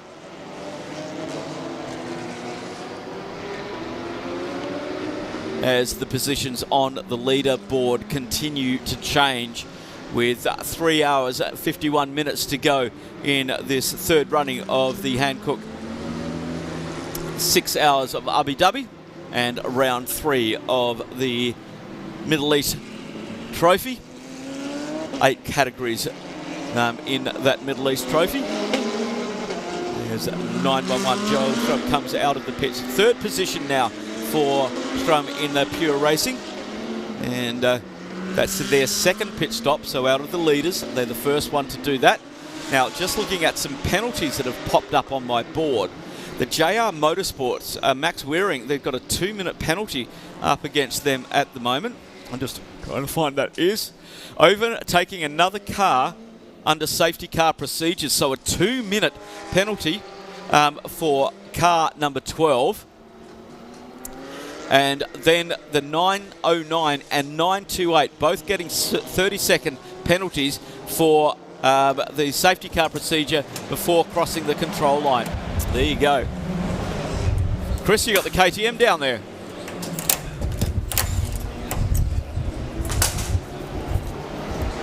So the 714, just a routine stop, engine cover coming up. Don't like that. That's not what was expected. Maybe they're just checking for something under there. Oh, they're looking at the oil dipstick. So they had a big issue in Qatar with the engine let go. And Quarajuli, being the driver that he is, pulled into the penalty box because he saw fire extinguishers there. And they spent 4 hours replacing that engine and gearbox to get back out on the track in the Kuwait 12 hours. Alfred Renault leaves the pits in number 91. So we've got penalties at the moment for the 928, the 909. So that's Ivo Brokers in the 909, running 6 in the 992 category. The 928, that's Mikhail Panu, who's currently leading the 992 and 992 AM car class. They're going to have to sit that 30-second penalty and that long penalty for car number 12. And that's second place. That's Max Wearing in the BMW M6 GT3. So they'll do their fueling and then they have to come into the penalty box. So penalties now starting, and they were all to do with safety car violations. Overtaking another car during safety car procedure for the 12, and then the before crossing the control line and for both the 928 and 909. So that's not good for those guys. The 928 now, Mika Panu, when he comes in, he'll get the fuel, and then he's going to have to go to the box for that 30-second penalty. Ivo Brokers and Alfred Renault changing positions out there for 10th and 11th on that lap. Daniel Draxel jumps into wheel of the KTM Crossbow GTX and heads back out. Did a great qualifying session earlier on this morning. And we've got the Vortex in for their second stop in the fuel station at the moment. I still have Oliver Dons down there in the Speed Lover Porsche in the fuel station. Is that the 979 that had the incident? It may well be. It's just showing up on our screen as in the fuel station, because that's where it triggered the timing beacon as they had to bring it back in. So that's still in there, and Chris will bring us an update on that. The 199 into the fuel station as well, AC Motorsports. Phil, if you can hear me, I've got David Holloway here with me. Let's go down to the pitch with Chris Merwin with David Holloway. I'm here with Simpson Motorsport driver David Holloway here, and unfortunately for one of the front runners in the GT4 category, specifically the BMW M4, bit of a problem here, David. What's going on? It looks like the alternator belt's gone on the car, and we're just trying to find out whether we've got the parts to fix it. It's not looking too good at the moment, to be honest. Team's having a look at it now, but yeah, it's looks like bad news. Well, it is obviously a new car to GT4 Racing. This is debut year this season. I mean, I know Vasti Vatikin, no fault of his own there. I mean, he's had a very tough day. He's been doing Clios all day. Now, you did say it's a tough situation you got here, but do you think you get it fixed? At the moment, it's not looking too hopeful, but they're going to keep trying, and then we'll know it probably in 10 or 15 minutes. We're very keen to get the car back out. It's just completed the Dubai 24-hour faultlessly, so it's very frustrating, but yeah, we're going to know more in about 10 minutes, I think. Great, thanks for talking to us, David. We'll come back in 10-15 minutes. You heard him first, because we're going to come and annoy him after that. Thank you so much, David. Though hopefully we do get to see the BMW M4 back out, because they had a phenomenal battle there with the Bulgaria ZM car as well, which we're going to try and get a word with soon. I actually want to have a word with Adam Latchko to see what the difference is between racing a truck and racing a Mercedes AMG GT4. But for the time being, back up to Phil in the comms box. Thank you very much, Chris, and let's hope we get the Simpson Motorsport car back out onto the track in the not too distant future, as Stefan Perrin continues his way around. 59 laps in the books, 3 hours 45 minutes to go here at the third running of the 6 hours of Abu Dhabi, and driven by Hankook, as the race now starts to settle in of where we're going to do the pit stops at the moment. The 199 in the fuel station at the moment for their third stop. Remember, they had an early stop as well from around about the very early on, and about 30 minutes into the race. So off strategy for them. Just looking at the gaps at the moment, and Max Weering and the 911 of Joel Strum having a great battle out there. Just under a tenth of a second separating those two cars, the 12 and the 911 on track.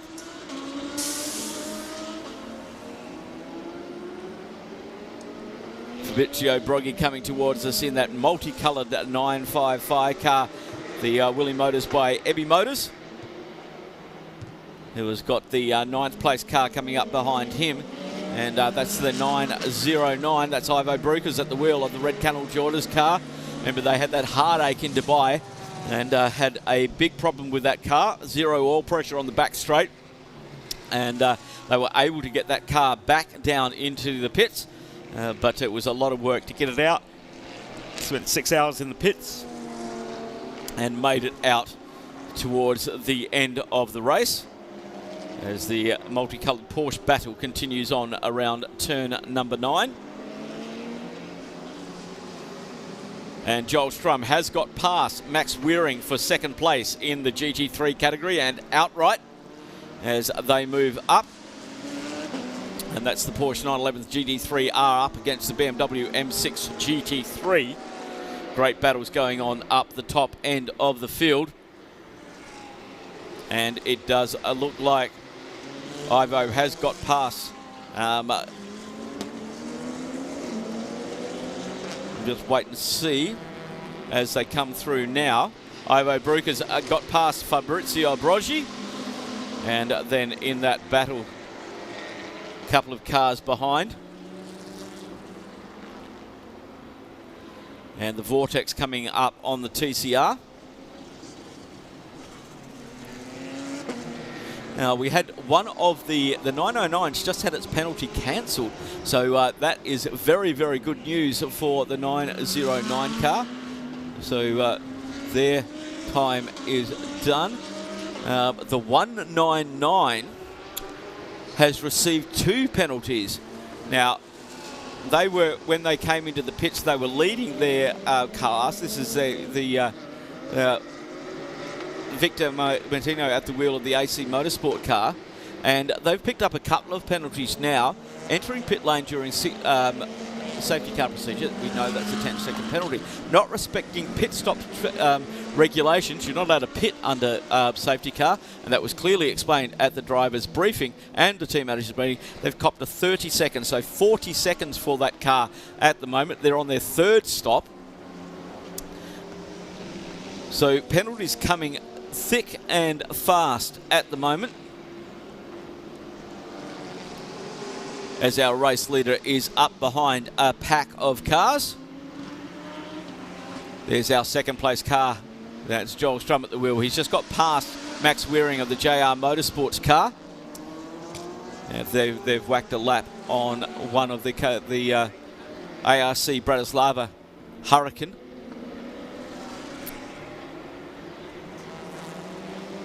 Phil Quaife now has got back into the lead after that unscheduled pit stop to replace that fuel filler, and he did that on their 57th lap.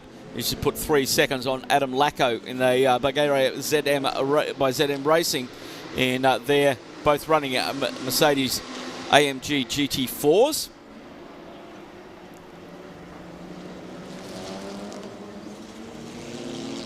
So a couple of cars still in trouble in the pit lane.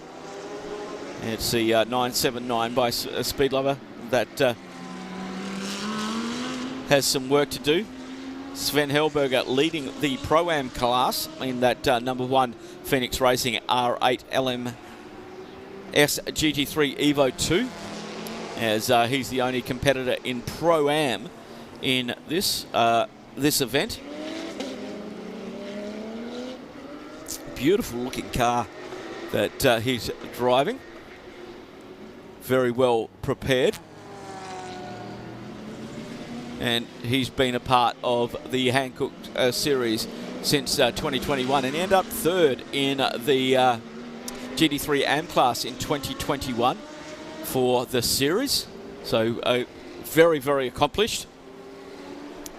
As we see the Lamborghini make its way through the TCR category, heading up to the final couple of corners.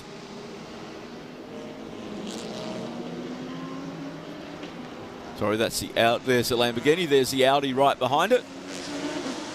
62 laps for our race leader. Over a minute now separates them and second place, Joel Strum. And Max Wearing is still in 3rd, not that far behind. About 10 seconds behind Strum. Remember that changed positions a couple of laps ago. Chris Hillaby into the fuel station in the P21 Motorsports, running 3rd in the GTX category.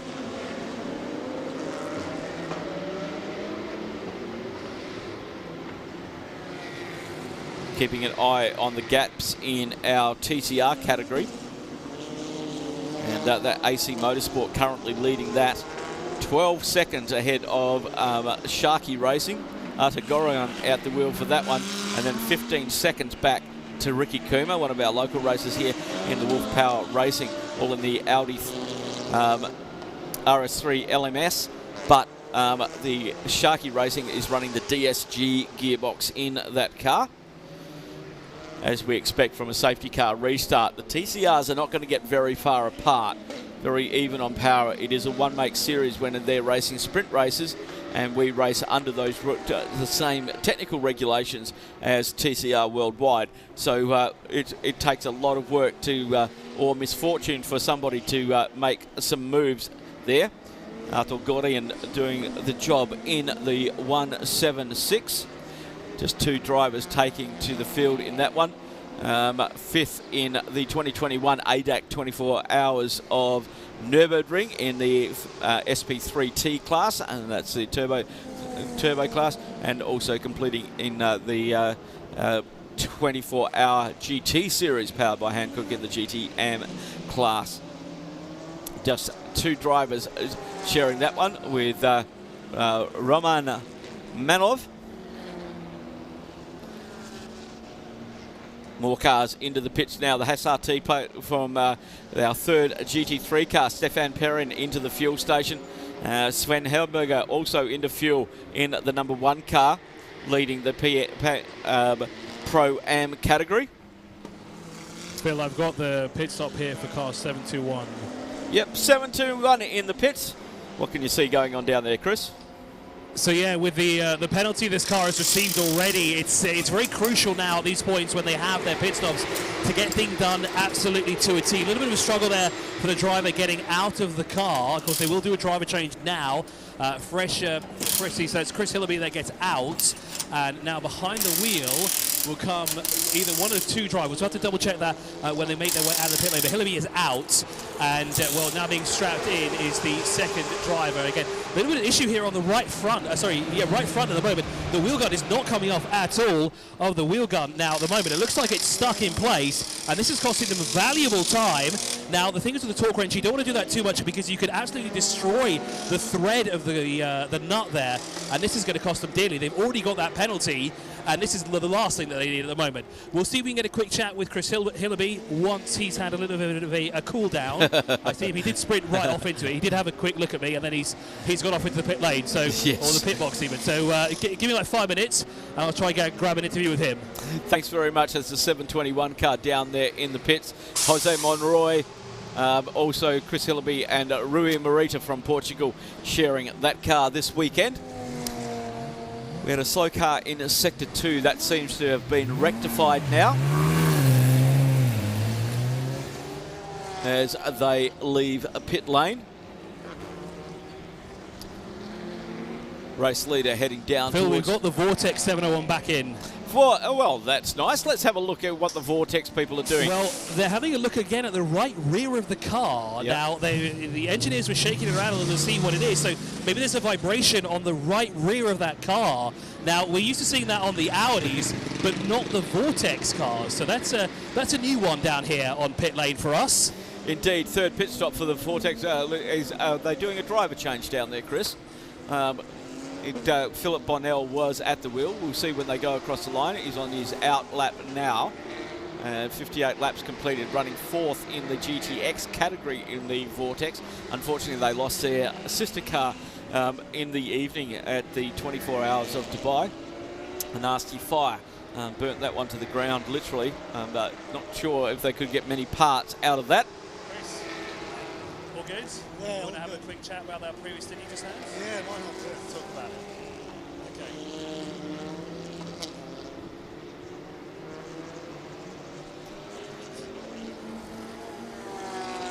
Phil, I've got Chris Hillaby down here with me.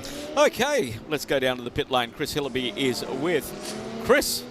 So I've got the driver that's fresh out of the 721.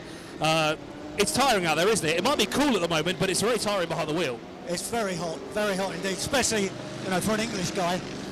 Although I do race in Spain, and it was a difficult stint. We picked up a penalty for a release, and we also picked up a penalty for the fueling, and then of course we had the safety car. But net result, we remained in the same position, which is third in place. All of that wasn't the result of you, was it? You got in the car, but you were the one that had to serve the penalty, wasn't it? Sorry? You were the one that had to serve the penalty, wasn't it? Yeah, but that's the way it goes. It's endurance racing. Makes sense. So now, how much of a gap has this put between you and your closest rival? Because you were quite in the thick of things, especially with the Vortex, that have also just had their own issues. They've had to come in for an unscheduled pit stop on the right rear. So where's this put you guys at the moment? Well, I think we're going to end up, it depends on the changes that they make and the performance of those drivers. But, we've got our secret weapon to come later in the stint.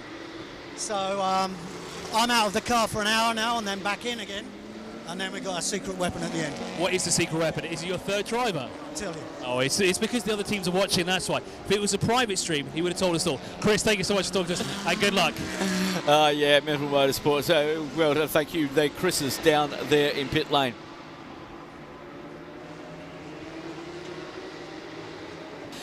So it's, I'm just trying to see if we had any driver changes on the Vortex. I've got it circulating at the moment on its out lap, and then we've got a change through some pit stops. Joel Strum heads to the top of the timesheets in the Pure Racing Porsche 911 GT3 Cup car. Mika Panu in the HRT 928 Cup car in the 992 category, second, and leading AM 992 AM. That promotes QMMF by HRT Thuraya Qatar in the 929 car, and that's Ibrahim Al Abdulghani up into second in 992, second in AM. And we have Michael Pidamba in fourth position in the HRT. We've got Max Wearing in the BMW M6 GT3. What a fantastic looking car that is. Into the fuel station. And we've got Phoenix Racing heading out on an out lap.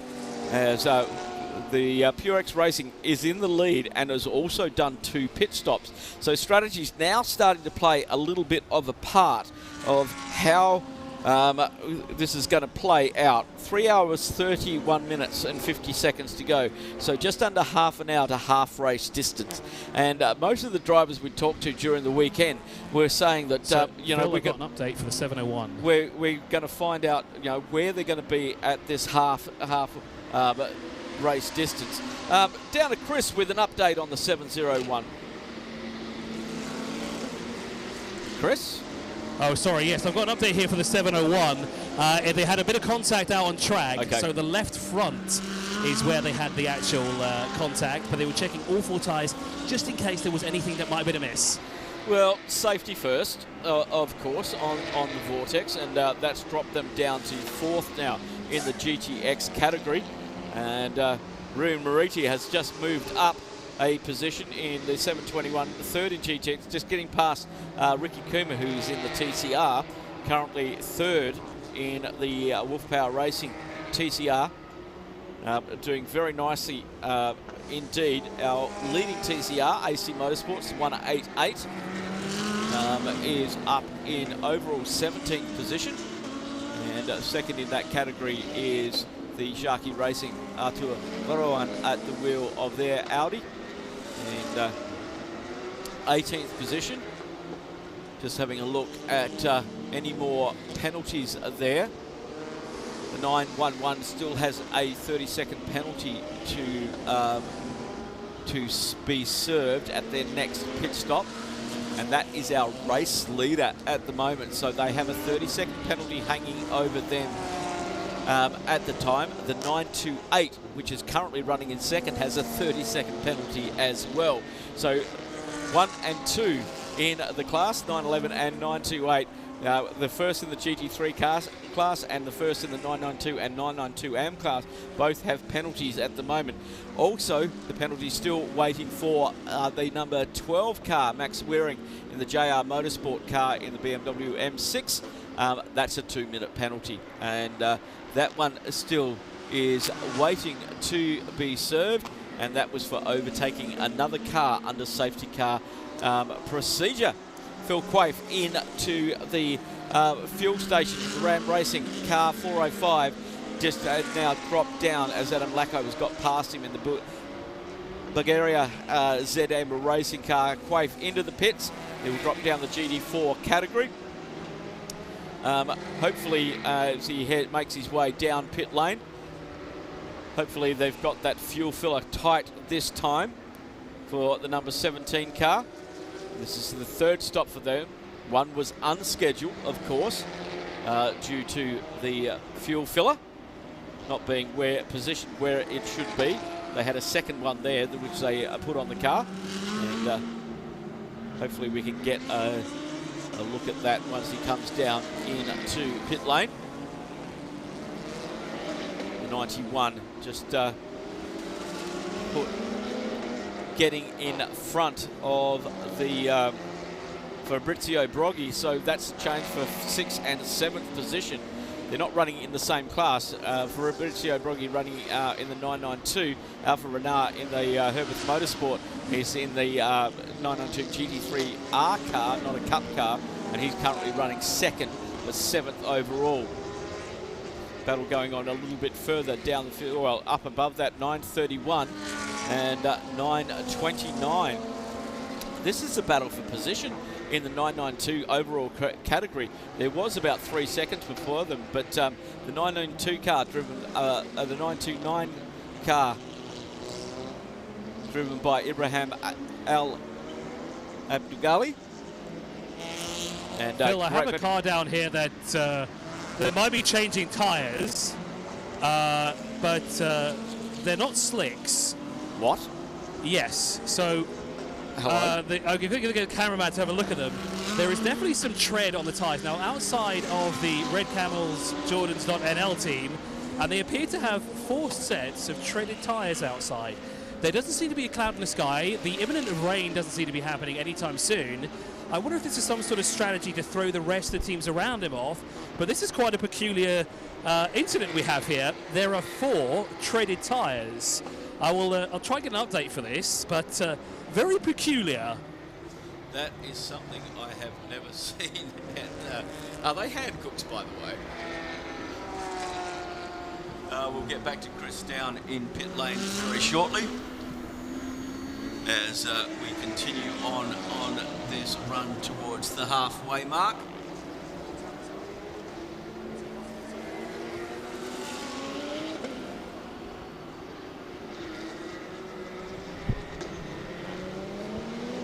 As we follow the cars through the chicane turns 6 and 7.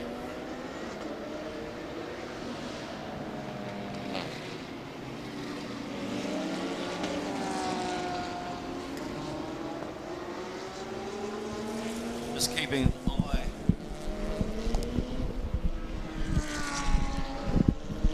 Just keeping an eye on the weather at the moment. 18 kilometres an hour. The wind is getting a bit cooler down in pit lane.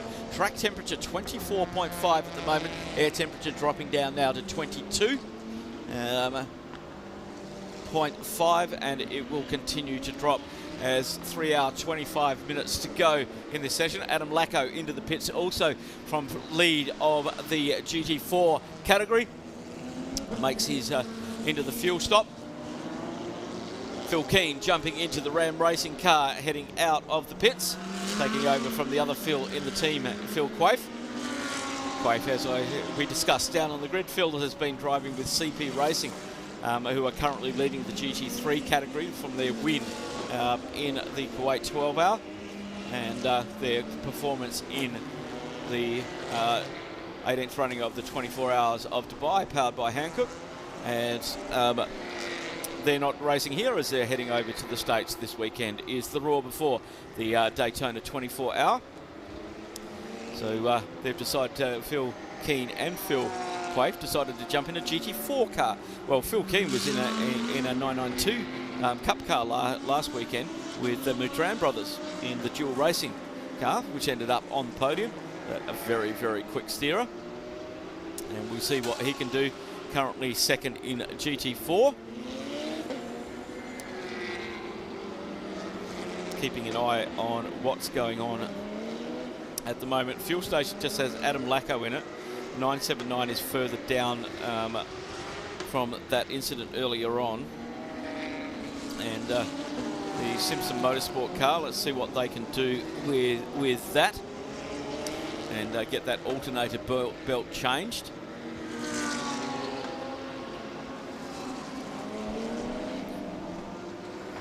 Strum with the, just looking at the penalties that are out there at the moment. Some of the penalties now have been served or they have been cancelled. And yes, the 911 had its cancelled. The 909 had their penalty cancelled as well.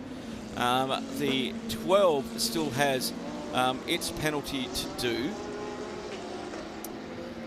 which is Max wearing down there in the JR Motorsport car, and it's still showing as it hasn't been served.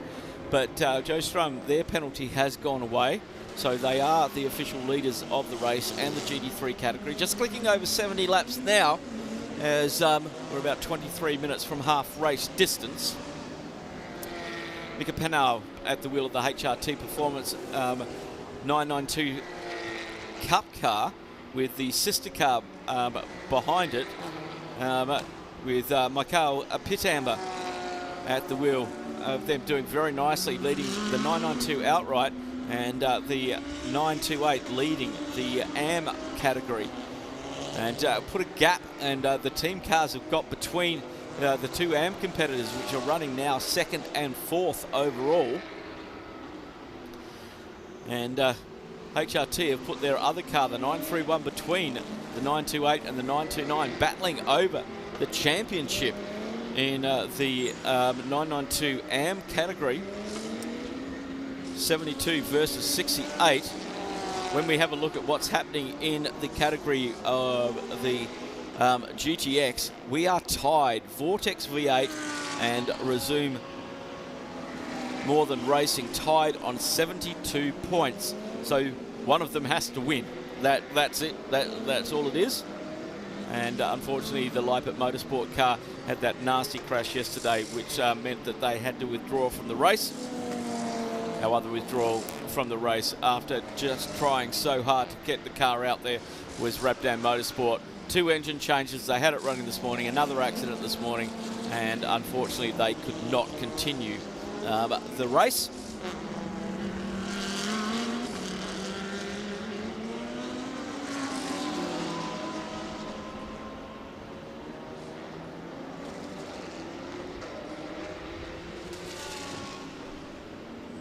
So Strum leading, Mika Panau in the second position. Just trying to get that gap between the second and third around about 8 seconds. And then another 5 seconds back to the 929. Alfred Brunauer in the 91 behind them. Ivo Brokers still continuing on, now up into 4th position in the 992 category. Ahead of Fabrizio Broghi in the Willie Motorsport by Ebby Motors.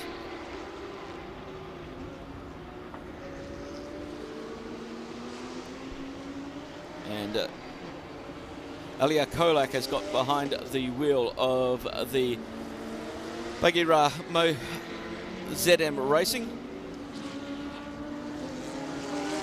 leading the way in GT4 at the moment on their outlap, as the 721 goes past them. Rui Marita in the P21 Motorsport, we haven't spoken very much of them, for their first outing here in the Abu Dhabi 6 hours. Driven by Hankook. They didn't compete in the other 2 races for the Middle East Trophy. You must have completed at least 2 races to be eligible for the Middle East Trophy, which will be awarded this weekend, as the Vortex getting tied up with the number 1 car. Sven Henberger is still at the wheel of the number 1.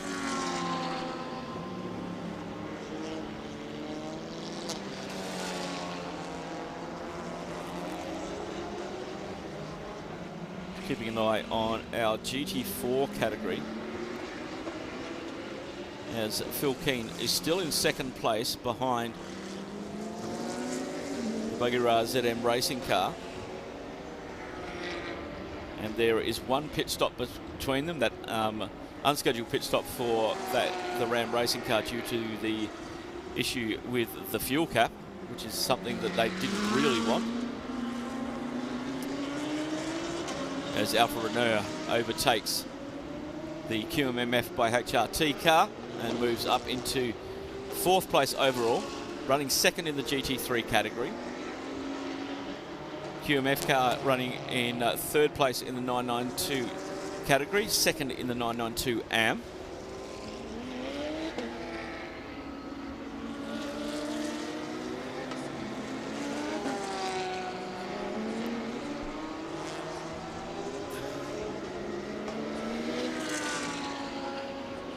Three hours, 18 minutes, 20 seconds to go in this 3rd running of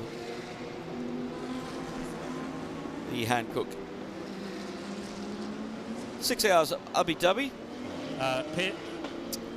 Chris, what have you got for us down in the pits? Well, I have a European truck racing champion, a former GT1 driver as well from many years ago, Adam Lachko. It's amazing that you're here. Yeah, it's amazing. I come back for GT cars with our team, and I'm very happy, and I'm very enjoying, because here in Abu Dhabi it's really nice but hard circuit. So you're currently in the lead of GT4 at the moment. Your co-driver who's just got in is Alia Kolak, plus your third driver, David, did a very good job as well. What's the feeling out there at the moment? And did you know the 2nd place car, the BMW, has a problem? Yeah, I see, because when we have a problem, we have a safety car. And how we are feeling, I think it's perfect, because we are constantly driver. David is also European champion in truck racing many times, and Alia is a young guns, and she's learning very fast. So the biggest question I have for you, and we just spoke about this before, what's the difference between racing a truck and racing a GT4 car? Big difference. The biggest difference is the speed and the brakes. So in the truck we have brakes with cooling brakes with water. Here is nothing, and the biggest difference is the speed. Do you find it hard to adapt between the two? Like, is it an easy transition? Because now we have a long winter pause, and now when we comes here, I adjust for a car, and I need a little bit more mileage on the seat, but I'm come back in my head. Thank you, Adam, for talking to us. Hopefully we'll see you on the top step of the podium in class, but good luck. It's great to talk to you as well. Back up to you, Phil. Thank you very much. Fantastic to have new teams racing in the Creventic series, and what an effort, truck racing, and all of them have done very well at it as well, but that jump from truck racing down to GT racing, well, they've made it and they're doing very well at the moment. Second in the GT4 category, Phil Keane has got past them now in the Ram Racing Mercedes. They're both running the Mercedes AMG GT4, and Phil Keane has moved up into the lead of that again. As just looking at who still has penalties to serve, the 928 running second at the moment. They've got a 30-second penalty for that safety car infringement, and they've just lost second place to Alfred Renault in the Herbert Motorsport car, the 91 car, as they move up. So we've got a GT3 cars first and second at the moment. The 928 HRT performance car is still leading 992 and 992 AM. And its sister car running behind it at the moment, Carl Patamba at the wheel of that. Just running in the 992 category, not the AM one, and then they're the joker in the pack because they are between the first AM and the second AM in the 992 category. And Ibrahim Al Abdulghani at the wheel of the QMMF by HRT Thuraya car, Qatar car, and spoke with the boss of QMMF yesterday, Amro Hamid, about this team and about how they're going and what their goals are for endurance racing. As we know, the QMMF and the LaSalle circuit really have got the quintet of races at the moment with the MotoGP, Formula One, WEC. So they've been very active in providing car. Big slide there for the second of those cars going around there. One of the Porsches just losing the rear end behind the Vortex. And just try and find out who that was. But yeah, that was a little nasty moment heading up into turn 9. Changes for outright position, the 721 getting past the 188, so that's a GTX car, the 911 Cup car, the 911 version of that, which can't race in the 992 anymore, so they race in the GTX, and getting past the 188 AC Motorsport car. Well, currently running 6 outright in a TCR car. That's very good going. Some of the other cars, all the TCRs are in front of the GT4s at the moment, and the reason for that is they can run so long on fuel. GT4s are up to 3 stops, and some of the TCRs have only done 1 stop, which means they can run out to the maximum driver stint time, which is 2 hours. So they're doing that very nicely at the moment, because our 2-hour mark for this session is a little way away, because they can do the stint. It looks like they can do the stint with the tyres and the stint with the fuel. So this is making it very interesting that those cars are very reliable. They're not using as much fuel as they would. Remember, balanced performance with these championships, and especially with Creventic championships, is all done with fueling and driver gradings, which really helps out the expensive mechanical BOPs. Yes, some of the 992 categories have different electronics on them, but they're all stock electronics. Is just to equalise the class. But yeah, the way that it's done with fuel loads and with driver stint times, we found that out in Dubai last weekend, where we had a Pro-Am car battling for the lead for the last 14 hours, just because their AM drivers were incredibly good. They had to do a minimum of 12 hours of the race. The 701 Vortex currently down in 4th position in the GTX category. 3 stops done for them, getting harried by the Porsche at this time, as the Porsche slips up the inside down into the penultimate corner.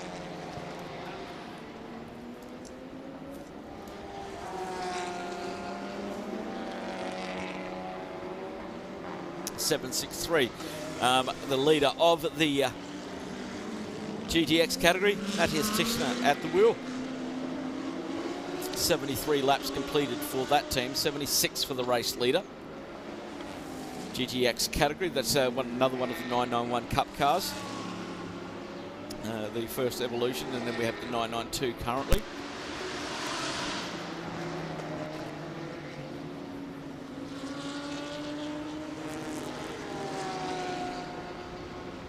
Ricky Kuma at the wheel of the 121, just going through there. 3rd in TCR at this time. Field pretty well spread out around the 5.281 kilometres, 16 corners of the Grand Prix circuit here in Yas Marina. The early frantic pace has seemed to have mellowed a little bit, as everybody's remembering that this is a 6-hour race. We have to make it to the end. And there's still some good battles going on out there on the circuit. But a lot of the battles are happening with the engineers in the pits. Good battle now going on between Matthias Tischner and Daniel Drexel. There's Tischner Motorsport and the Resuna More Than Racing, just 0.3 of a second separating those two cars on the circuit. And I think Daniel's just got through on the 763. He has indeed, and that puts out the Resume More Than Racing car back into the lead of the GTX category. They knew that they had to beat the Vortex this weekend because they're tied on points for the GTX Middle East trophy. But they've just moved that car back up into the lead. They've done 74 laps, race leader 77 at the moment. The HRT team still running that block. Well, he's not a blocker, but he's in between Mika Panu and Ibrahim Al Abdulghani. About 5 seconds separate 4th and 5th on the track, and 2nd and 3rd in the 992 category. So 931 and 929. We saw earlier on the lovely looking KTM on screen at the moment, heading out of turn 9, round 10 and 11. We saw how long they could run on that first stint in the GTX category. An unfortunate engine change had to happen in Kuwait, but they got that sorted out. Ivo Bruker's doing a very quiet job of moving up the leaderboard now, 4th in the 992 categories, 44 seconds behind the 929. And once again, these cars running long on fuel. Our GT3 Cup cars have stopped twice at the moment, but the 992 Cup cars are pretty much staying in the one pit stop. We started at 4, we're almost up to 7 p.m. locally, and they are running literally 2-hour stints on those cars. We're only 7 minutes away from half race distance as the 763 makes its way into the pits for fuel, and that was running 2nd in the GDX category. Just lost that on the previous lap. Niles Uric Nobo just doing his fastest first sector in the 188, leading the TCR class. So Joel Strum just goes through, and Strum completing 79 laps. Pit. What do you got for us down in the pit lane, Chris? Well, I have an update on the 979, and I have one of the drivers as well. Dons is down here with us. Talk us through what's happened here with the 979. What's the progress? Are you guys going to get back out there? Normally we should go out in half an hour, 1 hour. So the suspension was broken, the gearbox was done, and the clutch was gone. Some minor damage, so they're trying to fix it, because I asked, okay, I was the first driver, got 2 other drivers, want them also to drive some bit, and not staying in the pit box is nice for the 2 other guys, so we're trying. Yeah, I mean, it didn't look too hard of a lick when you hit the wall, but it seems to be the car suffered some severe damage, a lot of it. What were your thoughts going through though? I mean, you did lose it by yourself. Was there any liquid on the track? Was it too slippy, or what happened? Well, from the start on, I wasn't feeling, I didn't get in my rhythm. The track is new also for me. Didn't get too much training. Okay, and then you want to get faster because your time's not okay. So I went probably too quick on the throttle.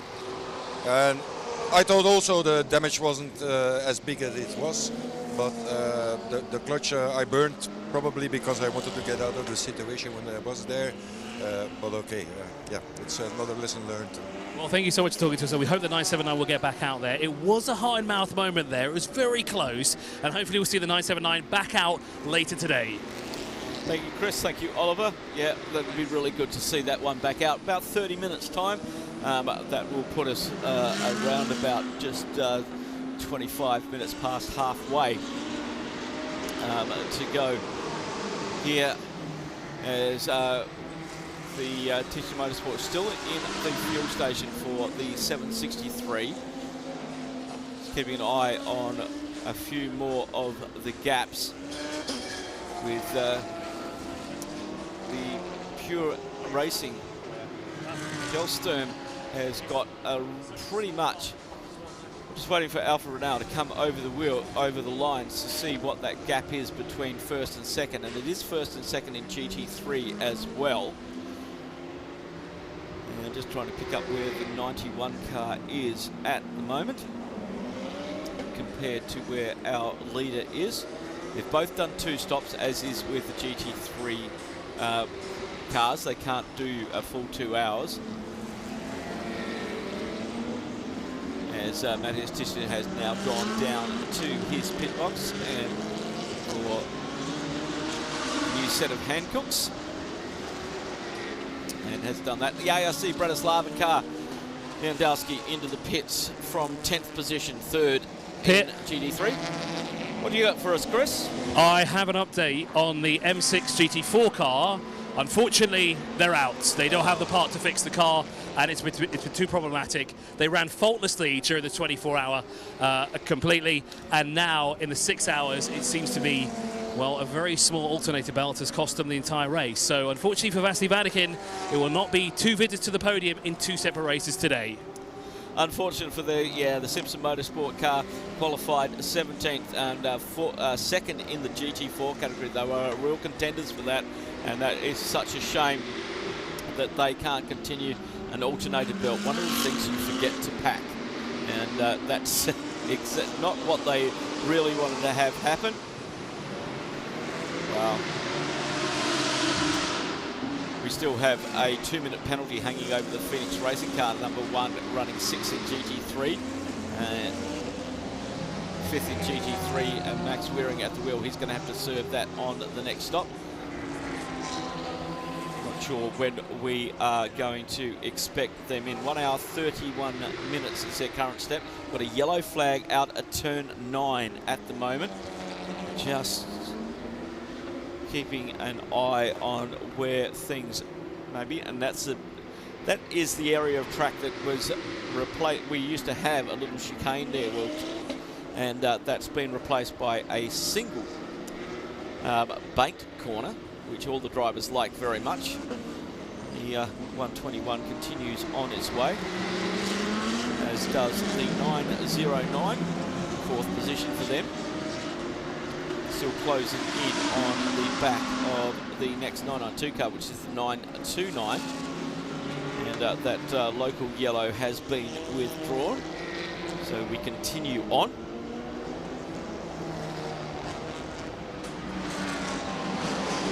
As the gaps continue. The battle for the lead, 1 minute 20 seconds is the gap at the moment between the 911 and the 91. Pure X Racing and Herbert Motorsport. Huey Clean jumps into the Tishner Motorsport car and heads out of the pit. Their second stop for GTX. And also running second in the GTX category. Daniel Drexel leading that in the Razine More Than Racing Crossbow. Just waiting to see what gap they have on the those two lead cars.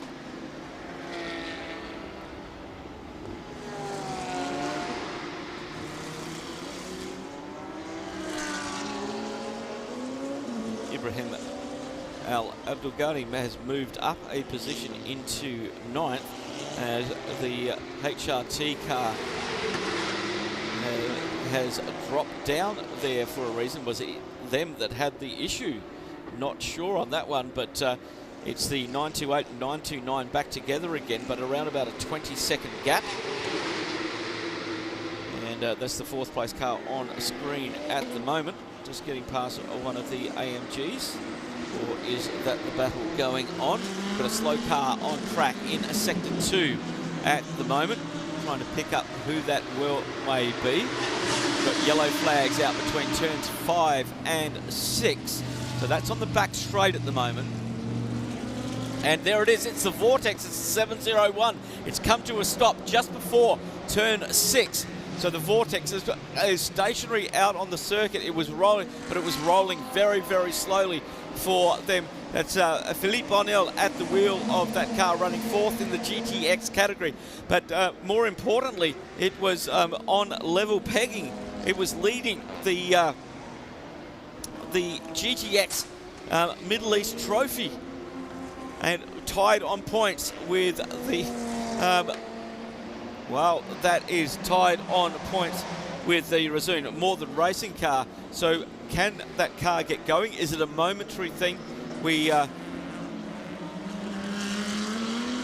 Is it a Control-Alt-Delete as I see more cars move into the fuel bay? Because people are thinking this could be a safety car or a code 60 with the car. He's got it going again. So a momentary issue for the 701 has triggered a whole leap of We've got the 91 into the fuel bay, the 928 and the 931, and the all into for fuel at the moment. The 188 and the 121 coming in. That's second and third in TCR. So we're heading now. We are past the halfway mark. 2 hours 58 minutes to go here at this third running of the 6 hours of Abu Dhabi, powered by Hankook. And we've got a massive cars, and we've got our race leader into the fuel bay as well. I think you're going to get very, very busy down there in pit lane very, very shortly, Chris, as these the two safety cars we've had has just pushed the windows out a little bit more. That we're past the hour already. And we'll keep an eye on the 701. And unfortunately, something happened to it. They were able to reset it and get it back going again. But what that scare had done has triggered a lot of cars to come in, possibly a little bit early. 1 hour 10, looking at the stint time. Who's still out there with a reasonable long stint under their belt? Well, we know the 992 Cup cars can run almost out to 2 hours at the moment. I'm looking more at the GT3 cars on their stint. 1 hour 36 for the JR Motorsport car. They've still got a 2-minute penalty hanging over them. 4th in GT3, 12th, 9th outright. And 1 hour 39 for the GT3 Pro-Am leader, Phoenix Racing. 4:05 on the screen car, that from Ram Racing. Phil Keen at the wheel of the leader of the GT4 category. As a lot of people decided that pitting would be a very good idea, and the 701 gets going. Were they on schedule? Were they off schedule? Chris will find out a bit more about that when the cars start rolling from the fuel bay into the pits, and here they come now. Yeah, we have the not the 91 coming towards us, but we have the car that's pitting right next to it. Actually, it is the 91 car, and it looks like Alfred Renauer is getting in. Robert Renauer will get behind the wheel of the car as well. 4 fresh sets of Hankook tyres on each corner. Very quick driver change. He barely caught that at all. He was almost flung out of the car, but it's a very quick stop here for the 91 car, and they're away already. That was blisteringly fast. Very quickly. Awesome work from the team as they head out of pit lane. Currently running 3rd in the GT3 category. We also now have the 911 coming into the pit lane as well. There will be a driver change for this car as well. So they stop on the brakes, so the wheel guns go off, up on the dollies it goes, and then the 4 tyres will be changed. Yes, there will be 4 fresh sets of Hankook rubber on each corner. I didn't quite catch who is getting in. Obviously, John Straw will come out of the car. I don't think it'll be Harry King who gets behind the wheel. I think it will be Malakit who will get behind the wheel instead for this driver change. We'll find out momentarily as they work their way out of pit exits. But I did spot the initials A on the jumpsuit and the helmet, so I do believe it's Malakit who's got behind the wheel of the 911. I'll confirm that once he crosses the timing beacon and make sure he switches his driver ID over. And you are correct, Chris. Well done. It's Malakin getting behind the wheel of that car on its out lap. And as you called it, Robert Renauer on the Herberth Motorsport car, currently 3rd in GT3, 6 overall. We've got the 928 in as well, a driver change here for the Finnish duo.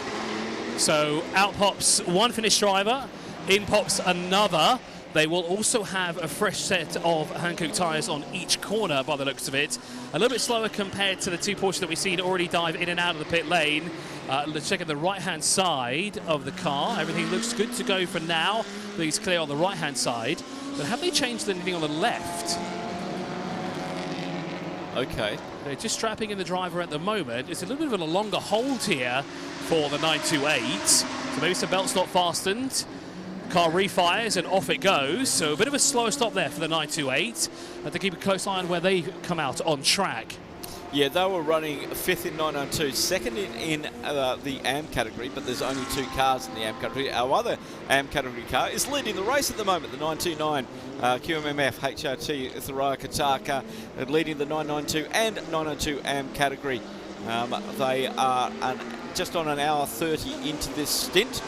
The HRT Performance 930 moves up into 2nd position because of Pure Racing heading out of the pits now for their 3rd stop. They're running in the GT3 category, so that's their 3rd stop on the hour of 3 hours. So that's where we're looking for their balance of performance. They can get the lead just over an hour after that one as they drop down into 2nd in GT3 as Maxime Soler moves up into the Haas RT car, up into the lead of GT3. We've got to remember that the 2 cars out in the lead at the moment are both 992 Cup cars, and they've only pitted once. And so the HRT Performance at 930 and the 929 QMMF car, 1 pit stop for those guys. It's amazing what they've been able to elk out of these Porsche GT3 Cup cars. Unbelievable stuff. Ivo Bruckers into the fuel station in the 909, currently 3rd in the 992 category, 5th overall. And Fabrizio Broggi in as well, 4th in 992 in the Willie Motorsport by Ebby Motors. So Phil, you just mentioned Ivo Bruckers there. Sorry to cut you off. No, right, mate. That is the car that has the very interesting tyre choice combination going on. Oh, really? So I want to see if they're actually going to fit these tyres to the car itself. Please stay there. Will get behind the wheel of the car when they do the driver change. But the tyres, to me, it's a strategy play. They've just bought 4 sets of slicks out. Seriously. Very smart there. They've thrown everyone else off, thinking they know something about the weather that no one else does, and they've just bought out 4 sets of slicks. So it's all a ruse. A ruse. That's what we like down here. Yeah, that's very clever, but not really necessary. It ain't going to rain.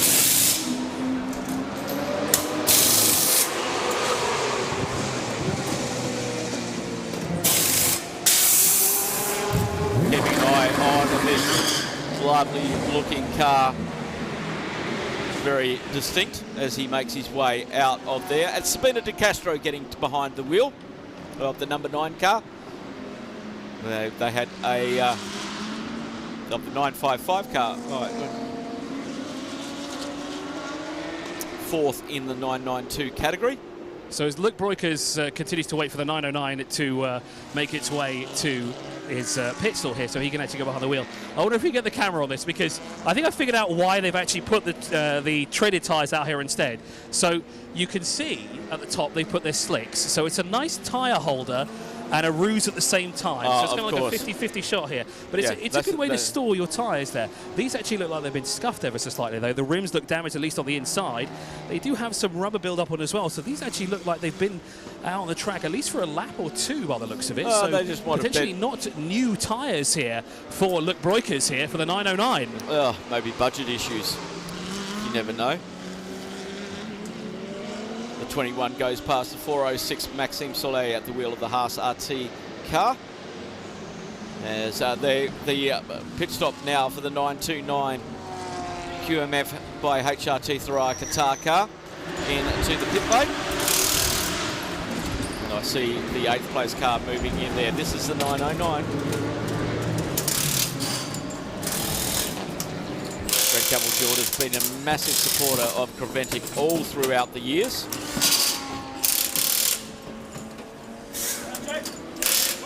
Came in 3rd in the 992 category. Just a quick update here. The 909 has an issue again on the right front here. The car cannot go out. The centre locking nut will not go on the right front at all. They've had to grab a secondary unit from somewhere. This is the second issue we've seen with a tyre gun and a locking nut. Well, they've got that down, and unfortunately, that is a longer pit stop than they would have liked. Yes, indeed. And they're currently 3rd in the 992 category. They have a little bit of time on who's 4th, which is the HRT Performance car number 928. You're going to have the 929 QMMF by HRT Thuraya car coming into the pits. They're in, should be in pit lane now, heading down towards you. And this is their second only stop. So it's a 930 HRT Performance. Kari-Pekka Laaksonen leading the race. 86 laps completed. They have only done 1 pit stop. Okay, interesting that we are now over halfway distance. How far can they get this car to go? Their stint so far is just over 1.5 hours on that tank of fuel. They are running the 992 category, leading that way. Now we've got a whole heap of GT3 cars that are moving between the 992s because the pit stops are starting to equalise, because now that people are starting to just work out these safety cars bring everything back together. So let's just alter our strategy to run as long as we can, minimise the pit stops, because, and also let's not stress the car, as in the 929 car, it's Ghanem Al Madhid at the wheel of the QMF by HRT Thuraya Qatar car, running 2nd in 992, 1st in the AM category. Luke Breukers in behind the wheel of the 909 Red Camels Jordan.NL car, running 3rd in the 992. So on the subject there of the 929, yep, we would have thought they'd put Julian Hans behind the wheel. They have not. They put their first driver back behind the wheel. I think they're saving Julian Hans here to the end of the race, because Ghanem has just got back behind the wheel of the 929. Yep. interesting strategy going on there with the class of drivers going behind the wheel as we wait for the leaderboard to sort itself out after that rash of pit stops. The 188, oh look, it's stopped on the side of the circuit. That is the AC Motorsport car running third in the TCR category. And it has come to a dead stop. Will this trigger something? Can we recover that car safely? Maybe a very short code 60. But that is going to be a problem. Let's have a little look, see what happened. It's down towards turn 6. A big lockup on that front right. Look at that front right wheel. That doesn't look correct. It looks like a suspension broke. The suspension has broken on the 188 car, heading down into turn number 6. And that is a real issue because that car can't be driven back to the pits. We're going to have to get that car behind the barriers. Just waiting on to see what race control are going to do. And we are under safety car conditions again. Safety car conditions for a car recovery as the safety car has been deployed. Now, this really throws the spanners in the works here because there were 3 teams here waiting for their drivers to come in, and this safety car has come in at the wrong time for them. I can see they're going back into the pit garage at the moment because they have to wait, what, was it 10 minutes? Or at least no, well, they can't pit under safety car. They'll get a 30-second penalty, as we saw one of the TCR cars do earlier on. So they can't pit. They can get, if they come into pit lane, they'll automatically get a 10-second penalty as the safety car is out on circuit trying to pick up our race leader, which is the 930, and I think he has done that because that is the HRT performance car as they make their way down towards turn 5. I just want to keep an eye on where everybody is at this time. Well, it does appear to be the 199 got quite lucky there with the safety car because they were already in the fueling station. Yep. So they're actually allowed to come in and do their driver change and their whole pit stop as a whole. So they're actually putting what looks to be 4 sets of tyres. But of course now with that car that stopped out on track being an Audi RS3, and we've seen them had a few issues over the weekend already, including that right rear suspension issue, I think the team are going to have to be keeping a close eye on all their cars that they currently have here at the moment to see if anything gets replicated, because this is not an isolated incident. This has happened now twice, actually 3 times already. We've had it looks to be a suspension issue. This time what appears to be a full suspension issue at the back. Front left, it was the front left that collapsed. So there's a front left today. It was the right rear earlier today. Yes. So this is quite interesting here. So I can imagine all the Audi guys here, especially from the TCR, are taking a very close look at the what's going on here. Yeah, it happened under braking. We got a great shot of it. As soon as he hit the brakes, the suspension broke and that front left wheel just locked up. And luckily, it didn't throw him into the barriers. He kept the car straight just with the one wheel steering and was able to run. We've got a big overrun down there as the cars, we're now going to do the wave around for the cars that are in between the safety car and the race leader, as the first of those cars gets the wave around now. And it's the 930 that we're looking to get up behind the safety car.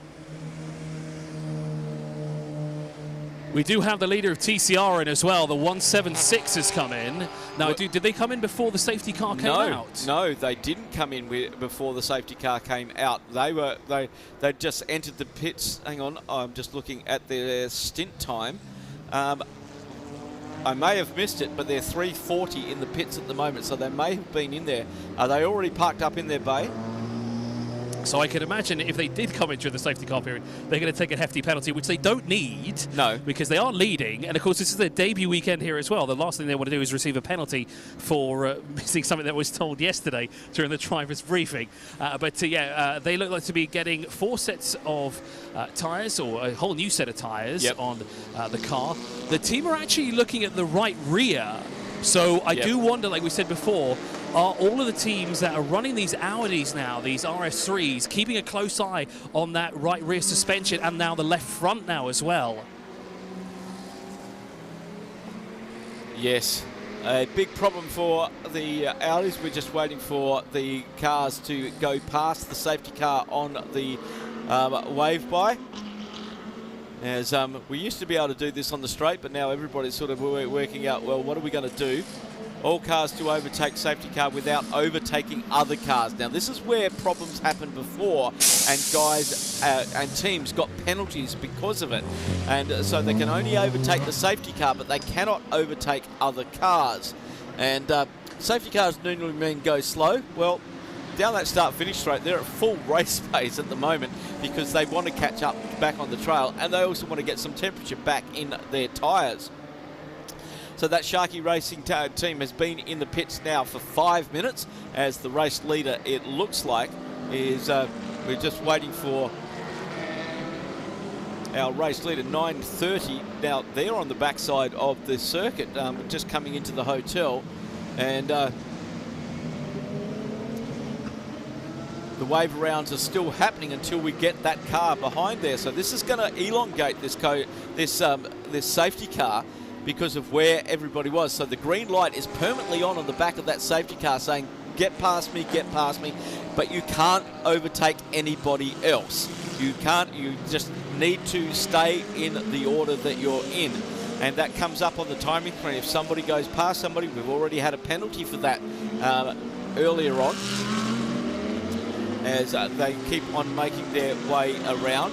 The safety car continuing on. He's going to slow down with the no cars behind him. The 930 is just coming around turn number 1, which is our race leader, the HRT performance vehicle, as everybody else is trying to make their way up. Now that looks like we have got the race leader now behind the safety car.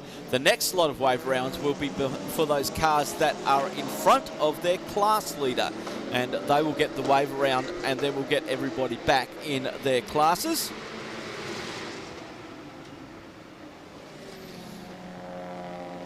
As the 955 goes through.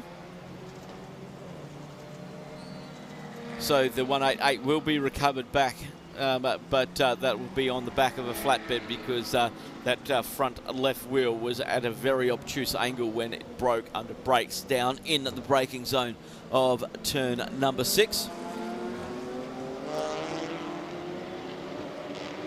So the pit lane is in theory now closed,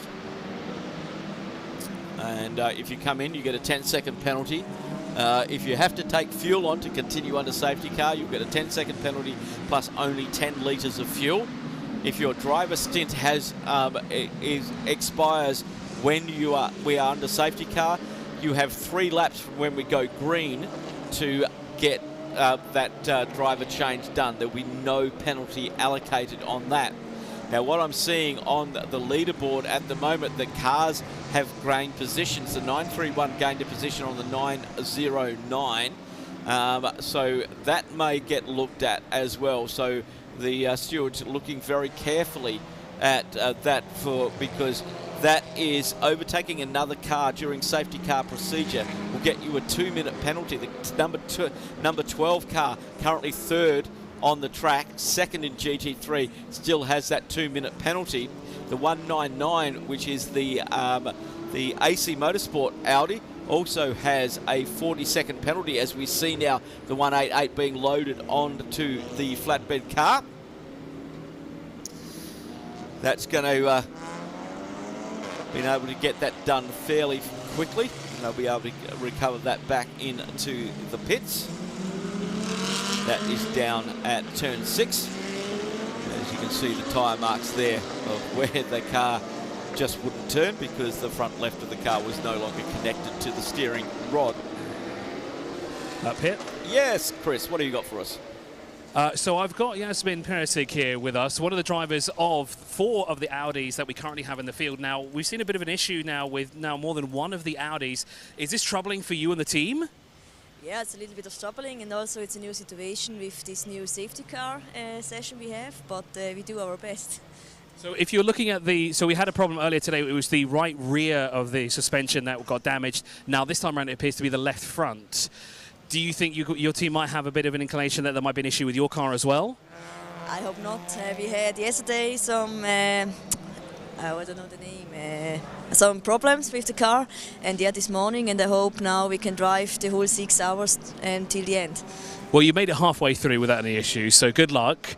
Are you back in the car later on today? Yes, I do the last stint. So you're doing the last stint. So when are you getting back in behind the wheel? Yeah. Okay, sure. So Yasmin will be back behind the wheel later on today. Thank you so much for talking to us. So there's a quick update. So the teams here are kind of looking around at what could possibly cause this. So the Audi teams are focusing on the suspension issues here. Thanks very much, Chris and Yasmin down there in the pit lanes, getting to the bottom of the suspension issues for the Audis in the TCR. All 4 TCRs are Audis. One has a DSG gearbox, the rest do not. The Sharky Racing one does have the DSG box. The 188 has been recovered, and we're just about to probably get underway with the second lot of wave rounds to see who is where, which means that if you are in front of your class leader, you will get the wave around on the second lot and make your way back up on to the back of the field. Now it's up to your team to tell you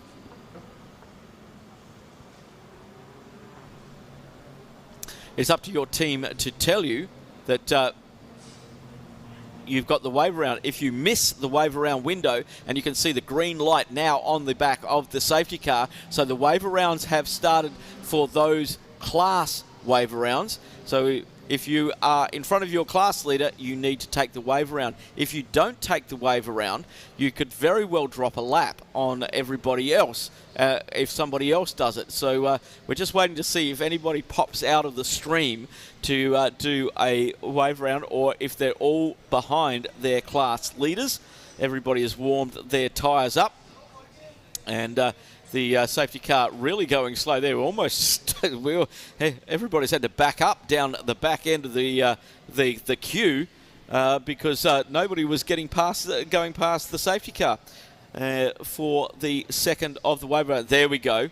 I think that was the number 1 car going past, as they've only got a limited amount of time to do it. Once that green light goes out, that's the position you will stay in.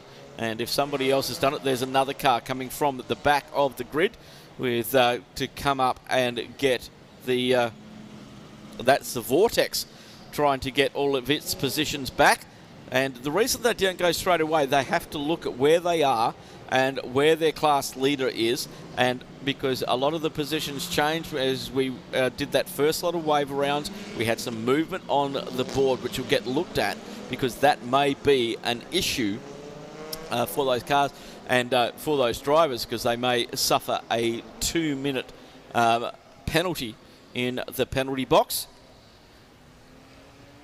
The JR Motorsport car has that hanging over them at the moment, the BMW M6 GT3. End of pass arounds, so no more pass arounds are going to happen. There is the 188 getting removed from the circuit.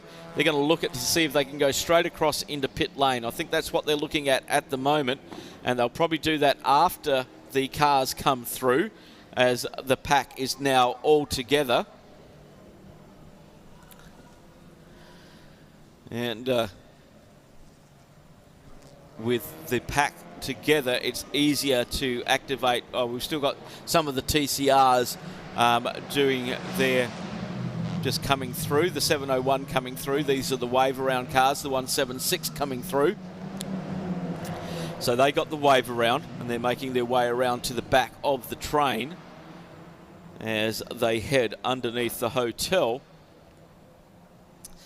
And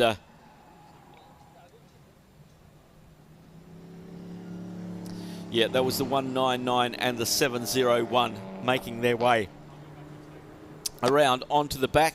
We've almost slowed down to the point of having to put the car in neutral underneath the hotel. The safety car going really slowly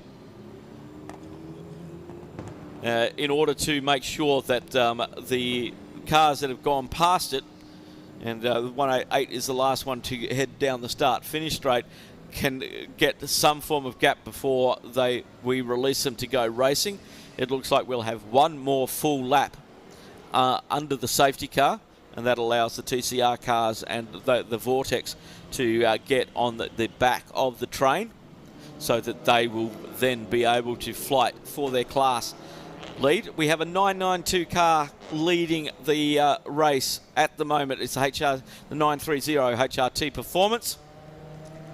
Then the first of the GT3 cars, Maxime Soleil at the wheel of the Haas RT Racing 21 car. The number 12 car, the JR Motorsport car, with a 2-minute penalty hanging over its head. That's going to hurt them at their third pit stop. Just a reminder that the 992 Cup car in the first position has only done one pit stop, and it's the only car out there that has done one pit stop apart from the 979, which we had the incident very early on. Hopefully going to get that car back out onto the track.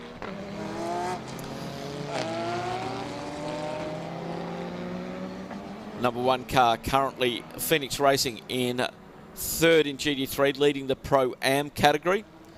Fourth in GT3 is the Pure Racing car, the 911. Safety car will be coming in at the end of this lap. The Vortex makes its way down towards turn 1. They will catch up the end of the train. Car's now weaving to get some heat into the tyres. Just over 2.5 hours to go here at the third running of the Hankook 6 hours of Abu Dhabi.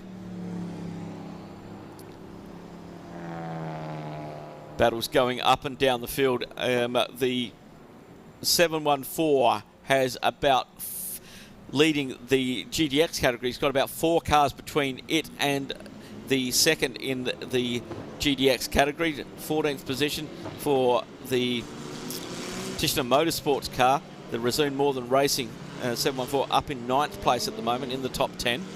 In the GT4 categories, 1, 2 and 4 are all very close together.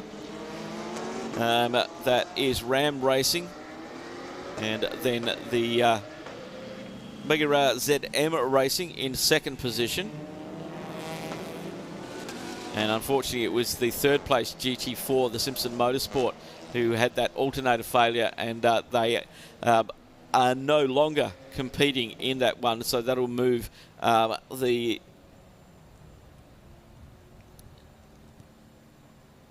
So that is our third place in GT4, sorry. That was the fourth place in GTX of the Vortex with that issue on the back straight earlier on. Safety car lights are out.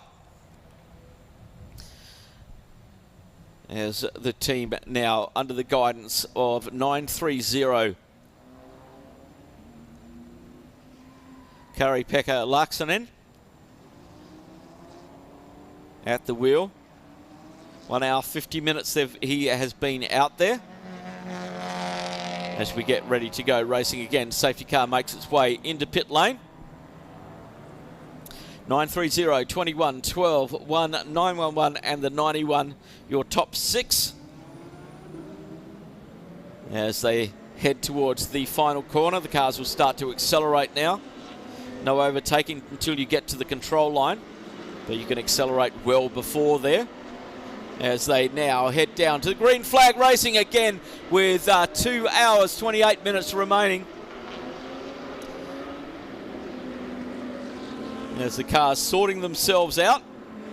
And we've got cars already into the pits, the 930 and the 12, both into the pits. The 12's got a 2-minute penalty it's going to serve, and that was the race leader coming in. So Maxime Soleil has taken over the race lead in the Haas RT from Sven Henberger in the Phoenix Racing.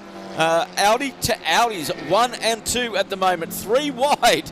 Wow, down in turn 5. That's unusual. Great battle going on down there. So 2 cars straight away into the fuel station. And that puts the Pure Racing up into the 911 up into 3rd position, and Herbert Motorsport up into 4th position. Well, these safety cars are really, really setting this race on fire when we go back to the starts. And it's that the JR Motorsport is going to was 5th in the GT3. The 6th place GT3 is around about 2 laps behind that. but he's going to have to serve almost a lap penalty for the 2-minute penalty he got for overtaking under the safety car. And I'm not 100% sure, but I think that there may be more penalties for overtaking under the safety car or overtaking other cars under the safety car when we had that first rather large wave by, which was pretty amazing. Because it was the safety car didn't pick up the leader. It picked up the leader was almost 3/4 of a lap behind, so it was a big wave by. As cars now getting tyre pressures up. Welcome back to the commentary box, Chris. Is it warm down in pit lane? It is a little warm when you wear a jacket, but the temperature is quite nippy out there, I'll be honest, as it dips now below 20 degrees centigrade here. Now, interesting, there's a yellow flag waving inside pit lane. Now, what's happening down there at the moment? Who's being signified to slow down? It's because of the recovery truck, that's why. There's a TCR car there. But there is actually a local yellow at turn 9. So there is a car stopped somewhere through turn 9. Now, who is that that's had that issue? Well, everyone's gone through. No, they haven't. The 176 has not gone through yet. Now, that is... No, that's not the correct car. That's the 199. Apologies for that. So the local yellow has been withdrawn. So whatever car that was has been removed. And that is back on its way under its own power, which is great to see. Is on the inside, muscling its way through as a number 1 car past the Qataris, but the Qataris are having nothing to do with that, and they're working their way back through. Of course, that's Sven Herberger, who is now on his way in hot pursuit, and tucked in behind them is the ARC Bratislava Lamborghini as well. They want a piece of this action that's happening in front of them as well, and you could get 2 for 1 here. Of course, not positioned on track, but of course to unlap themselves. That's exactly what ARC Bratislava wants to do here to the Yas Marina circuit in the Hankook 6 hours of Abu Dhabi. Now, we have in the race lead, it is Maxime Soulet from the Haas RT car, the Audi R8. Leads the field by 4.5 seconds. Aliskander Malakin in the 911 is now in 3rd position as the faster cars make their way past one of the Audis there. And of course, there is a definite concern within the Audi RS3 garages that there may be more suspension issues with these cars. Of course, endurance not really playing in the favour for these TCR cars at the moment, especially the second evolution of them. And we've seen now 2 different suspension issues on 2 different TCR cars as well, one for the right rear, one for the left front. So, of course, big concerns there as for the teams running those cars. Max Verring is into the pit lane for JR Motorsport. That is the car that's 5th place overall. HRT Performance 930 is in the pit lane, taking on some fuel, as is Daniel Drexel behind the wheel of the Razzoon More Than Racing KTM Crossbow GTX, the race leader in that category as well. Now, the Vortex V8 is also in the pit lane. A bit further down the GTX ladder at the moment. Of course, they had an issue in the pit stops earlier on. They had to come in for possible contact when they were checking the left front of the car. They were also checking the right rear as well. So, of course, full checks are underway. Why not bring the car in? You might as well check the entire thing out if in case there's anything wrong with the car. Robert Ronaldo in the 91 has got through up into 3rd position overall, putting the 91 now in 3rd in the GT3 category, bumping the 911 down into 4th at the moment. The gap there between them is about 2-ish seconds, probably actually less than that. It's actually 1.6 seconds separating those 2 cars here at the moment. We're on the back straight away here. Now, we are looking at still this quartet of cars, not in position for class here are these 4 cars. Are called all out of place at the moment. You've got the former race leaders, the 911, tucked in behind them at the moment, with Aliskander Malakin in the pure racing car. But then you've got the ARC Bratislava car, followed by, in front of them, is the Qatari car with Ghanem currently behind the wheel. It's Ghanem Al-Mahid, who is currently circulating up. The 930 in the pit lane with 2 hours and 23 minutes remaining on the clock. Now, that is Kari-Pekka Larkson. That is currently behind the wheel of that car, unless there will be a driver change. We'll wait and see when that happens when they come across the timing line at the entrance of, or the exit of pit lane. And indeed it is. It's Antti Burri who's got back behind the wheel of that 930. Of course, a class leader and overall leader not too long ago in the early stages of this race. With 2 hours and 23 minutes remaining on the clock. It looks like Daniel Drexel is getting out of the KTM Crossbow. He will relinquish driving duties now to one of his co-drivers. Didn't quite catch who it was. I don't think it will be Haytham, because Haytham, of course, did the opening stint for quite a significant amount of time as well, did Haytham. And no doubt we'll see him probably back out later on in the day for the Kuwaiti driver. Great to see, as I said, GCC drivers in the pit lane. Unfortunately for the full Emirati team, the damage through turn 9 is actually through the exit of turn 9. I did speak to the team and they did show me some onboard footage, and just unfortunately too much damage to get the car going again. So unfortunately we did not get to see the Rubdun Motorsports 977 take the start of this race, which is rather unfortunate for those who are looking to see the Emirati flag on the podium. But of course we can always wait till the next round of racing. We'll have to wait a while, though, for the next round of endurance racing in the Middle East Trophy, because, of course, that was scheduled to take place probably later on this year, which will be, of course, in Kuwait Motor Town, where we started this series. 3 rounds of racing. Of course, it's been mighty competitive. We've had a 12-hour, a 24-hour. Now, to end it, we, of course, have the Hankook 6 hours of Abu Dhabi, which, of course, plays the final role here in the trophy, and it could be a deciding factor as well for a lot of the teams that are participating here today. Of course, there are a few that aren't here this weekend who may have already clinched a championship or a trophy in their respective category, but for others it is an opportunity, especially in GTX, remember, because we have the Vortex V8 and the Razoon More Than Racing car coming into this race level pegged, 72 points apiece, and currently it is going the way of the Razoon More Than Racing.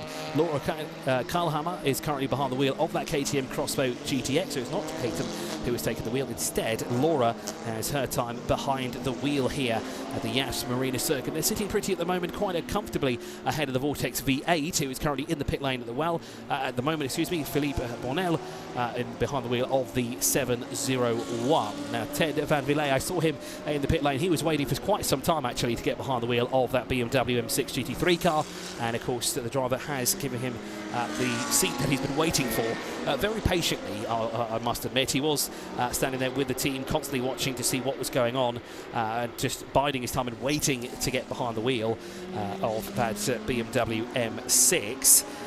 Of course, Max Verling getting out of that car and giving driver duties to Ted Van Villay, who, of course, started the race earlier today. Of course, he will do his second stint now, and then later on, Max Verling will get back behind the wheel of that car.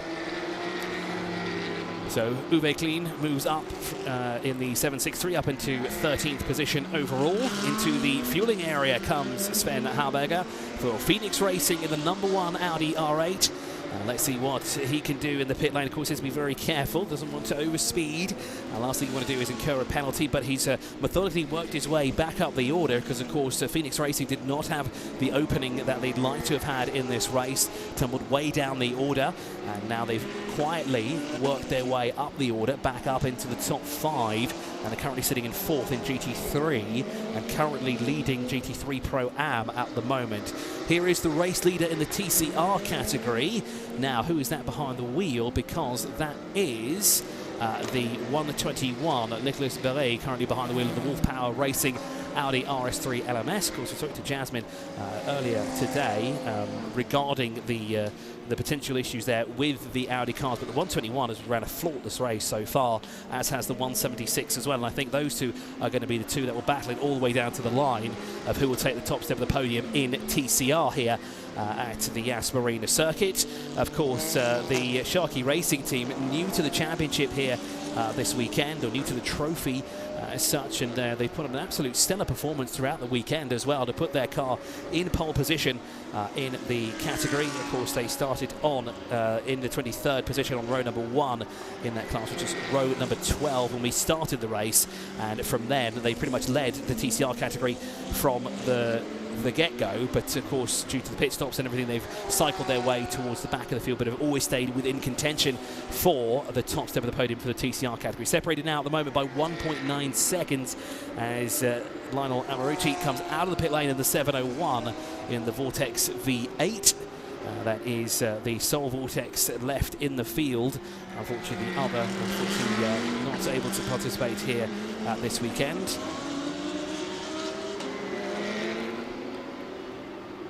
As Elia Earhart now behind the wheel of the Phoenix Racing #1.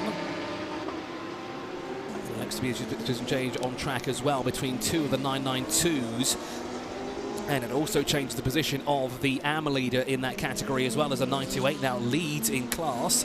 And it looks to be we've got the battle brewing now for TCR here, because as we said, it was 1.9 seconds not too long ago.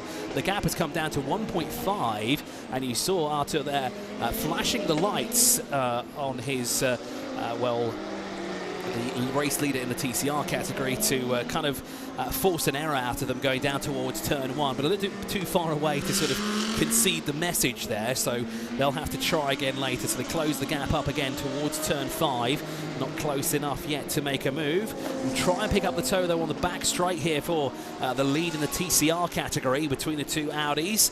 Both Audi RS3s. Sharky Racing, as we said, new to the championship. Looking now at the Haas RT, the 21 of Maxime Soulé. Our race lead at the moment. I did a 154.665 last time round. That is good enough to go green. It's a personal best there for the car and driver as well. There is Robert Renauer, also goes fast as well, 155.126.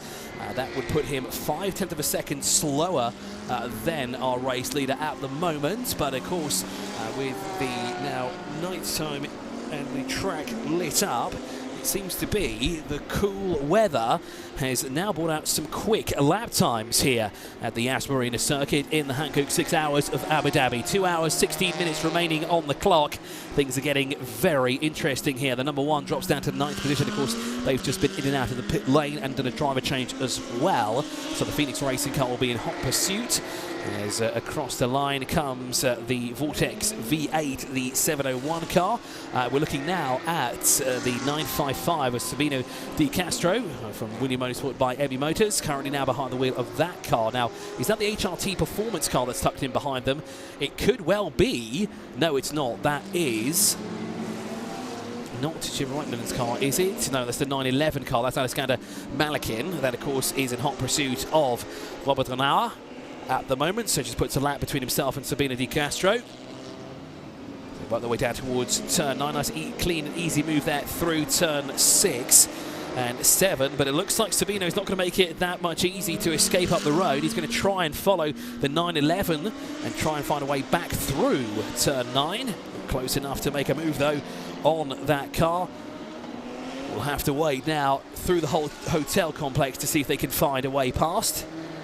Sabino looking to try and get that lap back, but it looks to be Alexander Malakin there stretching his legs out a little bit longer compared to Sabino, giving him the advantage here and allowing him to escape up the road. Antti Berry was across the line there in the 930 car as Paul Silges is now back behind the wheel of the 199, so that means that car has got back out. So whatever issue they had in the TCR car, the 199 and AC Motorsport have managed to fix that car and get it back out there. So that's a magnificent turnaround, because I did see Paul walking around in the garages and the team asking where the driver was just before the car came in. But it looks to be he's got back enough in time to get back behind the wheel of that car. So we have 3 cars that are currently in the pit lane and have been there for some time as well.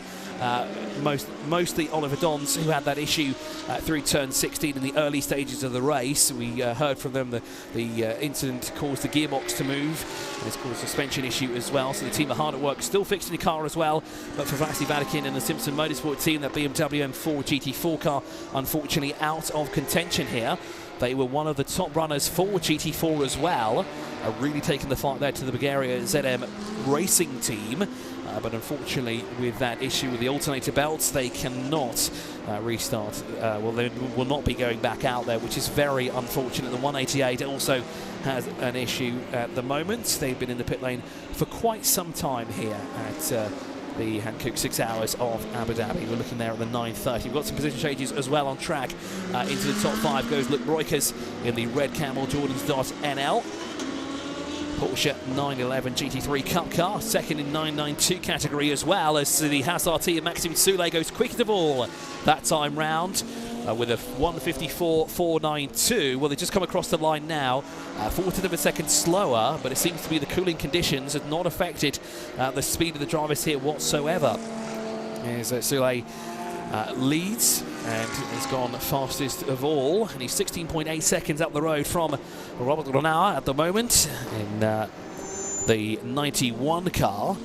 Now, there is Ted van Villay. Now, that's not Uwe Clean behind him at the moment. That is Laura Karlhammer, who is currently behind the JR Motorsport car. Now, are they in the same lap? No, they're not. There are a lap difference between the two of them. Uwe and Laura both having completed 96 laps. Ted van Villay has just completed 97 laps at the Yas Marina circuit here.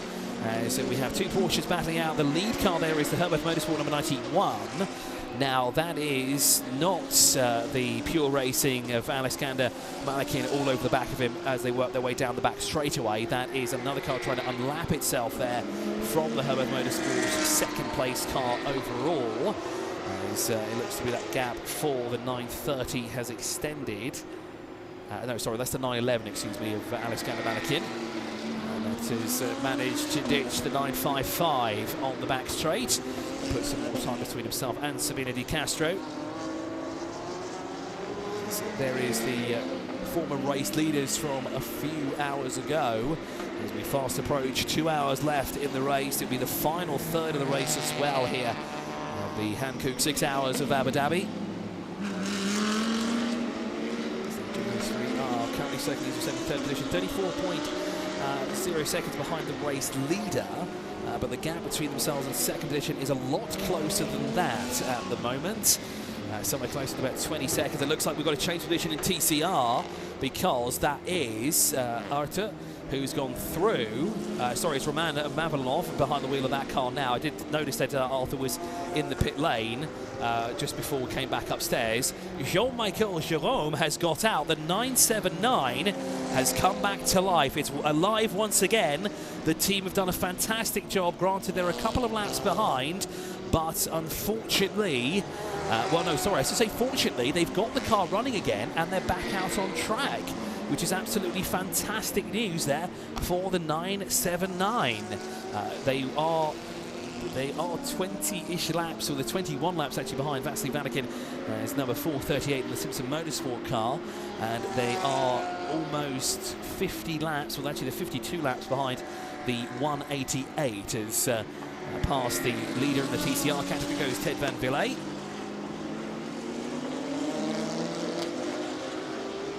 As we continue on here, now it looks to be the leader in the TCR category has managed to drop the 121 of Nicholas Blair. So the Wolf Power Racing team put 1.6 seconds between himself and that car in the previous lap. And what can they do this time round as into the pit lane has come Rui Mirita, the P21 Motorsport. Now I wonder if that's the secret weapon that Chris was telling me about earlier today, because of course he didn't want to reveal too much information, did Chris Hillaby. But we didn't see Rui Mirata behind the wheel yet, as in of course took the start. Chris Hillaby took the second stint there, and now I think that's Rui that's currently behind the wheel. So let's see what he can do. So Chris Hillaby is actually getting now back behind the wheel. I wonder if that's what he meant by secret weapon then. Is he the secret weapon for this? No, he can't do that because he can't do 2 hours and 9 minutes behind the wheel.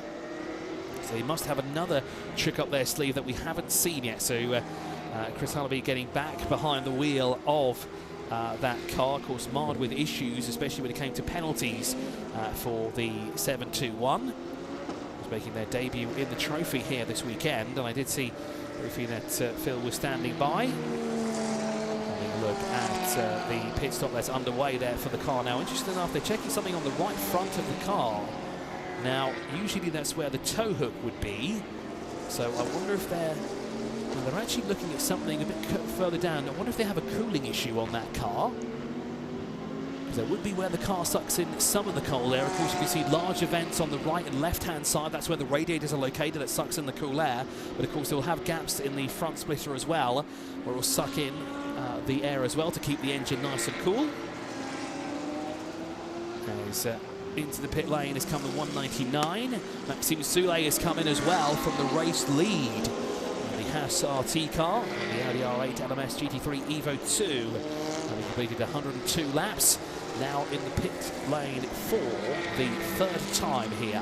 So I think they've done... yes, Chris, the 721 standard pit stop. They just put some gaffer tape over the lower grille, and you're right, it's Chris Hilleby getting at the wheel. No tyres, just driver change and fuel.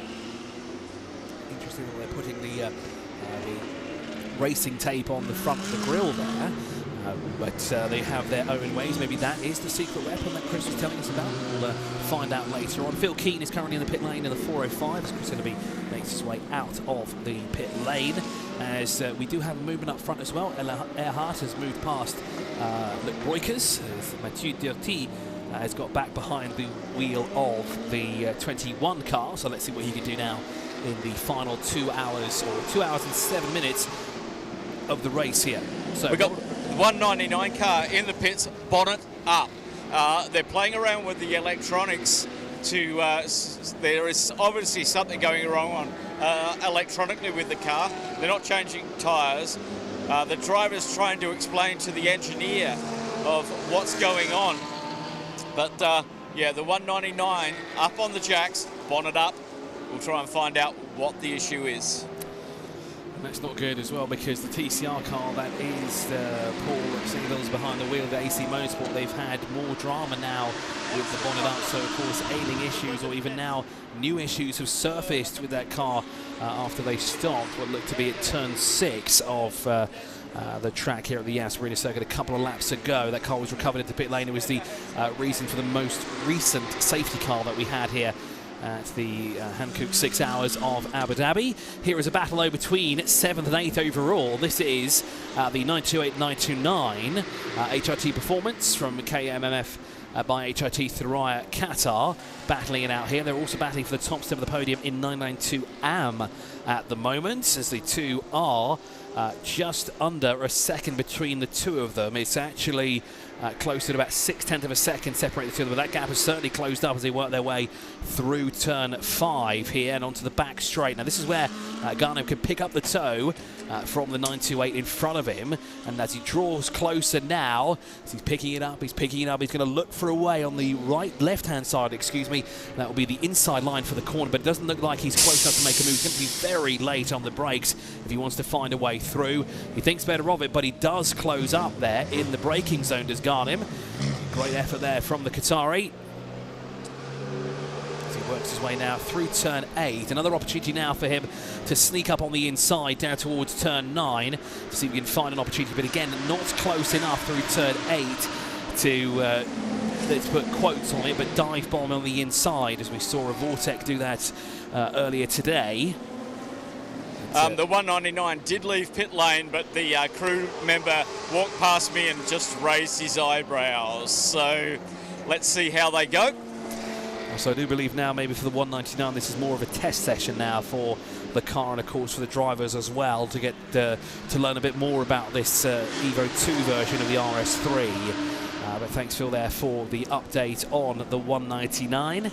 Let's see if they can manage a couple of more laps here around the Yas Marina circuit. As again, we've got two Porsches locked in battle, but that is the 721 that is currently leading that pack at the moment. Now, that doesn't look like Roman Mavlanov, because of course he's not in a Porsche. That looks to be possibly, is that Anti-Berry in the 930? Yes, it is. Looks to the inside as the 721 runs ever so slightly too wide through the corner, as Phil Keane has made it out of the fueling area. Now will make his way to his pit box for a routine pit stop here as we fast approach 2 hours completed here at the Yas Marina circuit. 930 has found a way past through, as we said, past the 921 to work his way now further up the road. The KTM crossbow of Lore Kalhama gets through as well, or does she, through turn 9? It was ever so close there between the leader in the in the GTX category, excuse me. Actually, no, not at the moment is Laura, because the leader of that category is the 763 of Uwe Clean for Tichenor Motorsport, and the Porsche 911 GT3 Cup in the GTX category. A little bit different spec there for the car. That's why it's in the GTX category compared to the 992.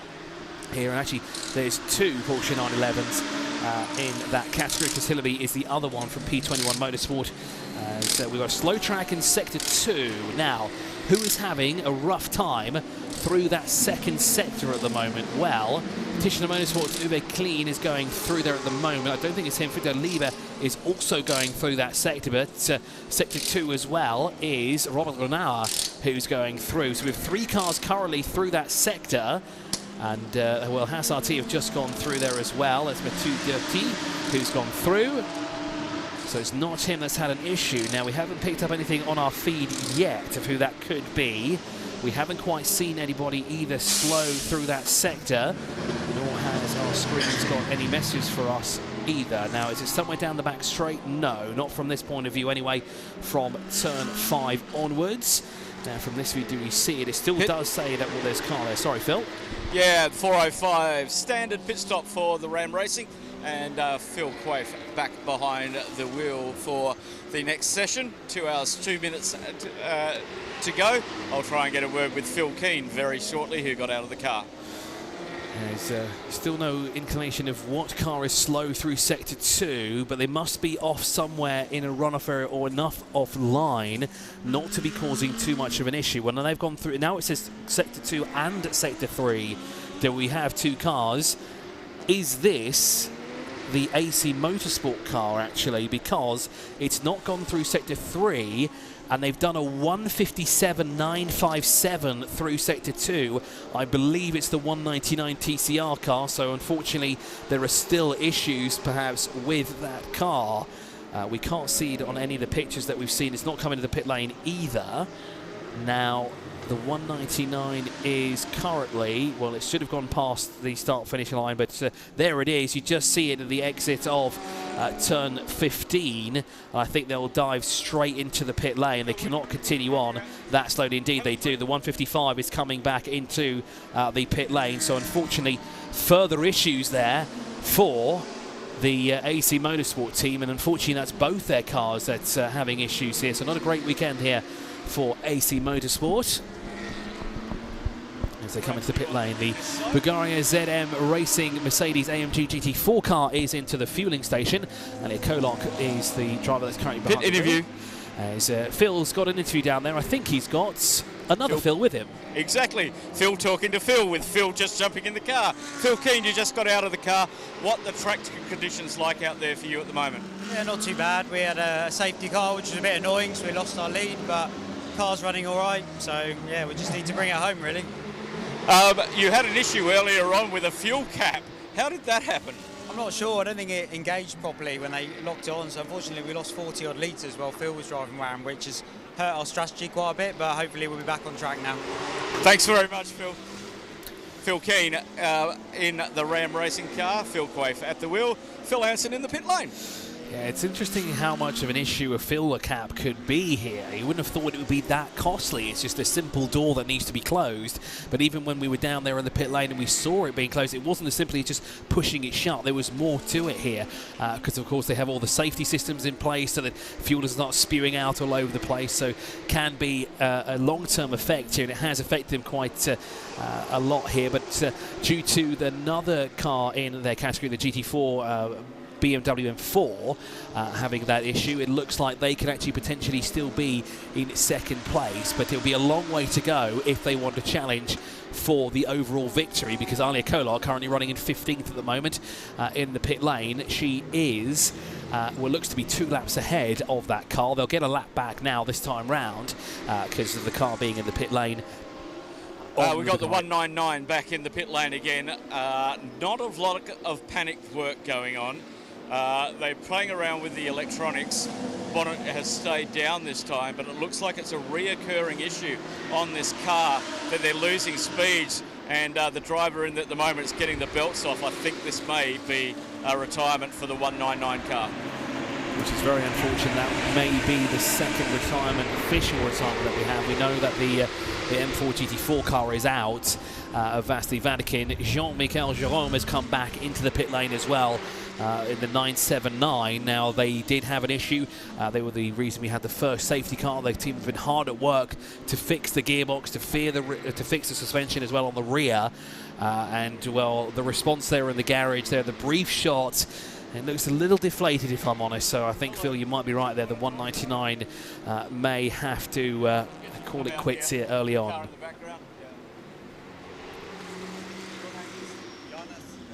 So Alia Kolak, as you said, in the pit lane at the moment. Aliskana Malikin as well is in for Pure Racing from second overall, and we've successfully elapsed we're successfully elapsed now into the final 2 hours, so we're into the final third here of the race. And why don't we have a look now at the category leaders in the respective categories. In GT3, it is Robert Renauer in the 91 Herbert Motorsport car, the community favourite before the stream started. A lot of people in the chat were rooting for Herbert Motorsport, despite them starting lower down. And I think we're going to have some highlights here to show you.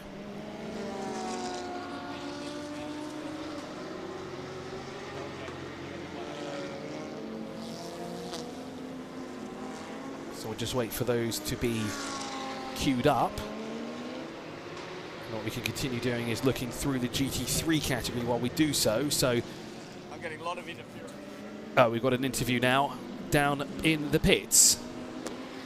Yeah, down here with Jonas on the 188 car. How's the race going for you guys? Not very well at this moment because 2 cars of ours are broken right now.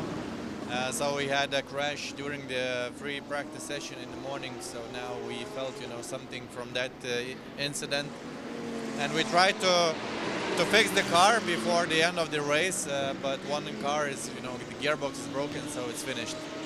Okay, and then this sister car has another issue as well. So, do you guys continue on the series and go racing in Europe with the Creventic series?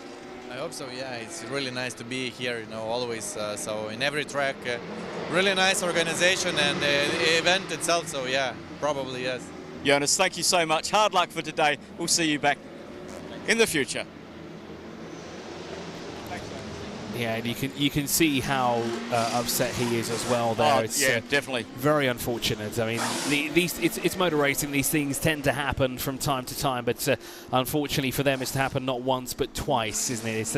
I think that's the worst of it all for AC Motorsport. That one car I think they could have dealt with, but the second car, I think that's a real kick in the teeth for them. So very unfortunate. We hope to see them back out soon enough with the TCRs later on in more of the endurance races that we have here with Creventic. Of course, the European leg of the season will start soon enough as things get a little bit warmer in Europe. Not here though, things get a bit cooler. It's very cool down in this pit lane. 911 just did a lightning stop. The Purex racing team, I'm not sure who got in there. We were running up from the other garage, but yeah, that was a very, very quick stop. Harry King has got back behind the wheel of that, and I did notice on the lollipop that they have for the car, it said "Happy Birthday, Harry King." So I wonder if that's from today or from yesterday, because they did do some sessions yesterday. I think it was an odd note to have there, especially on the lollipop itself. Are they telling him happy birthday while he's behind the wheel or while he's stopping, or is that another message that they need there? Or maybe it's a code message for them, actually. I think you're right, Chris. I think it's code. That makes a lot of sense, but I wonder what happy birthday would mean to them then. But yeah, Harry King is now back behind the wheel of the second place car, of course, race leaders earlier on. Now, we did have a change of position throughout the order as Chris Hillaby has moved up, as David Vuseski has got back now behind the wheel of the Bulgaria ZM racing car, as Alia Kolak has done one stint behind the wheel of that Mercedes-Benz AMG GT4 car. Behind them is around Mavlanov. Now, it was the 928 and 929, excuse me, that were doing battle earlier on. There is that battle indeed as they work their way through turn one, and again it seems to be the Ghanem Al Mahad car has not found a way through at all, and he's really struggling now at the moment to find that gap. He's seen an opportunity a few times, specifically through turn 6 and turn 9, but unfortunately just hasn't found a way through. That Porsche in front of him has been very wide indeed from HRT Performance in 7th overall. As Renauer out in front, as you said, gains an additional lap, and it's showing that he is 2 laps ahead now of second place, the Mathieu Dutry Haas RT car, with Harry King now dropping down to 3rd overall. So this will be quite interesting to see how this pans out. But it looks like Herbert Motorsport now does owe us a pit stop, as he's now been behind the wheel for an hour and 2 minutes. Now, he's not on the 992, so he wouldn't have the fuel mileage of the Porsche. And And let's see when they come into the pit lane. Phil Quaife has moved back up past the 416. Now that puts the Ram Racing Mercedes-AMG GT4 car into the lead of GT4 as well with that pit stop. So that's really helped Ram Racing out, although they are relatively close in terms of pit stops that they've done. Of course, Phil Quaife and the team have done 4 pit stops compared to the Bulgaria ZM Racing's 3, but that's of course due to one of them being technically an unforced one, but that because it was due to the fuel filler cap being open, which had cost them a fair bit. So Herbert Motorsport continue to lead with Robert Now behind the wheel. Mathieu Duty currently in second position. Harry King running in third. Those are your top 3 in GT3. Now in GT3 Pro Am, excuse me, is the Phoenix Racing. Elliot Earhart behind the wheel of that number 1 Audi R8. In GT3 Am, Miro Konopka behind the wheel of the ARC Bratislava Lamborghini Huracan is currently in 11th at the moment, trying to work its way through the densely populated 992 category at the moment. And speaking of which, it is Sabino Di Castro for William Motorsport by Abbey Motors, who currently leads that class at the moment over Luke Breukers and the 928 of Jim Raltian from HRT Performance, who is keeping Garlin Al-Mehad at bay in the QMMF by HRT Thrai Qatar car. That's the battle, of course, for the third step of the podium. In GTX, the Tichenor Motorsport of Uwe Clean currently leads in the 763 with Laura Kalhammer in the Razoon More Than Racing KTM Crossbow GTX in second, with Chris Hillaby currently in third in the second of the 2 Porsches in that category for P21 Motorsport. In TCR though, Sharky Racing's Roman Mavlanov leads from the 121, and in GT4 it is the Phil Quaife driven 405 from the 416 of Bulgaria ZM Racing. And those are your respective leaders in class. We have at least one official retirement so far, which is the Vasily Vatikin BMW M4 GT4 Simpson Motorsport car. Unfortunately, the alternator belt not available and has had an issue, and the part well is not available anywhere else. There's only one car on the entire grid, so unfortunately not able to even borrow the part from anybody, and I have a feeling both of the AC Motorsport cars are out as well. The 979 has come in, has come back into the pit lane after a lengthy stop inside for the gearbox, and of course the suspension on the rear was moved out of place due to the contact with the wall in the early stages of the race. So they've got back out and they've come back in, unfortunately, so more issues there for the 979. Up front though, the gap is 2 laps to the good for the 91 over the 21, and well, you would have thought if you didn't start anywhere close to the front, you'd have a bit of an issue working your way towards the front of the field at any point. Well, it seems to be the 91 has well put that back, or put that to rest, because they started down in 19th position and they've worked their way up all into the lead of the race. Phil, I do have an update about that coded message that was potentially on the 911. It was Harry King's birthday yesterday, so that explains why they had it on there on the lollipop. As it's not a coded message, it's just a simple happy birthday to the young man, who is currently circulating in 3rd position overall here at the Yas Marina circuit in the Hankook 6 hours of Abu Dhabi. Race leader having completed 113 laps. As you said, the 2nd place car, Mathieu Duty, has finished just 111 here on the Yas Marina circuit. The 21 laps in the books. There is the race leader, the beautifully livery car as well. A very deep metallic purple on that car with the black roof. Looks absolutely stunning here under lights here at the Yas Marina circuit. Hands down one of the best looking liveries we have here this weekend. Here is George King. A belated happy birthday to, Harry King, excuse me. George King, he raced in the Golf Radical Cup last year, didn't he? That's Harry King that's behind the wheel of that car. The 911 for Pure Racing. Currently sitting 25.1 seconds back from Mathieu Dutree, and let's see if he can start to catch up to him, because of course it looks to be they're actually lapping slightly faster. Actually, I say slightly, 1 second is not slightly faster. A tenth of a second will be slightly faster, but a full-on second is not slightly faster at all. That is quite significantly faster compared to the car that's in front of them there. So let's see what Harry King can do here in his stint that he's been behind the wheel only for about 7.5 minutes here. And if he can keep lapping a second faster than that Mathieu Dutree car, sure enough, we'll have a fight on our hands here for second place overall. We've got Mira Konopka and Ted Van Villay battling it out here. That is the ARC Bratislava car and JR Motorsports, the Huracan and the M6 doing battle. That is actually for position in class here. For 11th position, excuse me, not in class. Oh, it is actually in class as well, because they're both in GT3, aren't they? Yes, they are. So not just for overall in 11th or 12th position in the 44 and the 12. They're also battling for 5th overall in the GT3 category at the moment. And how convenient is the number 12 currently in 12th position at the moment as they come up on the back bumper of the Vortec V8 here, the 701 car.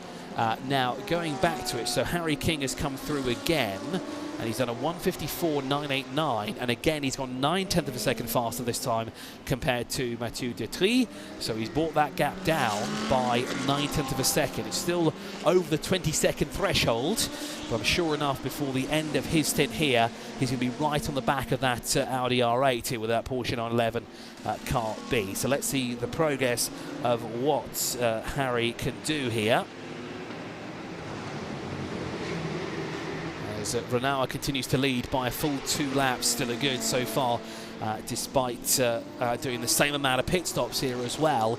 So interesting strategies being played out here for the top 3 at the moment, because actually Harry King's done an additional pit stop compared to them, because he's done 4 pit stops. Well, I mean, the team has done 4 pit stops for Pure Racing, not Harry King himself. He, of course, started the race. This is the second time he's got back behind the wheel. As the Ram Racing car there of Phil Quaife flashes the lights on the one of the TCR cars. I think it's the 121.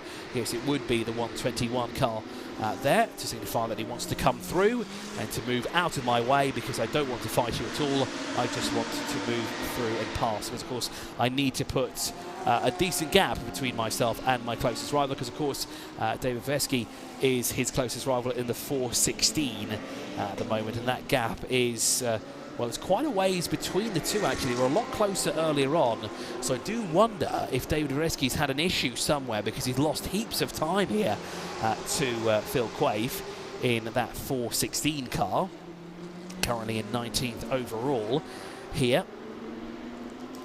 And that would be the battle for GT4, and unfortunately down to 3 cars here.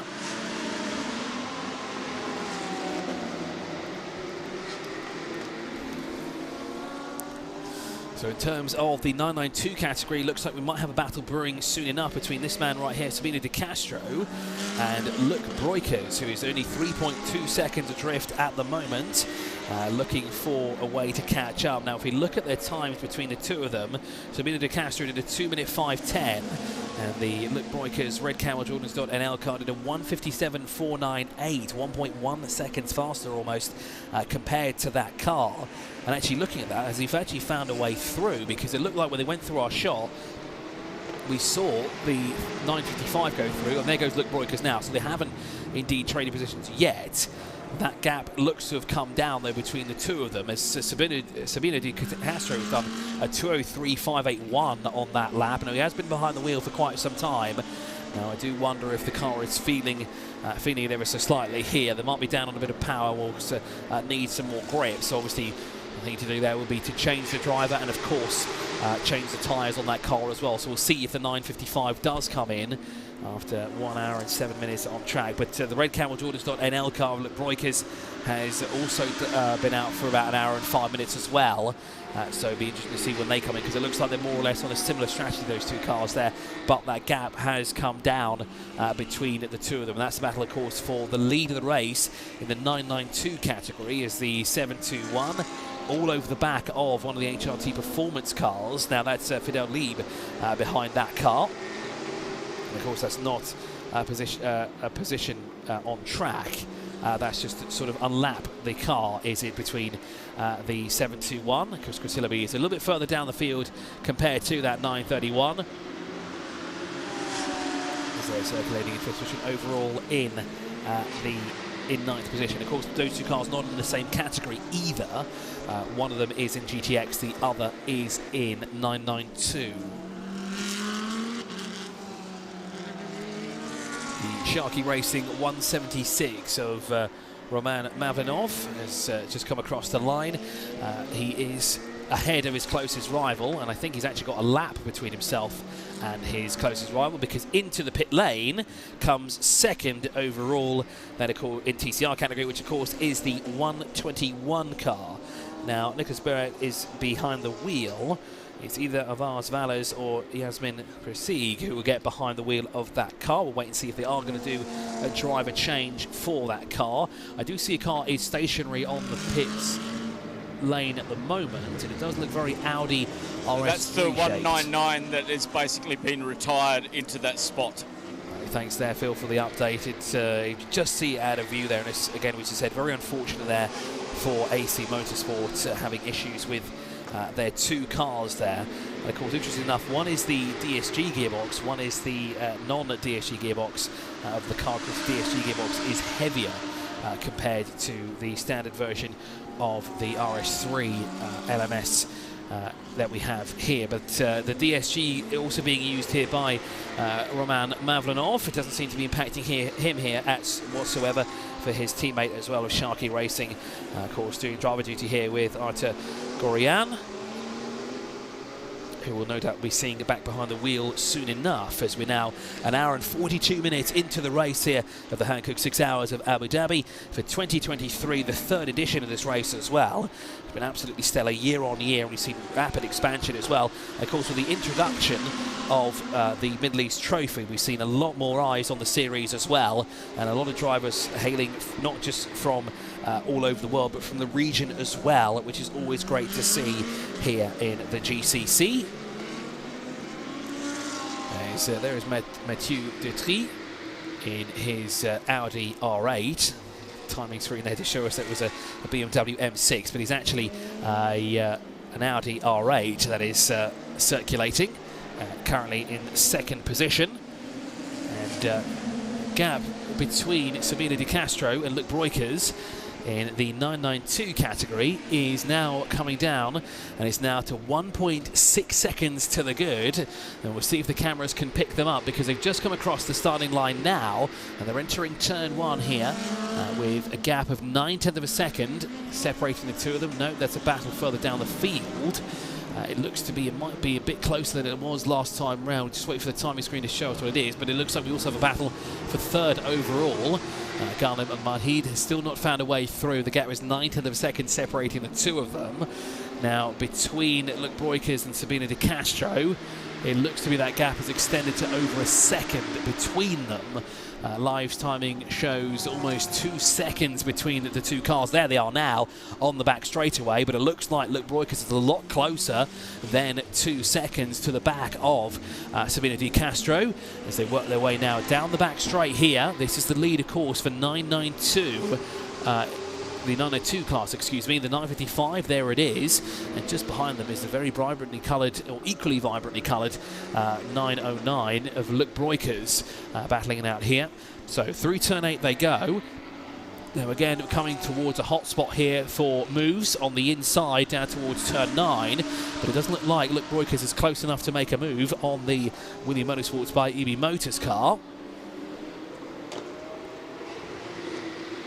They're through turn 9, and again, not close enough to make a move, but on the exit it seems to be.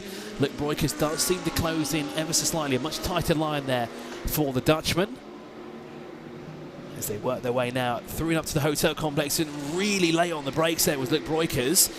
really starting to reel in Sabino Di Castro as they work their way now underneath the hotel bridge. They'll work their way now through turn 14. Then they go pop into view, and that's a lot closer than 2 seconds as we work our way through the final corner between these two. There's about a car length or two, maybe got 2 to 3 car lengths now that's stretched out to, but it's the braking zones where Luke Breukers really closes up. But of course, he's so late on the brakes, that means he loses time on the exit of the corner. But here we go down towards turn 1. He's thinking about it, but he's closing up. Not close enough, though, to make a move on the back of the 955. As we'll have another lap of this fantastic battle for the lead of the race in the 992 category here between the 955 and the 901. They work their way now through turn 2. Very quick sequence of corners as well. You can go flat out through there. Of course, if you're brave enough, you can do flat out. Of course, every driver has been brave enough to do so here this weekend.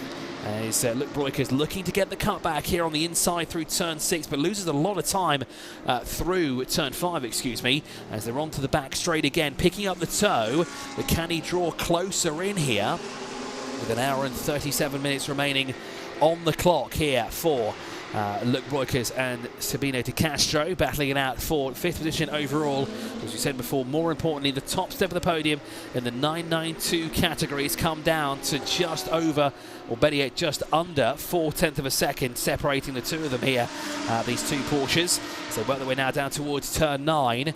Can Luke Breukers find a way on the inside? Is he close enough to make a move? Well, if he's very late on the brakes, he might try it. He thinks about it, but thinks better of it. Decides, no, I'm going to try somewhere else. I'm not close enough. Runs a little wide through turn 9 in his Porsche. Long stop for the 121. A lot of work going on underneath the car, checking the suspension and everything. They've just released it out onto the circuit, but it was stationary down in the pit box for a very long time.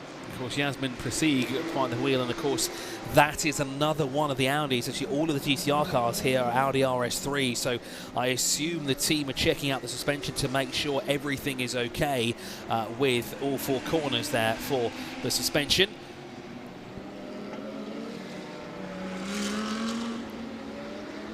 As this battle still rages on here between Sabino Di Castro and Luke Breukers. Gap has come down again to about 3/10 of a second between the two of them here at the Yas Marina circuit. The Hankook 6 hours of Abu Dhabi. We're into the final 2 hours of the race here.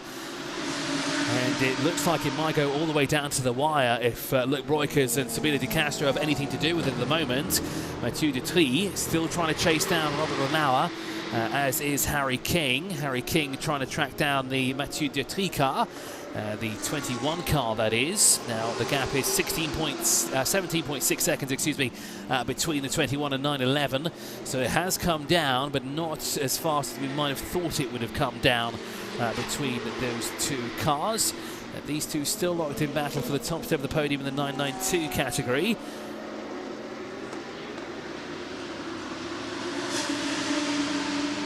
As they work their way through turn 8, looking for an opportunity now through turn 9. It looks like they've got some back markers in front of them.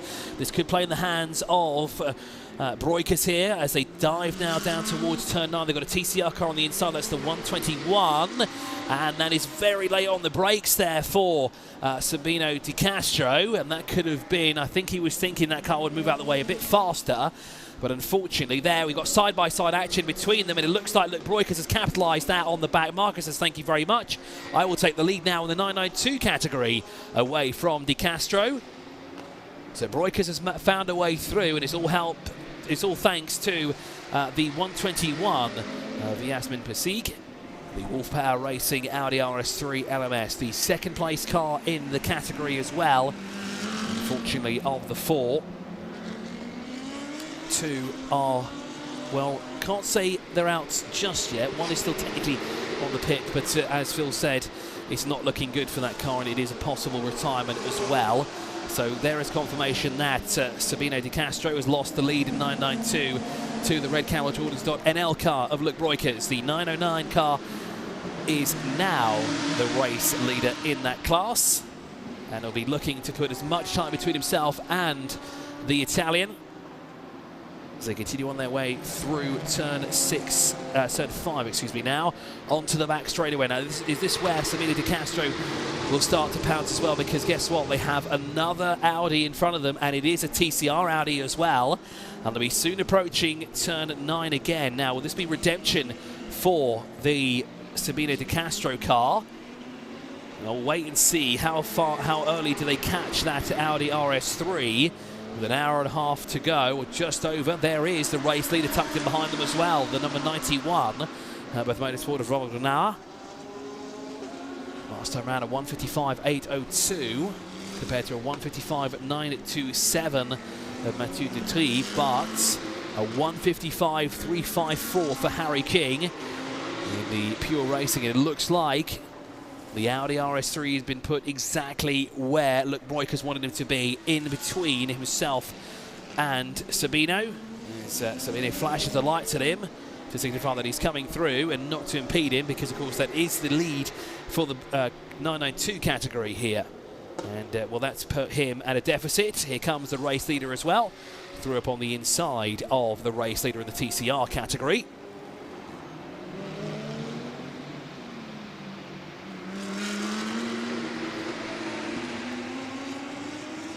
So in terms of battle elsewhere,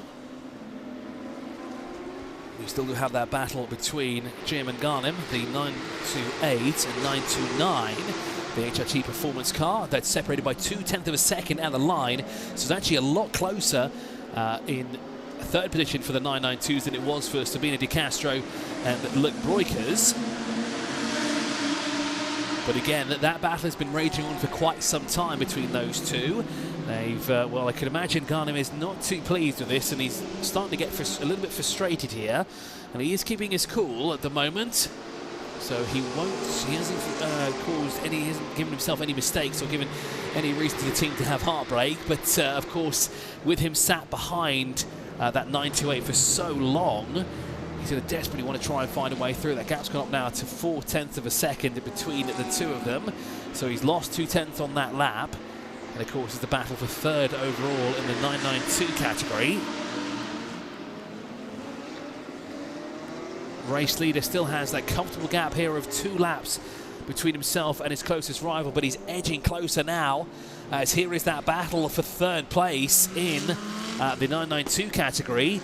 That was the 928 and the 929 battling it out there.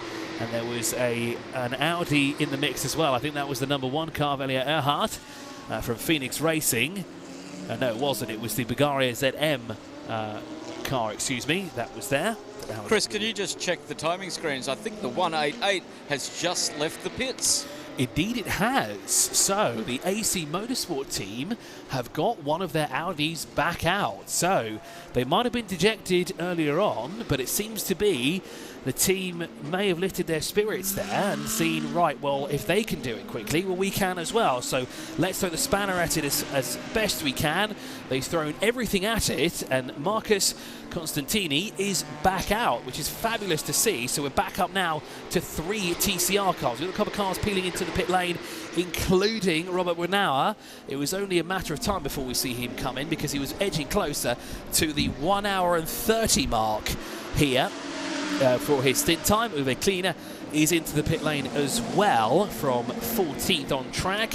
He, of course, is the leader in the GTX category. He will relinquish that lead now back to the KTM Crossbow GTX of Resume Morgan Racing, and that means that Laura Kalhammer is back into the lead of the category there of the GTX class here at the Yas Marina circuit. So race leader is in. Now, wonder how much time he will lose, because, of course, the Mathieu Detry car has only 37 minutes on the driver's stint time at the moment. It's showing that they're a lap back at the moment. Now, where is the 21 car? They are currently circulating on the back straight. I think they will be put on the same lap here, or they might even take the lead here at the Yas Marina circuit, unless something happens, maybe a yellow flag or something. But let's not jinx it here as he works his way now through turn 8. Here's Mathieu Detry, and we want to see if he will come out in front of the race-leading, class-leading GT3 car the number 91 of Robert Renard here at the Yas Marina circuit. So it's 122 laps completed by Robert. It is 121 laps completed by Mathieu Detry. It's also 121 laps completed by Harry King and Ilya Earhart. So it would put 3 cars back into or back onto the lead lap of the race here. So that would make things very interesting because they're in quite close proximity as well. It's now the gap between Mathieu Detry and Harry King has come down to now 13.2 seconds to the good between them. As Garnham looking ever so closer there to the back bumper of the 928, who just cannot find a way past that HRT performance car at all. Don't think he's going to be wanting to see much of the rear end of that Porsche for much longer. Now, Mathieu Detry has gone across the line and is now back on the lead lap. Now, where is Harry King in all this? He's coming through turn 16 now. That will put Harry King back on the lead lap as well. And Ilya Earhart is the one car working her way through turn 13 and up through turn 14. It'll put the number 1 car back on the lead lap despite having a torrid start earlier on in the race about 4.5 hours ago. Mira Konopka in the pit lane as well in the 44 car for ARC Bratislava, currently running in 5th position overall. That will give, in the GT3 class, excuse me, they'll give 5th now to the BMW M6 of Ted van Villey. As it looks to be the battle for the lead in 992 continues to rage on, because it looks like Sabina De Castro has found a way back up to the back bumper of Breukers here, and that gap has come down to 0.4 of a second separating the two of them, which is fantastic because we have another battle here. And I think, does Phil have someone down for us there in the pit garages?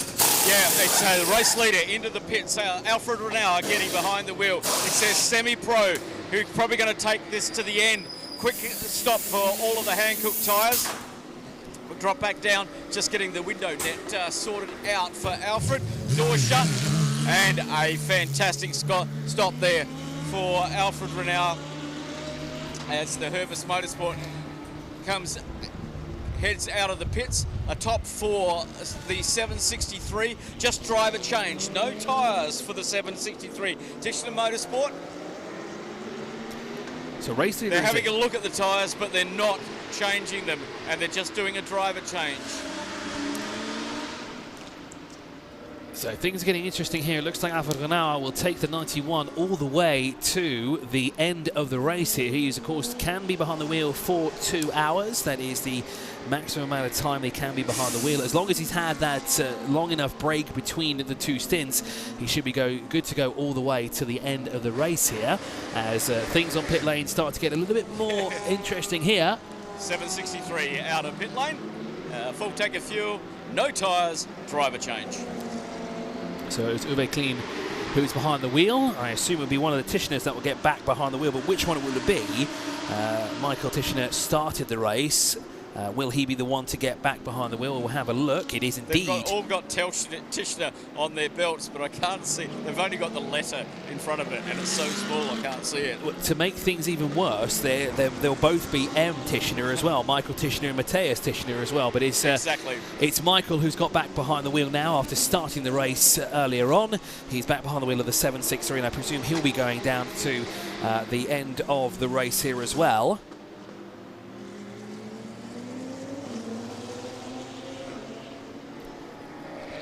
As that car peels out of pit lane, of course, relinquished the lead when they came in GTX to Laura Kalhammer. And I think Kalhammer will have to come in soon enough as well, as she's fast approaching an hour into her stint. Now, is that the ARC Bratislava car? Yes, it is. A very unique tone from the Lamborghini Huracan. Very easy to pick it out of a crowd as it roars its way underneath at a very low speed as well, but still very distinct sound to that car. Makes it easy to find as Ted van Villey now goes into 5th overall in the GT3 category as the ARC Bratislava car is working its way down. As you said, the 188 has got back out, and it looks to be whatever they've got, whatever issue they had, it seems to be the issue has been somewhat sorted, because they've been able to circulate for more than 2 laps here, as Marcus Constantini in the AC Motorsport 188. excuse me, in 22nd overall and 4th in the TCR category. 8 laps currently behind the sister car, the 199. They'll no doubt get those laps back if they continue on with this pace here, and soon enough they'll be into 3rd position overall. A bit further back though to challenge for 2nd in classes, Mathieu Detry now is in the lead of the race by 7.8 seconds to the good. Harry King is 8.4 seconds back from the race leader. So the battle is on now for 2nd overall in GT3 and of course 2nd overall in class. And of course that will be soon enough. It could be a 3-way battle between Haas RT, Herbert Motorsport and of course Pure Racing. The 21.9 and 9.11 all separated by just 8.4 seconds with the first 4.5 hours complete here at the Yas Marina circuit, as we see another car pull into the pit lane. That's Vidal Lieb in the HRT Performance 911. Now, is that the one that Garnham has been all at the back of? No. Garnham is still struggling to find a way past the 928 here, as out of the pit lane goes Andrei Lewandowski, who will now take driver duty for the ARC Bratislava Lamborghini Huracan here. As there we see the Bulgaria ZM racing car, the Mercedes AMG GT4, the 2 GT4 cars that are running 1-2 are both AMGs at the moment, and actually they're running in 2nd position, aren't they, because they're a bit further back from Phil Keane here with Phil Quave, excuse me, is behind the wheel of that car. He is currently in 16th overall, with David Vesky currently behind the wheel of the 416, and they've got the leader in the TCR category separating the 2 of them at the moment. Detry across the line again. As we said, the 4 race leaders now on the same lap, and that gap between Lanauer and King is coming down. It is less than a second separating the 2 of them. I do wonder how far back Elia Earhart is in the Phoenix Racing #1 Audi.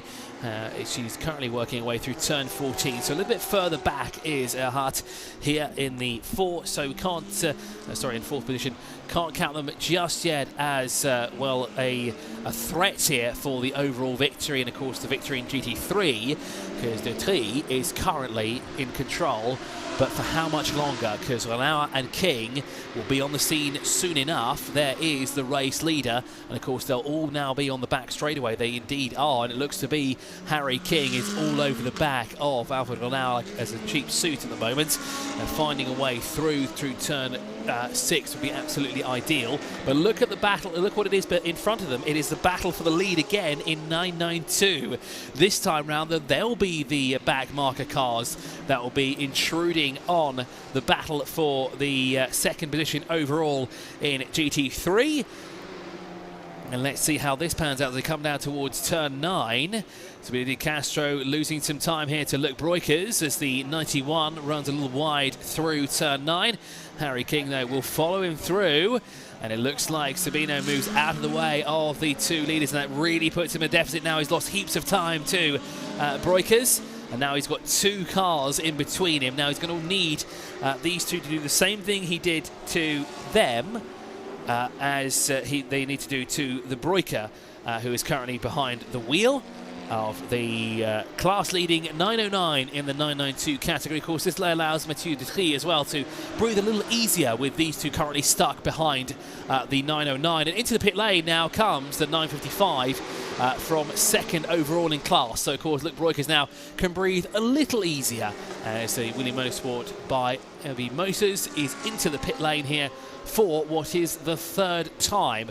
So I think within the next 2 laps we will see the 909 also come in, because that stint time is now close to 1 hour and 30 minutes separating the 2 of them. The 928 also will over to pit stop very soon, as will the Garnin car as well, the 929, the Qatari car, and I have a feeling it will be Julian Hans who will get behind the wheel of that car here, because we haven't seen him out just yet. As Ted Van Villay moves up into 10th position overall. And it looks like the 928 has come into the pit lane. Indeed, he has. So the 928 is in from HRT Performance Car and can finally breathe a sigh of relief here, as he hasn't got to deal with being stuck behind that 928 car.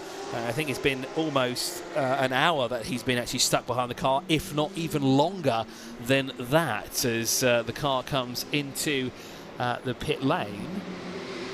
That's actually Friedel Lieber, excuse me. Here is the Harry King car going past Alfa Renault actually through turn 8, but there's an answer from Renault through turn 9 as they were side by side. Momentarily there could have been some contact between the two of them as things could have got a little bit dicey there through turn 9. I think Phil's got an update for us down in the pit lane. Another gun stuck on the right front of a wheel again. Now, this has happened quite a fair bit on a number of the cars that we've seen here, and of course that can be problematic because again it can wear the thread down completely, so it's basically the locking mechanism just doesn't lock into place, and well, that's another slow pit stop here for another Porsche.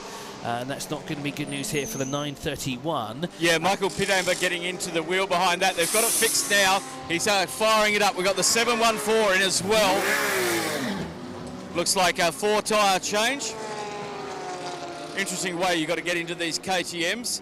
The roll cage does go across the top where that hood pops down on. Now, we had problems with that hood in Dubai. It kept on unlatching. So it looks like it's all in good condition now. Should be the final stop for these guys. And from my memory, they were leading the GDX class. Bonnet coming up, they're just checking the oil, okay? They had a failure in Qatar of the engine, and they're just topping up a few of the fluids, and they'll be back underway. So with an hour and 20 minutes left on the clock, I've just seen a penalty is pinged up for car number 44 for exceeding the speed limit in the refueling area. 22-second time penalty will be added to, or better yet, the Andrei Lewandowski car will have to serve a 22-second penalty, which is going to be absolutely disastrous for the ARC Bratislava car, because that will lose them more time to Ted van Villay, and of course they're already at the tail end of the field in the GT3 category, so that is not great news for them. They're going to have to push even harder now in the final hour and 17 minutes of the race if they want to be anywhere close to the top 5 in class. Now, Mikael Pitnama is out of pit lane in the HRT Performance 931. Dominic Orbit has got behind the wheel of the Resoon More Than Racing 714, so the Case and Crossbow team have put a new driver behind the wheel. Mathieu Detry is currently still leading the race by 6.6 seconds, but it's only 7.1 seconds separating the top 3 at the moment, and it seems to be that battle for second position is not over just yet, as Harry King may have found a way through, but it looks like Gonauer is not making this easy at all. He's going to make King fight for this position, and he's going to make him defend like mad as well as they work their way through the turn of 5 complex and down the long back straight here. This is the opportunity now for Gonauer to pick up the toe, but it seems to be that King gets the better exit and is pulling away along the back straightaway. Luke Broikers is in the pit lane for Red Camel Jordans.nl. He will relinquish the lead in the 992 category to Garnham, and the 929 car, Antti-Burri, behind the wheel of the 930, will go into second position after leading the race earlier on today. Looking to climb their way up the order as the 929 is in the pit lane as well here, so there will be a driver change, and I do think it was Julian Hunt, because we've not seen him out at all here at the Yas Marina Circus. So I think he'll be doing the last hour or so, about hour and 15 minutes, come to think of it, as Sergei Nikolai has got back behind the wheel of the Willie Motorsport by IBI Motors. The 955 car has been released, and Mika Panau is back behind the wheel of the 928 car for HRT Performance. 8th overall in the race, but 4th overall in class. Looks to be got the jump at least on the 955 car as they've both come out of the pit lane. So the Vortec car has stopped in the penalty area.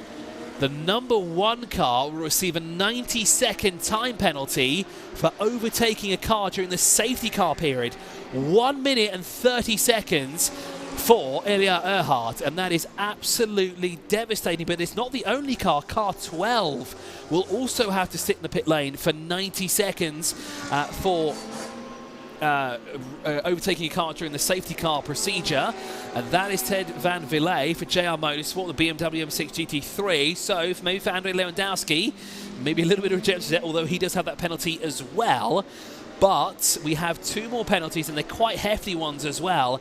Car 405, Phil Quaife, receives a 120-second time penalty for overtaking a car during the safety car period, as does the 955. The Willy Motorsport by DHABI Motors has picked up a penalty, and that is absolutely devastating there for the team.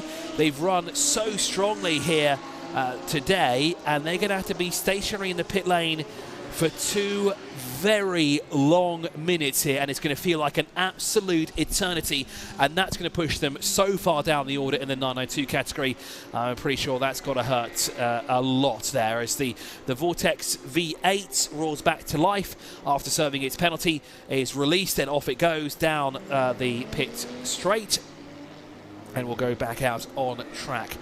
But I think the biggest one here is Ilya Erhard, currently running in 4th position, will have to come in and serve that time penalty, as the 701 was stationary there for 246 seconds. I thought 120 seconds was a long time. 246 seconds, that is bonkers when you think about it. That is an extortionate amount of time there. That is absolutely insane. Indeed it is. Safety car really destroying some strategies out there.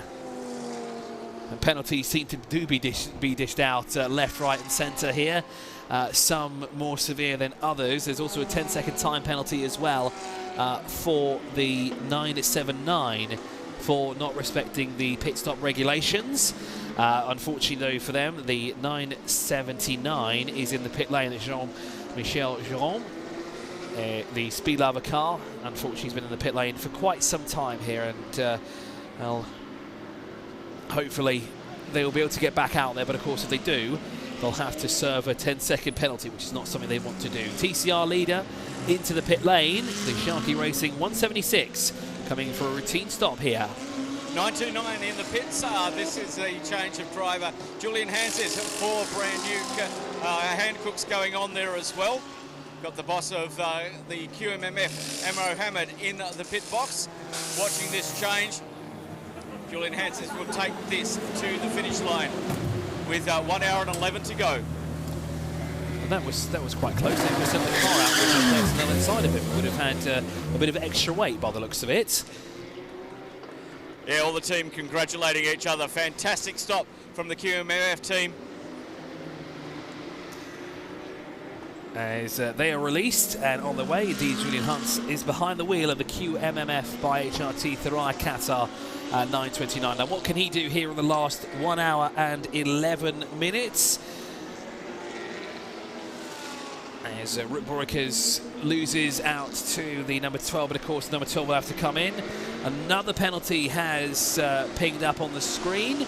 The 911 car, oh, that's not good either. That's Harry King that will receive that penalty. And interestingly enough, it says overtaking another car outside track. So that means he's used up the wrong part of the track. He's put more than 4 wheels over the white lines to overtake another car. Now, is that the move that he made on Alfred Ronauer? Now, I do wonder if we could get if we did see that on the feed, and if we get a replay of it to see if that is the reason as to why he's received it. This is a sigh of relief, though, for Mathieu Detry. It is also a sigh of relief for Herbert Motorsport as well.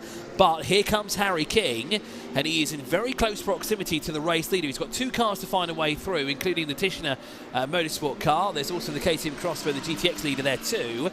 But there it is. There's only 1 car separating now. First and second place here, and overall in the course in GT3. Now, through corner 6 comes the 911 of Harry King. The team will, of course, relay the information that he needs to come in and serve that penalty. I think they might want to do it sooner rather than later, but let's wait and see. And I say decide to appeal the decision, because I have seen that some penalties have been cancelled, so there is obviously a possibility that could happen if they do have the evidence to provide that they did not go all out and put all 4 wheels off track to take that position away. Ted Van Vliet is in. I presume he's in actually to do his drive-through penalty. It says that he's in the fueling depot, but I think that M6 might go all the way through. Not yet, anyway. Haven't seen it come through yet, so I think they are actually putting fuel into the car.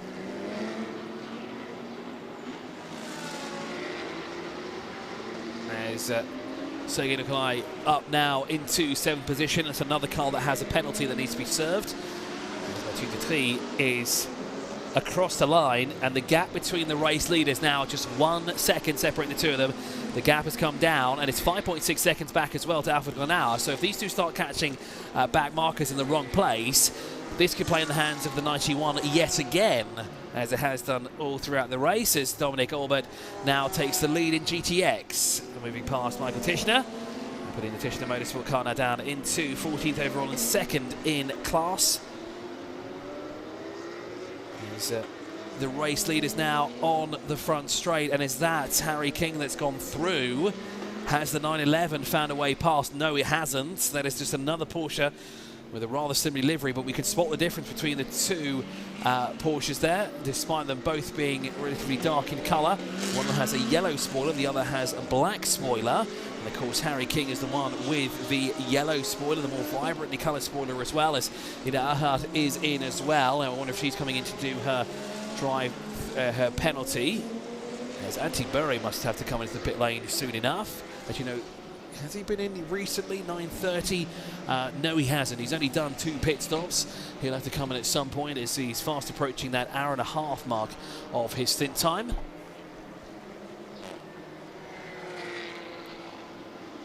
So both the 1 and the 12 are both into the pit lane here.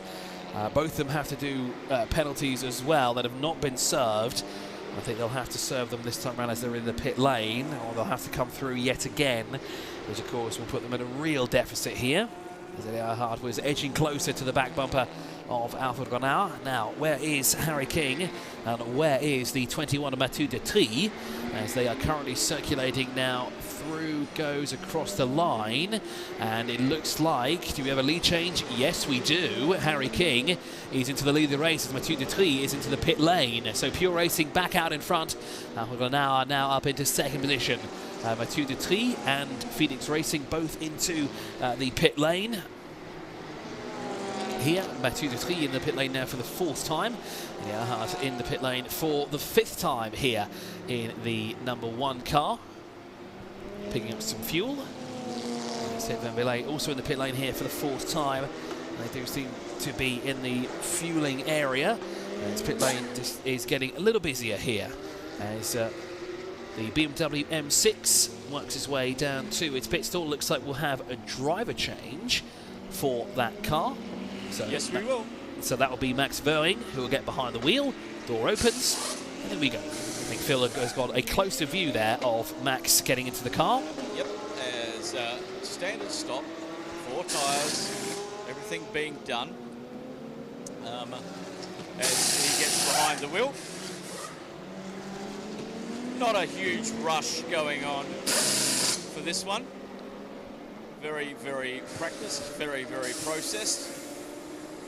Lovely looking car, still looking in fantastic condition. Been out on the track for nearly 5 hours and it looks totally untouched. Yeah, there's not a lot of rubber pickup either on the front bumper of the car. So he must not be as close to cars as we first thought, because of course that's where all the rubber will come from, wouldn't it? Being shredded off the rear tyres. And there they go. And off goes the BMW M6. Max Verling will be behind the wheel of that car. Now they do need to come in and do a penalty though at some point. Unless they really want to ride it out all the way to the end. Another car being done for pit lane exit this time, and there's crossing the white line at the pit lane. A 10-second penalty to car 176. And that is our race leader in the TCR category as we fast approach 1 hour and 5 minutes remaining of racing. Ilya Earhart has made her way now down the pit straight and will be working her way towards the pit stall. Now, I do wonder, Phil, can you see any drivers getting ready to hop behind the wheel of the number 1? Yes, there is a driver ready down there. I don't know who it is because they're way down there and I can't see that far. So we have a few choices here for the number 1 car. We have either Michael Doppelmayr, who we saw earlier on the race, Pierre Kaffer, or Sven Harberger. I don't think it will be Sven Harberger. I think he's done enough driving here today. So it'll either be Pierre Kaffer or Michael Doppelmayr, and there will be the driver there to take them to the end. I have a feeling it might be Pierre Kaffer, actually, who will take them all the way to the end. Quick stop for the number 1 there, back out on track.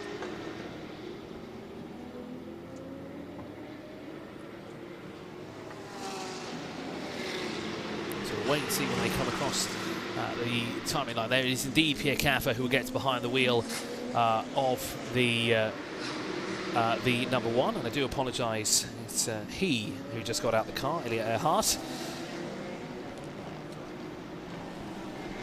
And it's Pierre Kaffer will take over driving duties for that car, but of course he will have to come in and serve a penalty though, because that 90-second penalty has not been done yet. They've been in and out of the pit lane to do a top-up of the fuel tank. They've also got a fresh driver behind the wheel. They've got their pro driver as well behind the wheel. Of course, the other 3 drivers, drivers there, Michael Doppelmayr, Sven Harberger and Elliot Earhart.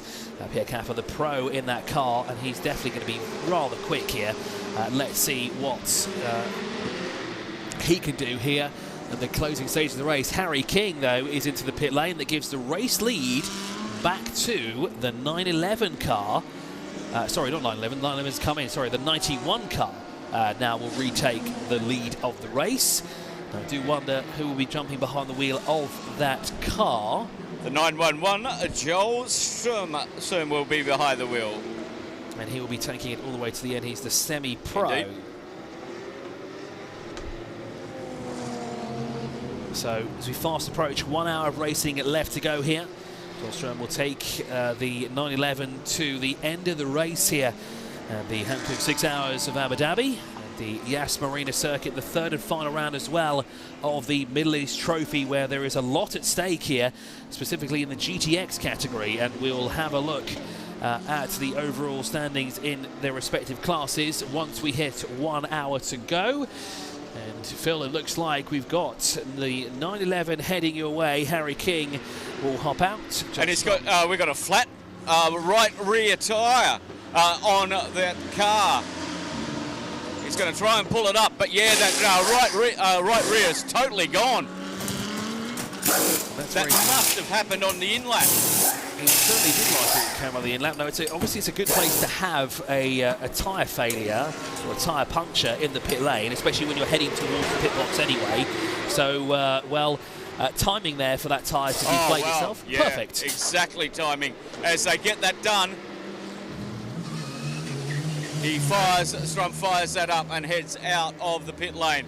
That was a real moment for them. It looked so strange coming down the pit lane, but a puncher on that looks like on the in-lap for the 911, and they made it into the box, into the refueling area before coming into the box. Thanks, Phil, there for the update there for Joel Strum and the Pure Racing team, as Maxime Soulet is behind the wheel of the 21 Audi R8. Now, what can he do to the end of the race? He, of course, is the pro driver, so I think we might have a fantastic battle here towards the end of the race. Well, we've got now Alfred Renauer, who leads at the moment. He, of course, is the semi-pro. I wonder if Robert Renauer will get behind the wheel of that car, so then we'd have 3 pros that will be scrapping it out for the top step of the podium. As we said, Joel Strum is behind the wheel. Antti Burry does owe us a pit stop as well. He's edging close to that 1 hour and 30 minutes behind the wheel. And, well, we're about to approach 1 hour of racing. So we'll have left on the clock. So 60 minutes almost left on the clock. It's hard to imagine we've done already 5 hours of racing here in the Hankook 6 Hours of Abu Dhabi. But it's time now to have a look at who is where in their respective category. We'll look at overall first of all. It is Alfred Renauer leading from Joel Strum, and Antti Burry are your top 3. From Hermeth Motorsport, Pure Racing and HRT Performance. It is is interesting that we have a 992 currently in third overall, but of course that will change momentarily because Antti Berry needs to come in to do his not drive the penalty. He needs to come in and do a pit stop. That's the one I'm looking for here, because he's not one of the drivers that's been pinged for a penalty whatsoever, so he doesn't have to do that. He just needs to come in and do just a pit stop, bide his time, and just wait it out here and to see if he can stay ahead of Rick Breukers, because of course Rick Breukers second in the 992 category, is Sergio Nicolai in third overall. The 955 though needs to come in and do a penalty. They need to stop in the penalty area, and they will serve quite a long one as well. It'll be 90 seconds. We didn't know it's not. It's 120 seconds they'll have to be stationary for, and again, that will feel like an absolute eternity for the 955 car. And pro in GT3 Pro-Am is Pierre Caffa, who leads for the Phoenix Racing team. He's just got back behind the wheel, so a fresh set of legs and eyes, of course, behind the wheel of the Audi R8. In the GT3 AM category, Andrzej Lewandowski for ARC Bratislava is leading that category in the 44, down in 11th position overall, behind the wheel of the Lamborghini Huracan there. In GTX, it's Dominic Albert of the Razoon More Than Racing KTM Crossbow, who leads with Michael Tischner. Tischner Motorsport currently in second in that class, with the P21 Motorsport of Chris Hillaby, who's currently in the pit lane, running in third position. Now, of course, in GTX, this is where we have one of the closest battles, because we have the Vortex V8 and the Razoon More Than Racing car coming into this race. Equal pegging on points, with 72 points apiece for the 701 and the 714. With Leopard Motorsport not taking part here. It's going to be a fight all the way down to the end, but for the 701, they're quite a ways behind their rival at the Vortex V8. In TCR, the leader is Artur Gorian, Sharky Racing, in his Audi RS3 LMS DSG. Jasmine Pasieg runs in second position in class in her Audi RS3 LMS TCR car for Wolf Power Racing in the 121. And the Marcus Constantini car, the 188, has got back out and has managed to lap its AC Motorsport sister car to put itself in third overall in the TCR category. In GT4, we only have two cars running at the moment, which of course is the Ram Racing of Phil Quaife, who's currently circulating behind the wheel of the 405, and David Breski in the Bulgaria ZM Racing Mercedes-AMG GT4 car, the 416. 721's just come in to do a pit stop. I think it may be Rui Morita getting behind the wheel, not sure about that one. So we'll see when they come across the line. So 721 is in. Chris Hillaby has jumped out of the car. I can tell you it will be a Portuguese driver behind the wheel of the car, because of course Hillaby's teammates both are from Portugal. I think it might be Jose Monroy who might get behind the wheel, because we haven't seen him since the start of the race here, and it is Jose Monroy. I couldn't read their waist, but they were standing across the other side and waving their hands around in front of themselves. I 100% agree with you there. It's very difficult sometimes to stare down at their lower region of their body, so yes. And of course, sometimes the drivers don't even have their names on their race suits. Either they've changed it at the last minute, not their names obviously, but their race suits, so they might not actually have it there at all. So 1 hour left on the clock, actually better yet 56 minutes left on the clock. Well, who would it be at the line? Well, we're going to have a fantastic battle between the 91 and 911 at 21. And of course, we cannot discount Pierre Caffa at all here. The pro driver is behind the wheel of the Phoenix Racing Audi R8. He's currently 52 seconds off of Joel Strum in his Pure Racing 911. The battle will certainly be on, although there is 2 laps between the 91 and the 911. That will no doubt disappear when the 91 comes into the pit lane. But I do wonder if we'll have Robert Renauer behind the wheel, or if it'll be one of the Newhalfers who will get back behind the wheel of the 91 here at the Hankook 6 Hours of Abu Dhabi. So the closing stages here of the race, things are going to get very interesting here indeed. Antti Berry is into the pit lane as well from the lead in the 992 category after being third overall for some time. He brings his HRT performance number 930 into the pit lane here. Luckily, he's 3.5 minutes, if not more actually. He's 3 minutes and 58 seconds ahead of Rick Breukers in the red Camel Jordans.nl car, who is running currently in second position. So we might have a lead change there due to this pit stop, but 1 hour to go or less. It's, well, picking a winner is going to be very difficult. You would have thought with endurance racing it might be a bit easier than standard sprint racing, but you'd be very surprised. I mean, look at the finish that we had last week of the 24 hours. It was under a minute separating the two of them. I think it was closer to about 30 seconds separating them, and that was only because additional time had to be added. I think it was even closer to about 10 seconds between the top two, which when you think about it, after 24 hours of racing, it's amazing. It is. It really is. Yeah, we had 17 lead changes in 12 hours. It's absolutely astonishing here. And I've just seen on the screen as well that it actually tells us what cars have penalties and how much they have to serve it for as well, which makes things a little easy. And I see a number of cars still have to come in and serve at penalties here. Yeah, they've got to do the big penalties before 30 minutes before race end as the 930 heads down for their stop. So the 930 is in the Zanti-Bury. So they've refueled the car, and I have a feeling a Finnish driver will get back behind the wheel. Yeah, 4 tyres going on that one.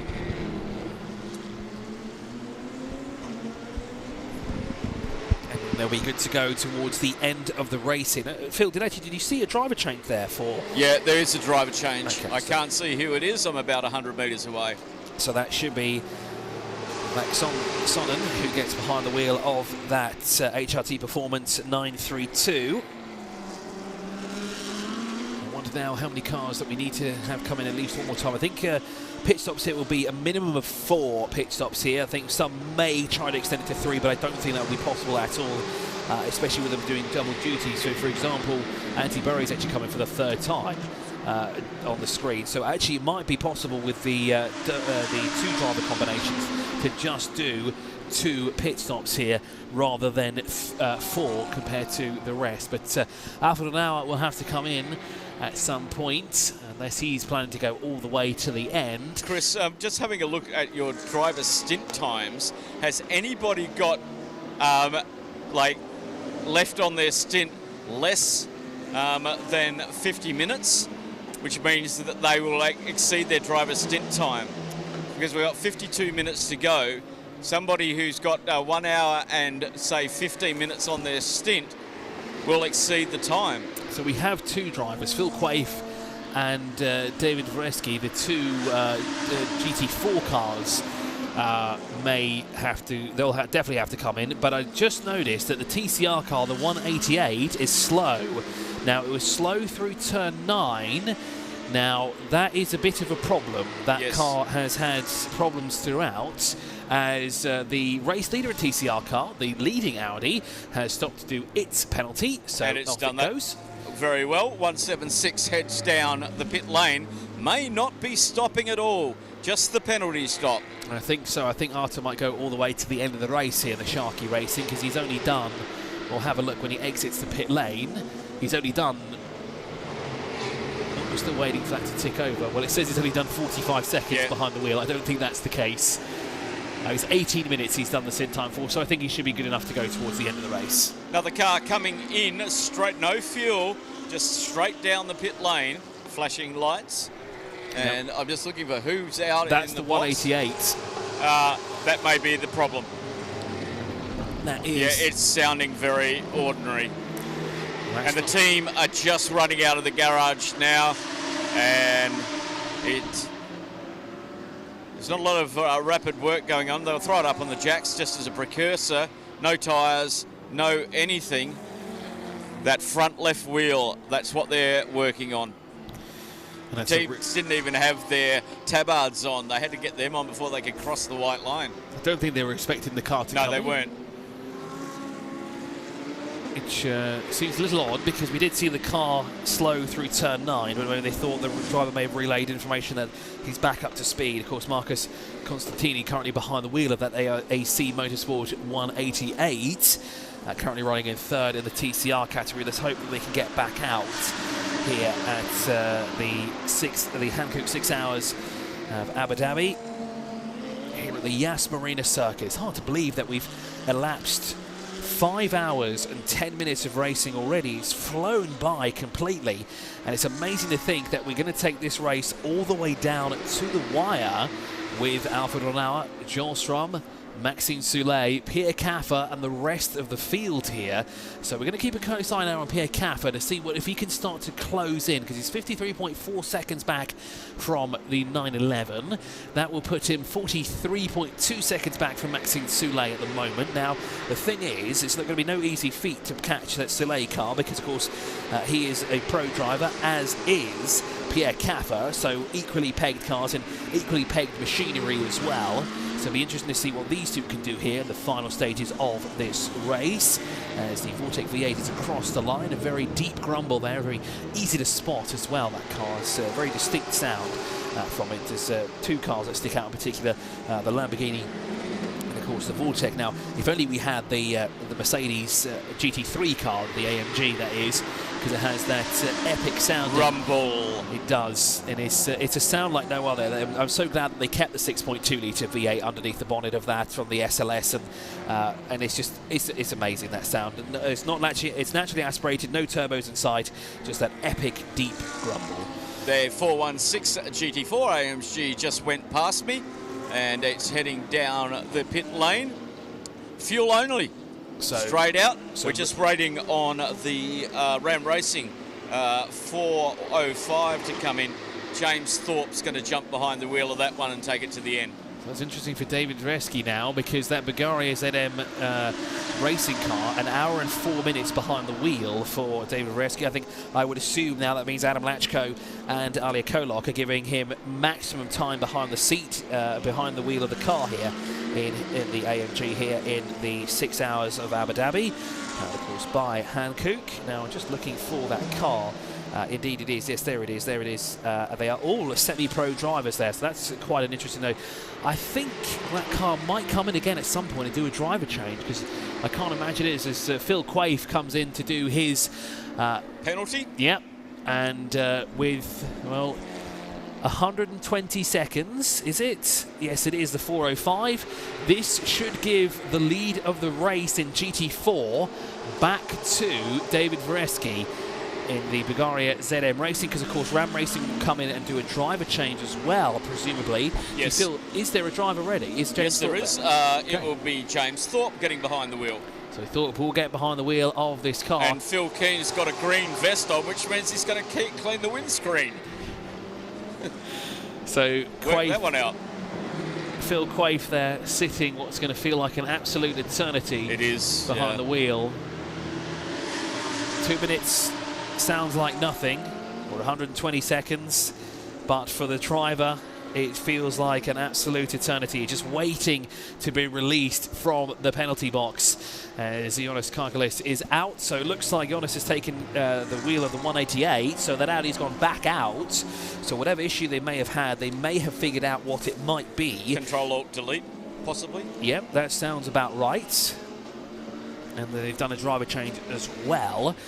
So they are back out. That still keeps them in third place overall in TCR. I think that's what they might be doing here. I think they might just want to ensure that they are on the podium. I can see that the Chief Marshal is keeping a very close eye on the countdown clock there for the Ram Racing car, as is the team personnel as well, because of course they'll be wanting to go as soon as possible and try and find a sneaky way to not do 120 seconds. But of course the ever so watchful eye of the marshals here, keeping a very close eye on that to ensure that 120 seconds is actually done here to serve the penalty. So Phil Quaife, we're waiting to see if he will be overtaken as David Dresky now goes into second position, when he's now back onto the same lap as Phil Quaife here at the moment. It looks like the 188 is slotted in just behind the Artur Gorian car, the Sharky Racing leader in TCR category here. Phil Quaife getting out of the car. Phil Keen helping to get James Thorpe in. Has to put the seat adjuster in there. As James gets into the car. As they try and slot these wheels on. Remember, they've got 5 lug nuts to get onto these cars. Not a centre lock wheel. It's a GT4, not a GT3 car. Phil Keen helping. James getting strapped in, getting the belts over the hands device. Get the radio hooked up. He's He's going to have to hook the window net up. Wheels going on, a brand new set of Hankooks for the last 45 minutes, which will give them a lot of pace.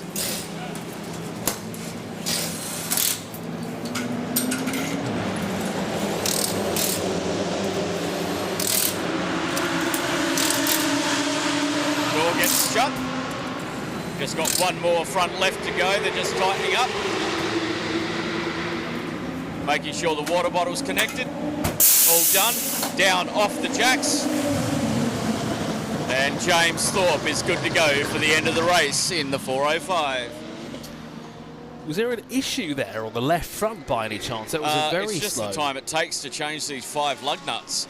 And they have a special bracket that goes on there, but sometimes it's really hard to get it to seat.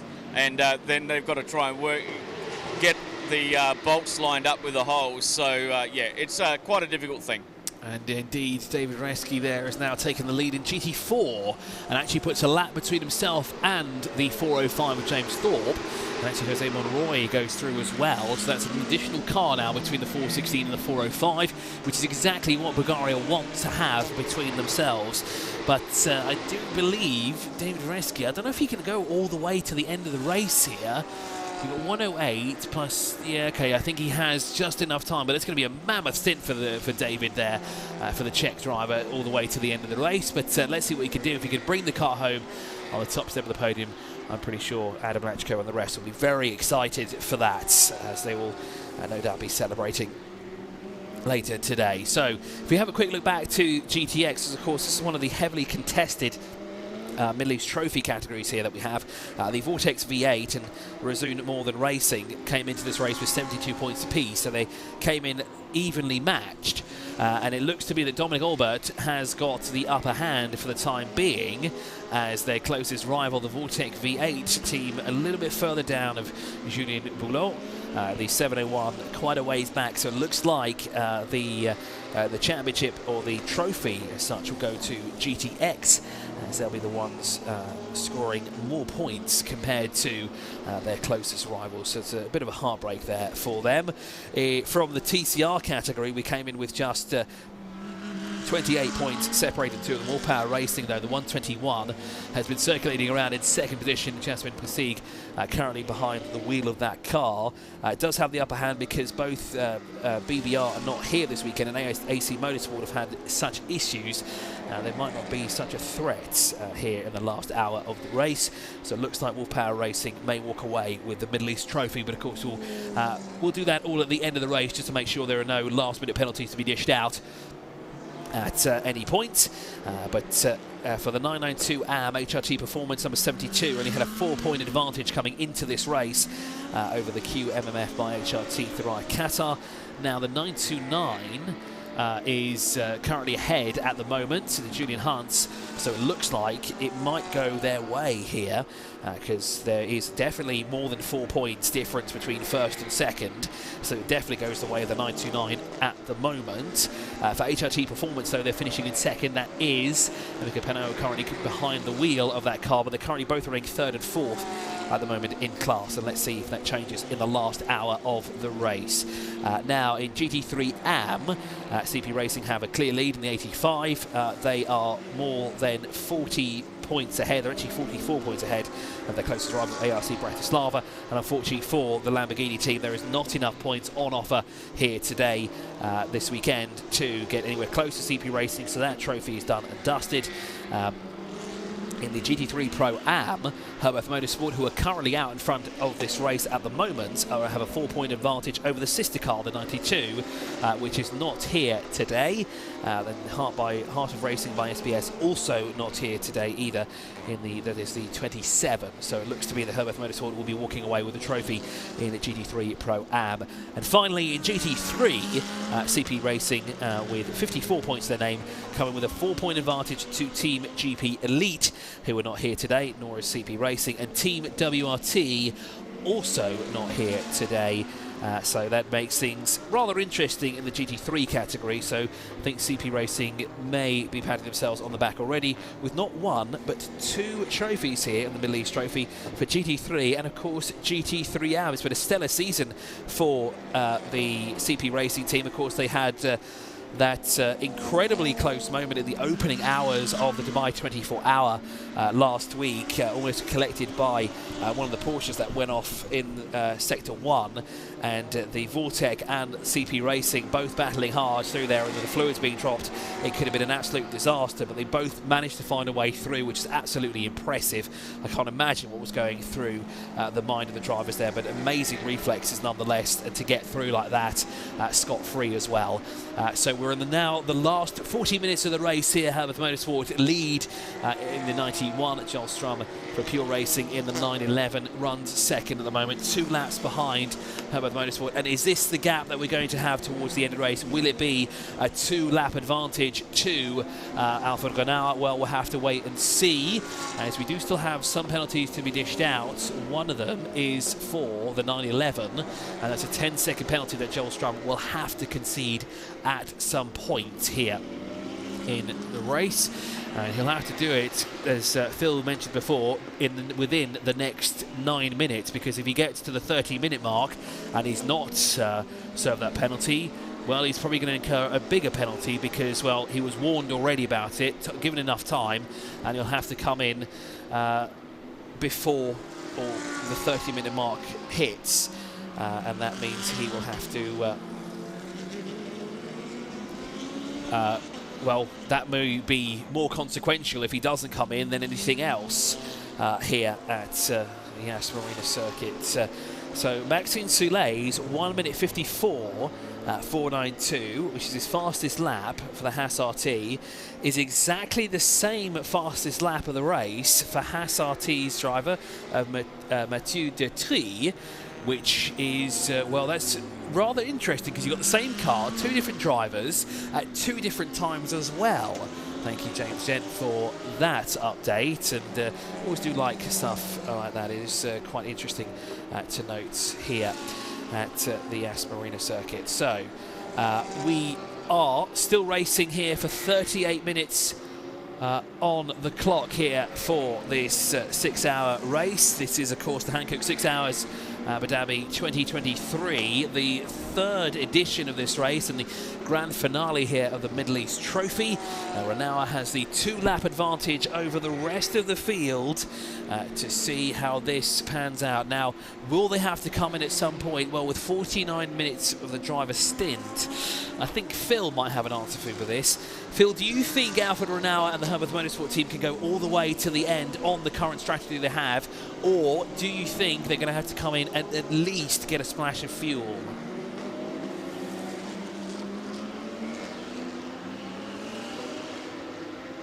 Okay, we might have to answer that question a little bit later on. As, it is interesting, though, if Alfred Renauer and the team can go all the way. The same can't be said there for Pure Racing, because they've only come in about 24 minutes ago, so there shouldn't be too much of an issue for them. Haas RT also came in 26 minutes ago as well. They're in hot pursuit of Joel Strum. Pierre Caffer hasn't been able to catch up to the back of Maxime Soulet as much as we thought he would. Do we have a car coming into the penalty box? I think we do. No, we don't. That's the 701. And that's why Phil didn't answer me. He's now appeared inside the commentary box as well. We'll see if we can pester him and get an answer to the question that we had before for the 91 race leader here. So we continue on, and actually I don't need Phil to answer anymore, because the answer has been given. Alfred Renauer has come into the pit lane, and will this cost them the lead of the race? Will this boil down all the way to a gap of less than 40 seconds? Well, I think we'll have to figure that out at some point, because of course, well, it will be a splash and dash. They'll be trying to put in as little fuel as they humanly can to, one, make the car still light to continue on being fast, but also to not lose any time during this fuel stop here. I don't think they will be stopping in their pit stall as the windshield is getting there on the Vortec. Well, we'll wait and see what happens. I'm very intrigued how this will work out because Joel Strom, of course, has to come in and do a penalty. He's got 5 minutes to serve that penalty, and I can see there is some. There's a congregation now forming in that penalty area because there are so many drivers that have not done this. Phil, pit lane might have got busy at some point. The penalty box is going to get incredibly busy because there are close to 7 cars that need to come in and do a penalty. Yeah, if this is an exceedingly long penalty, they have to serve it before the last 30 minutes of the race. Other penalties, 10 seconds, whatever, will be added on to race time. But any really long penalty will need to be served before we get to the last 30 minutes of the race, which is 4 minutes and 25 seconds away. Yeah, it's going to get very tight for some of those teams who haven't gone through the extensive regulations that surround this event on how penalties are managed and handled throughout the race. Fuel stop now for the 91 Alfa Renault in the fuel stop for the splash and dash, as we said, and Julian Haynes heading off down the pit lane as well. That is the car that is currently second in the 992 AM category.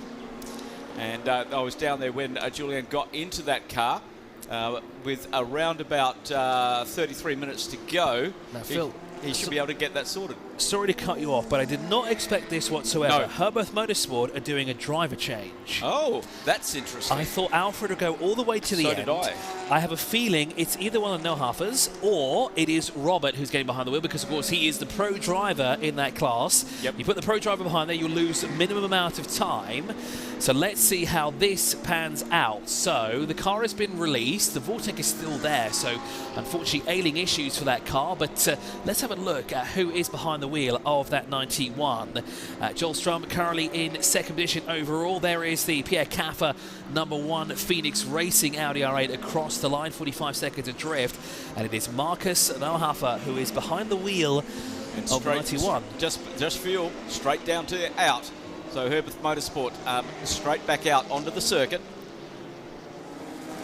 Just a splash and dash, possibly hoping for a late code 60 or safety car.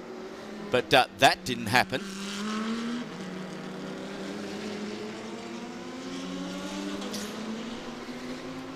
As we move now, 32.5 minutes to go in this titanic battle happening out there. Just 16 seconds separate Joel Strom from Maxime Soulé for second and third outright in the GT3 category. And just remember that Strom has that 10-second penalty hanging over them. As the leaderboard changes around because of the 929 coming into the pits. We saw the 701 also in the pits, currently running fourth in the GTX category.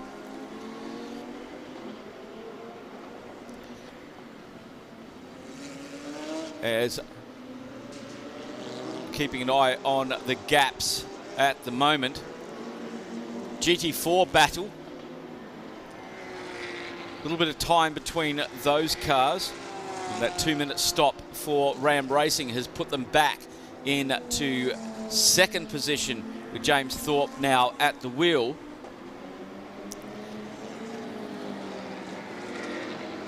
Our race leader just coming through this time will be clicking over 150 laps.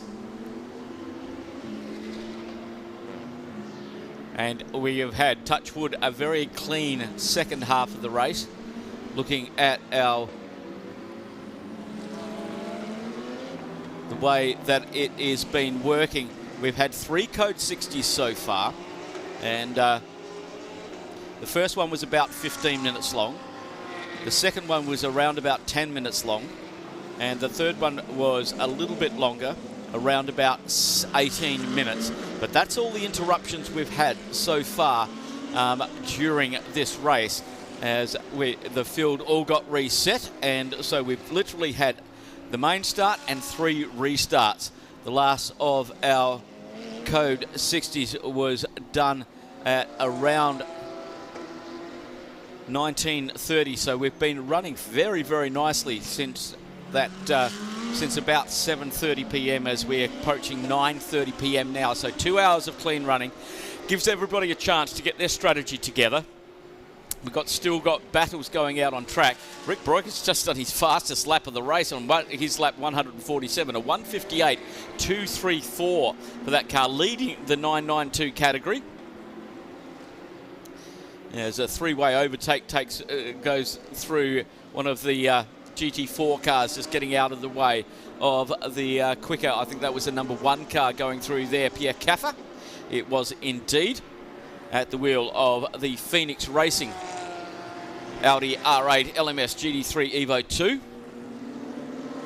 Currently on 149 laps. I'm going to wait till he comes through. He's lapping 2 seconds a lap quicker than Maxime Soulet in front of him in 3rd position in car 21.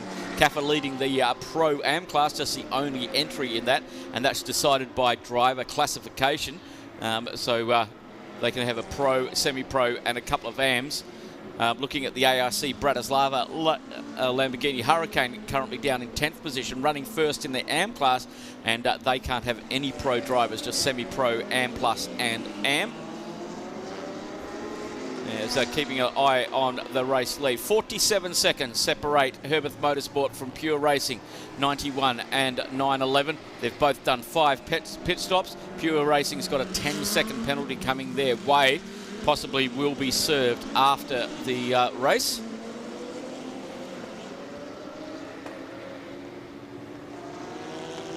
.928 running in 3rd in the 992 category outright and leading the AM 992 AM category.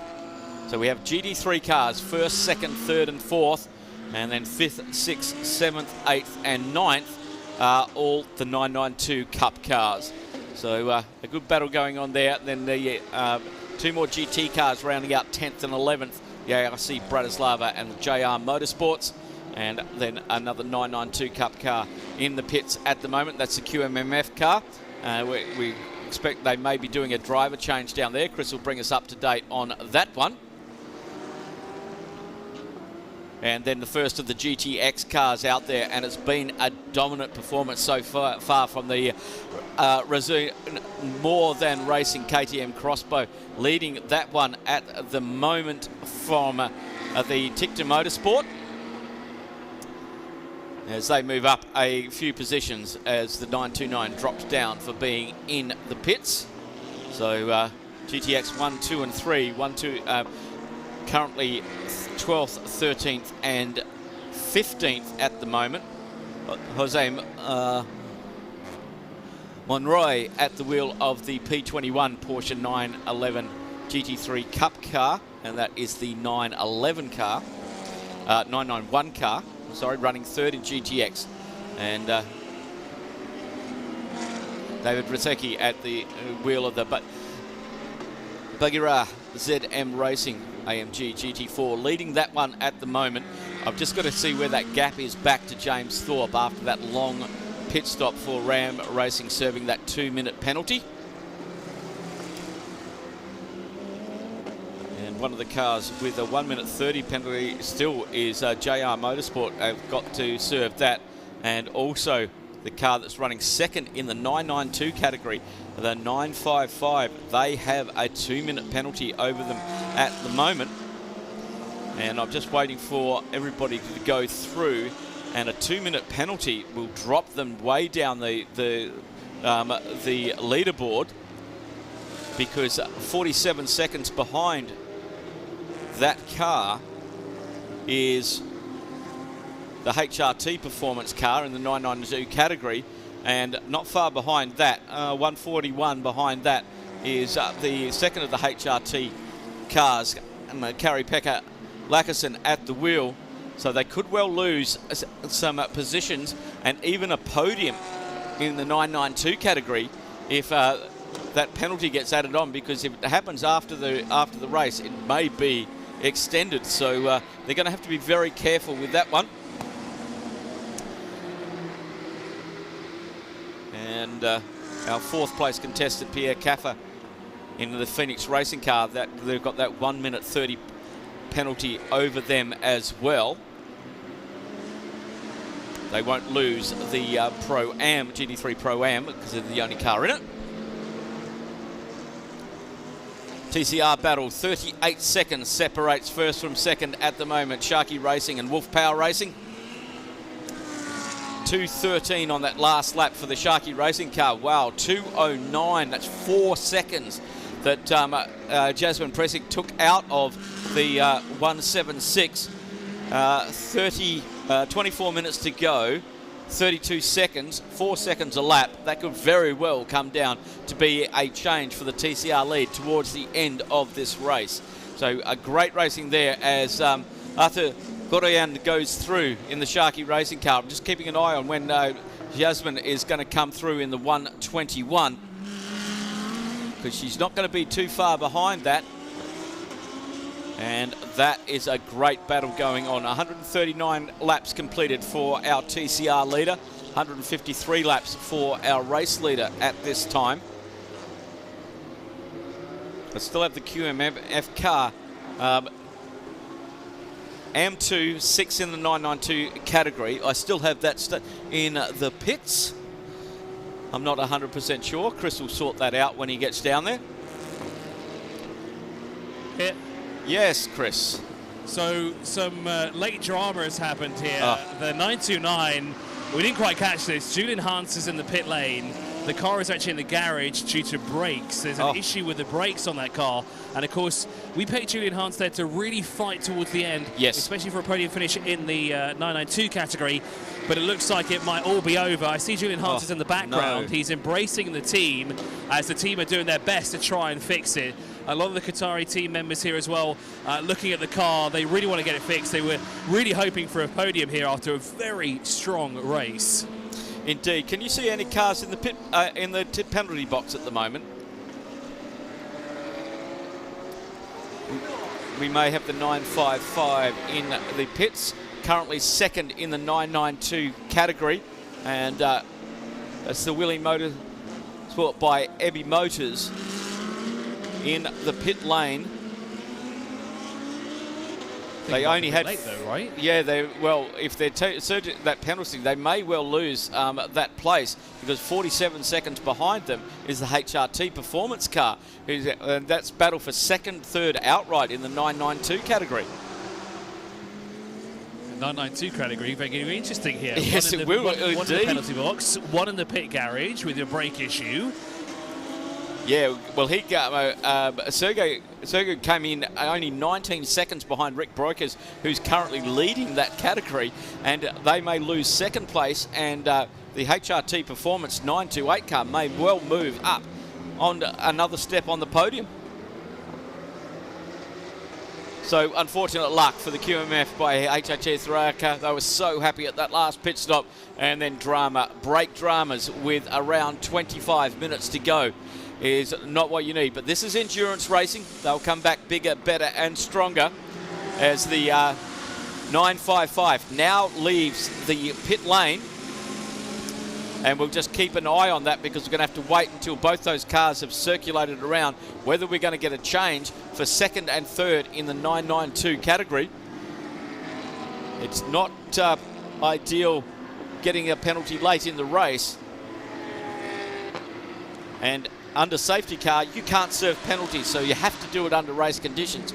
Under code 60, you're allowed to serve penalties, but the time doubles. So that is, because we haven't had any code 60s, we've just had 3 safety cars. That's the way it has worked out. 955 has left pit lane, and we'll just wait to see what happens with that. And it has changed it. HRT Performance, the 928, has moved up into second position in the 992 category.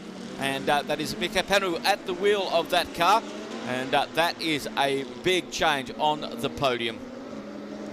So, Phil, just to go back to something that you said before, of course, this is endurance racing, okay? Yes. And this is the shortest race that we have from the Creventic series for the entire season, 6 hours.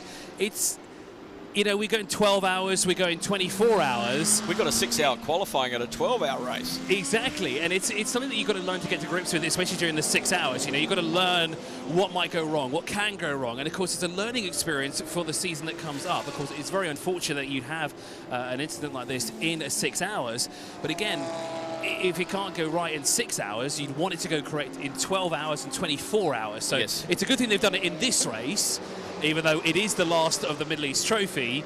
At least they might have got it, you know, over and done with here, and they've learnt what could go wrong. The 991 and the 12 have to be very, very careful at the moment. They're on their 3rd offence for track limits. One more offence and they will get a penalty for that one.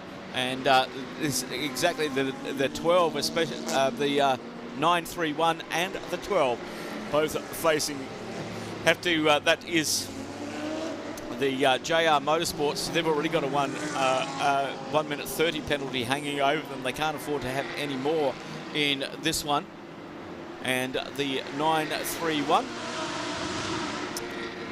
is Mikhail Pitamber is at the wheel of that one, currently running 4th in the 992 category, and around about 2 minutes ahead of the Willie Motorsport by Ebby Motors. Now has dropped down into 5th place and off the podium for the 992 category. Wow.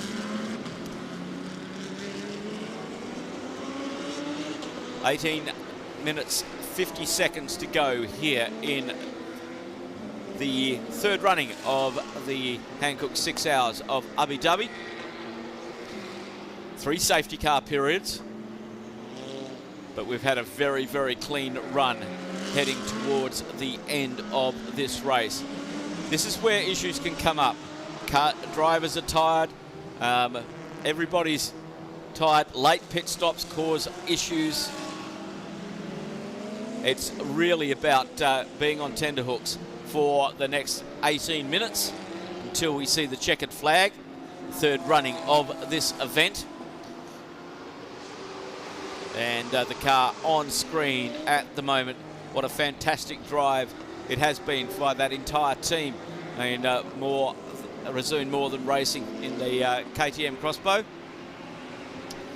Andreas Lewandowski just moves up a position in the GT3 category and leading the GTM, just getting past the HRT Performance 930 car. So that was a passing, well, that was a lapping manoeuvre rather than a 4 category, as it's going to have no effect on the HRT car. They're still going to finish 3rd currently in the 992 category. Keeping an eye on the penalty board to see if anybody is getting fatigued behind the wheel and can't keep it between the 2 white lines. We've got the team manager of Car 91, our race leader, to report to race control and bring their yellow control card with them. Okay, the control card is what they use to their pit stops, their drivers changes. It has all of that data on it, and there may be an issue there that Herpeth Motorsport need to explain to the race control and the officials. And that's something you don't want to see up on the track there, where you're leading by 20 seconds and you've got the guys behind you lapping 4 seconds a lap quicker at the moment. Great lap from the 911, Joel Sturm. In that one, he's got a 10-second penalty, but he's pulling back that time so quickly at the moment. And the battle for behind them is that the Haas RT car of Maxime Solé, the 21, only 16 seconds behind them as well. So the gaps between the leaders, there's literally 35 seconds separating the top 3 in GT3 at the moment. 50 on that lap. Neuhofer got a 201, 156 for the 911, 157 for the 21. So the 2 cars behind the race leader are 4 seconds a lap quicker. And by my reckoning, that's about 5 laps. around just under 10 minutes, and we've got 15 minutes to go. So this could really come down for a three-way battle for the lead. Does the Herbeth Motorsport have an issue? Are they in fuel-saving mode at this time, trying to make sure that they can get to the end of the race without having to come in and do a splash and dash? The Pure Racing team, they've got a 10-second penalty that they will get added on at the end of the race. They are only, at the moment, 33 seconds. There's not much in the way of gaps. Around about that 10-second penalty could put them under pressure from the Haas RT car, the number 21. So it's still a lot to play for, as our leader in the GT4 category is now getting some laps back, as the QMMF cars now stationary in the pits for 22 minutes with that brake issue, and it's starting to fall down the leaderboard. Still in second in 992 AM, being as we've got the 979, which had that issue earlier on in the race, with only 30 laps completed for that car. And then that unfortunate retirement for the Simpson Motorsport alternator belt let them down. Then the two AC Motorsports cars having all sorts of issues out there, and the 199 has been retired. The 188, they did a great job of fixing that up, and that's currently third in TCR. We only have 3 TCR cars running at this time. Also keeping an eye on the gap between the two GT4 first and second. Buggy Raz ZM Racing leading Ram Racing at the moment. Remember, Ram Racing had that 2-minute penalty that Phil Quaife had to serve. James Thorpe at the wheel of that one at the moment. Just waiting for him to come through to see what that gap is behind the 416 car. As we have around about, I think, 22 cars left running, with 13 minutes 20 seconds to go. So Phil, I've tried to get a word in with someone from the Haas RT team, as they are, well, they are glued to the screens that they have here. They wouldn't even give me 2 minutes just to talk about the racing. The intensity of all their fights is astonishing. They're literally glued to the screens, the entire team, because they know what's at stake here. Yes, indeed. There is a win on the line, and you can see Mathieu Detry there really focusing his attention on this battle here. As on the inside looks the Haas RT car on the M6. I'll pass it back up to you though, and I'll see if I can get a word in with Detry at some point. Good luck with that. The battle continue on. 11 seconds is the battle for the lead at the moment. Marcus Newhofer in the Herbeth Motorsport car, the 91, as he clicks over 159 laps. 7 seconds now the lead to the Pure Racing car with a 10-second penalty. So that's 17 seconds they need to make up in 12 minutes. Phil, yes, mate. The 929 is currently now sat on the exit of its pit box. Okay. So they've managed to fix the brakes. Julien Hans has got behind the wheel again, and it looks like they will maybe be able to finish the last 10 minutes of the race. Granted, they will be a bit further back than they'd like to be, but hats off to the team that they've got whatever the issue was sorted out with the brakes, because they were checking all sorts of fluid levels as well and testing in and out of the car. But it was very interesting to see the body language of the pit crew here as well, along with Julien Hans as well, because he got out of the car, he took his gloves off as if he's basically the race is done and dusted. Then about 5 minutes later he came back out, stood right next to the car and put his gloves back on, which of course is an indication that they're about to get going once again. Now they're just doing some final checks on the car. Will it refire though, and will they be able to get out of the pit lane with 10 minutes to go on the clock? That's amazing, isn't it? We've got a yellow flag out on track between turns 5 and 6. That's not what a lot of teams wanted to hear at this state of the race. Remember, last year we finished under code 60 with an accident down at turn 1 with a Porsche and a TCR, as they gap down to 7 seconds. As we keep on looking at that 27 seconds back to Maxime Soulet from the race lead. So that's still going on. But we still have that yellow flag out between 5 and 6. I can't see anybody moving slowly down there. There could be debris on track. That has happened before. As the race leader comes through and completes 160 lap. Gap down to 3 seconds. This is the race for the lead on the start-finish straight. You have to add 10 seconds into that second car, the 911, as he heads around turn 1. He needs to get past and get 10 seconds in the lead as the leader of the...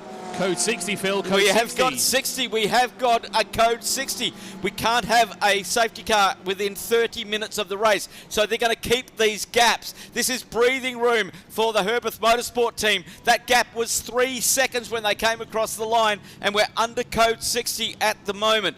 We're trying to find out what is going on down there between turn 5 and 6 that's brought this code 60 out. This is the first one we've had today. If you don't know what code 60 is, all the cars go down to 60 kilometres an hour. And it's the Vortex, it's the 701. They're trying to push it out up the straight there to get it behind the barriers. So the Vortex running 4th in GTX. This is going to gift the GTX Middle East Trophy for GTX for the Razoon Northern Racing team, but heartbreak for the 701 in the Vortex with 9 minutes to go.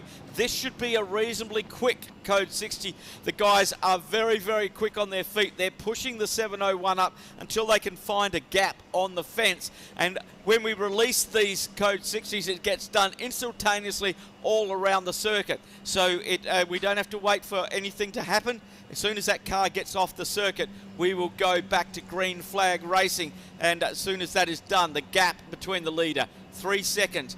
It's actually 13 as the Pure Racing car has a 10-second penalty hanging over it at this time.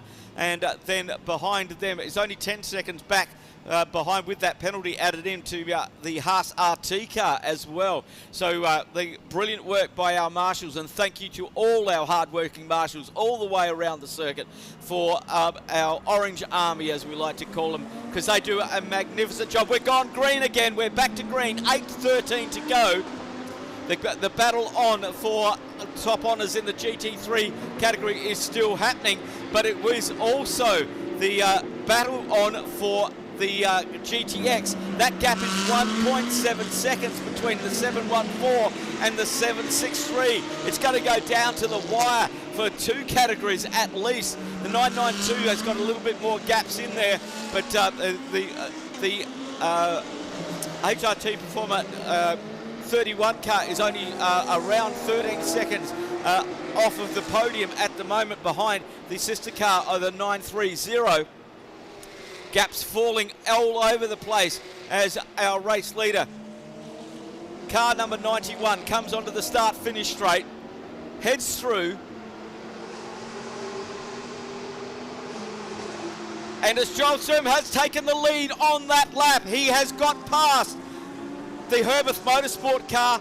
He needs to increase that gap to 10 seconds. It must be more than 10 seconds, otherwise that penalty will be the end of them. But he's got past after the restart. A great restart for Sturm in the 911 car, and he made that stick, and he's taken the race lead with 6.5 minutes to go. Unbelievable stuff from our GT3 category, and the gap at the line was 2.3 seconds. He needs to get that out there by quite a margin. So it seems to be the intensity at Herbeth Motorsports Garage as well. It's very similar to the one at Haas. It is all eyes on focus. Nobody wants to talk to anybody else. I'm pretty sure nails are going to be falling off the fingertips here soon enough. So we're going to see if we can go down towards where the 992 garages are and see if we can get a word with the Red Camels Jordans.nl car to get the inside thoughts here in the last 10 minutes of the race. An incredibly fast code 60 as well. So that's a brilliant work from massive the track up as well, isn't it? So this is how we want to end the race, under a green flag. Indeed we want to do, because I want to see this race for GTX go to the flag as well. It's the KTM versus the Porsche, the 991 Cup car as they go across the line, as Dominic Albert at the wheel. He's got that gap back now out to 5.1 seconds to Michael Tishner in the Tishner Motorsport car. So he's extended that 2:01 versus a 2:05 coming out of the Code 60. Remember, when that was released, they were quite a way behind our leaders. Keeping an eye on the leaders, the 911 just coming down the start-finish straight now to complete 162 laps. He goes through. I want to see what this gap is to the Herbeth Motorsport car. He needs to make it more than 10 seconds. At 6.5 seconds, we've got just over 5 minutes to go. The race is going to go down to the wire. It's all about this 10-second penalty that's hanging over the 911 car. The 91 car, Herbeth Motorsport, is just can't match the lap times. Joel Stern was 5 seconds quicker than the Herbeth Motorsport car. Herbeth may be in fuel-saving mode because they were going slower before that. 20 seconds behind this battle is the Haas RT car. Maxime Soulet at the wheel of that one. Pierre Caffer goes through in the number 1 Phoenix Racing Audi R8. 4th in GT3, but leading the Pro-Am category. 154.688 for Phoenix Racing. That's their fastest lap of the race with not very much time to go. 4.5 minutes to go at the moment. Keeping an eye on the lead battle, the 911 and the 91. Pitt? Yes, what have you got for us? So I've got Luke Broikers here, one of the drivers of the Red Camels Jordan.nl car. You guys are currently in position to win in the 992 category. I've walked up and down the pit lane now at least 5 times. No one has been willing to talk to me because everyone is chewing their nails, and I see you guys here a little bit more calm compared to the rest here. Talk us through what's going through your mind at the moment. Yeah, this week we're in Abu Dhabi and we have a little bit of a shortage of people, so that's why we're so busy all the time. Drivers are doing pit stops and everything, but now we are currently doing P1 and it's looking very good. So you think you can be able to hold this off all the way to the end of the line here? We hope so. The 5 minutes left, I'm not going to jinx it, but looks very promising. Well, it's been a fantastic fight from you guys throughout the race. Thank you so much for talking to us. I'll let you go back inside because it looks like it's getting more intense. Thanks so much, Luke, for talking to us. Let's go a little bit further down here and let's see if we can find the 911, Phil. Okay, Maxime Soulet has just done the fastest Sector 1 of the race at 24.077, trying to get some time back because about that penalty. The leader, the 911, has gone through. 10.4 seconds is the lead at the moment. That counteracts that penalty, he is now in the lead by 0.4 of a second with 3 minutes to go on the clock. Maxime Soulet is absolutely flying out there in 3rd position, trying to get that gap down. Will he have enough in the tank? Will he have enough time left to work that out? Keeping an eye on the GTX battle, there's only 5 seconds separating the 714 and the 763 out there on track. TCR, the battle is 10 seconds between Sharky Racing and Wolf Power Racing. Not enough time to get that back. All it takes is a spin, a momentary lose, and that 10 seconds could disappear in a heartbeat. We've got racing going on in all 3 classes. Fastest lap of the race, Maxime Soulet in the Haas RT car, a 154.144. That was 6 seconds faster than the Herbeth Motorsport car in 2nd position, who are now 10.4 seconds behind our race leader, who has a 10-second penalty. So it's 0.4 of a second. 2 minutes 12 to go. What have you got, Chris? Phil, I'm down here with Ricky Coomber, one of the drivers for the Wolf-powered cars, one of the Audis. You guys are 8 seconds off of the win here at the moment, and you two are actually sharing a garage. How are you not fighting with one another here? No, it's just, well, it is what it is, isn't it? It's we could have won it, we could have lost it in all different ways, really. We had a few brake issues. They've had issues. Everyone's had issues. But it's all right. You think Jasmine could do it here? No, we're just going to run out of laps. If we had 2-3 more laps, I think we would have done it. Yeah, that was the general consensus inside. They were asking us to add 5 more laps. We can't do that. Race official can do that. Yeah, well, we need to get some penalties on them. Thank you, Ricky, for talking to us. Of course, Ricky races here in the United Arab Emirates as part of the Golf Pro Car Series. But Phil, 3 minutes left to go. It's got to be exciting. Well, there's actually less than that. It's 1 minute 20 to go. And the battle for TC 992 third, fourth and fifth. There is less than 1.7 seconds covering those three cars. This is the battle for third step of the podium. It is the Willie Motorsport by DHABI Motors in the 955, currently in fifth in class. Then we've got the fourth in class, the HRT with the Mikhail Pitamba at the wheel. And then we've got the HRT performance car as well with Kari-Pekka Laaksonen at the wheel. This is going to go right down to the wire. Who's going to get onto the third step of the podium? Is it going to be the 930, the 931 and the 935? It's the HRT car. It's the 931 moves up there, and the 930's gone back down into ninth position and off the podium as well with 22 seconds until we see the checkered flag. Where's our race leader? The 911 is down at turn 9 at the moment. He's going to get the checkered flag when he comes through. But we've got changes on the podium. 13 seconds is the gap from race leader 911, Joel Sturm, to Marcus Neuhofer in second position. There's a 10-second penalty over 911, which makes that race lead 3.9 seconds at this time. The gap for GTX is 4.7 seconds. That hasn't come down, but the gap for TCR is now 7 seconds. So we're waiting for the 911 car to come around. He's heading to up to turn 15 at the moment. Coming around turn 16 very, very shortly. We're looking for the checkered flag, and the checkered flag is coming out, and there we have it. Joel Sturm is going to win the 6 hours and pure racing of Abu Dhabi. Wow.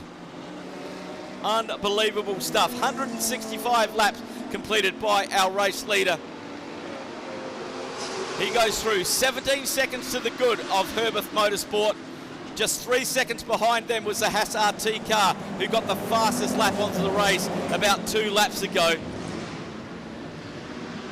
Absolute jubilation for pure racing down there on the pit wall.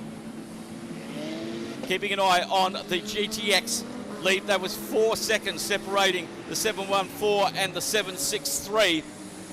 And we wait for them to come through.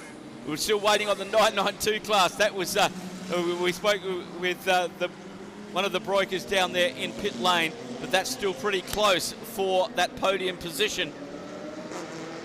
91 finishing second, 21 finishing third. And Mikhail Pitamba gets to the third step of the podium in the 992 category. Our two leading cars in that, Rick Breukers and Mika Panal, still to come across the line. Rick Breukers comes across and wins the 992 category. Mika Panu just about to come across the line in the HRT performance car, and that will win the 992 AM category. These are all provisional placings at this time. Waiting for a few more cars to come across. Our GTX cars, the 714 and the 763. They should be coming around the final corner about now.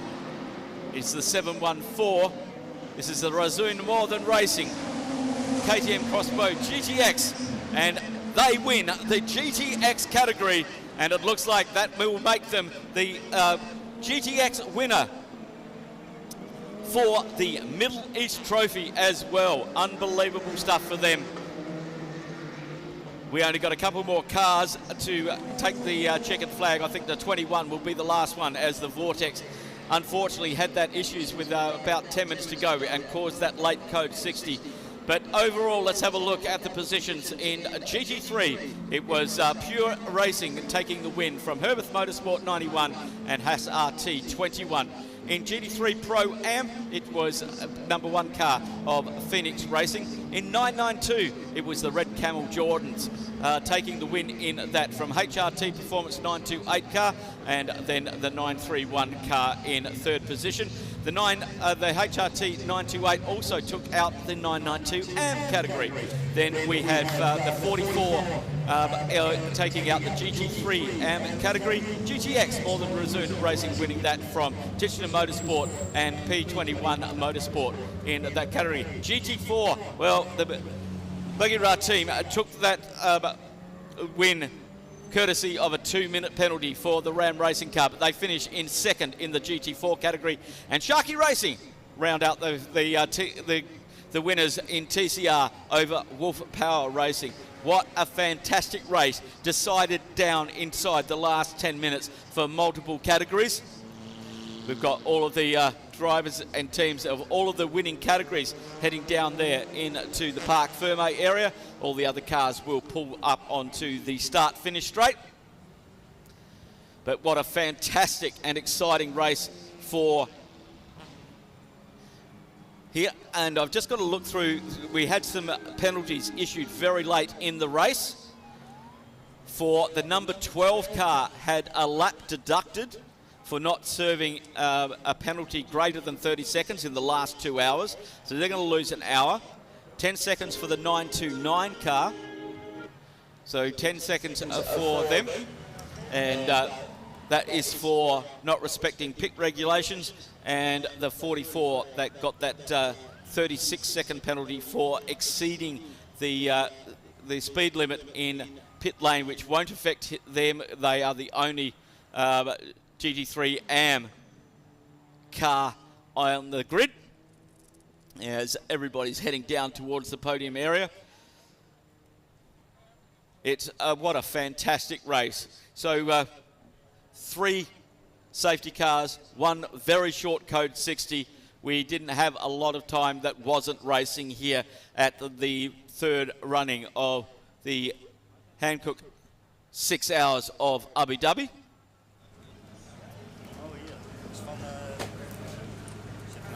All the teams heading down to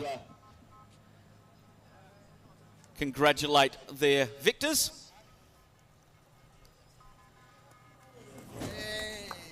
You did absolutely amazing job.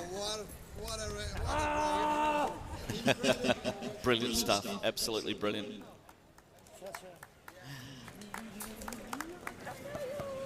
I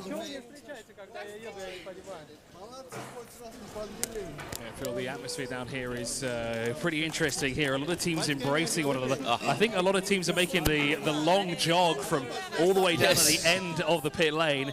All the way down here, we see the TCR guys still running down here to embrace the winners in their categories and the overall podium finishes as well. There is, honestly, it's quite empty here in Parc Ferme at the moment, I'll be honest. It's a long run. I think a few of them have been caught out, if I'll be honest here. But of course, we are surrounded here from the GT3 winners, the overall, and of course, TCR as well. Now, we do have to be a bit careful because there are course cars working their way around. But what I'll try to do now is I'll see if I can get some words in with a couple of drivers who didn't want to talk to me before, so I'll do that now instead, won't I? So I mean, I guess it's a little easier. They can breathe a little easier here as well. And I found here on the one side over here, and they're already trying to avoid me like the plague. But Harry, I'm going to get you first because you started the race here, and you told Phil on the grid that you weren't comfortable doing restarts. But on that green flag restart, you were off like a rocket. Yeah, no, I think the safety car definitely went against us every time it came out this weekend. But yeah, our safety car restarts were very strong. You know, I'm not, you know, unknown to starting at the front for a safety car restart, so I knew exactly what I needed to do. But this was my first, you know, endurance race besides, you know, the 24 last weekend. So yeah, delighted to score my first endurance race win and with Pure Racing. And yeah, I've got to say to Joel, what a performance on the last stint with all the pressure. You know, credit to him for bringing it across the line and yeah, getting the win for us. Well, that's a pretty impressive record. You have a 50% win record. I don't think anyone else has that anywhere else on the grid except for maybe the Sharky Racing team over there because this is their first time. But congratulations. We will see you on the podium. Thanks for talking to us. Let's go have a round and see if we can catch any more drivers as well here. Well, I see here in the second place the Renauer brothers, and then we've got the Neuhoffers as well. They're collecting their hats here at the moment, so we'll let them be here for a short while.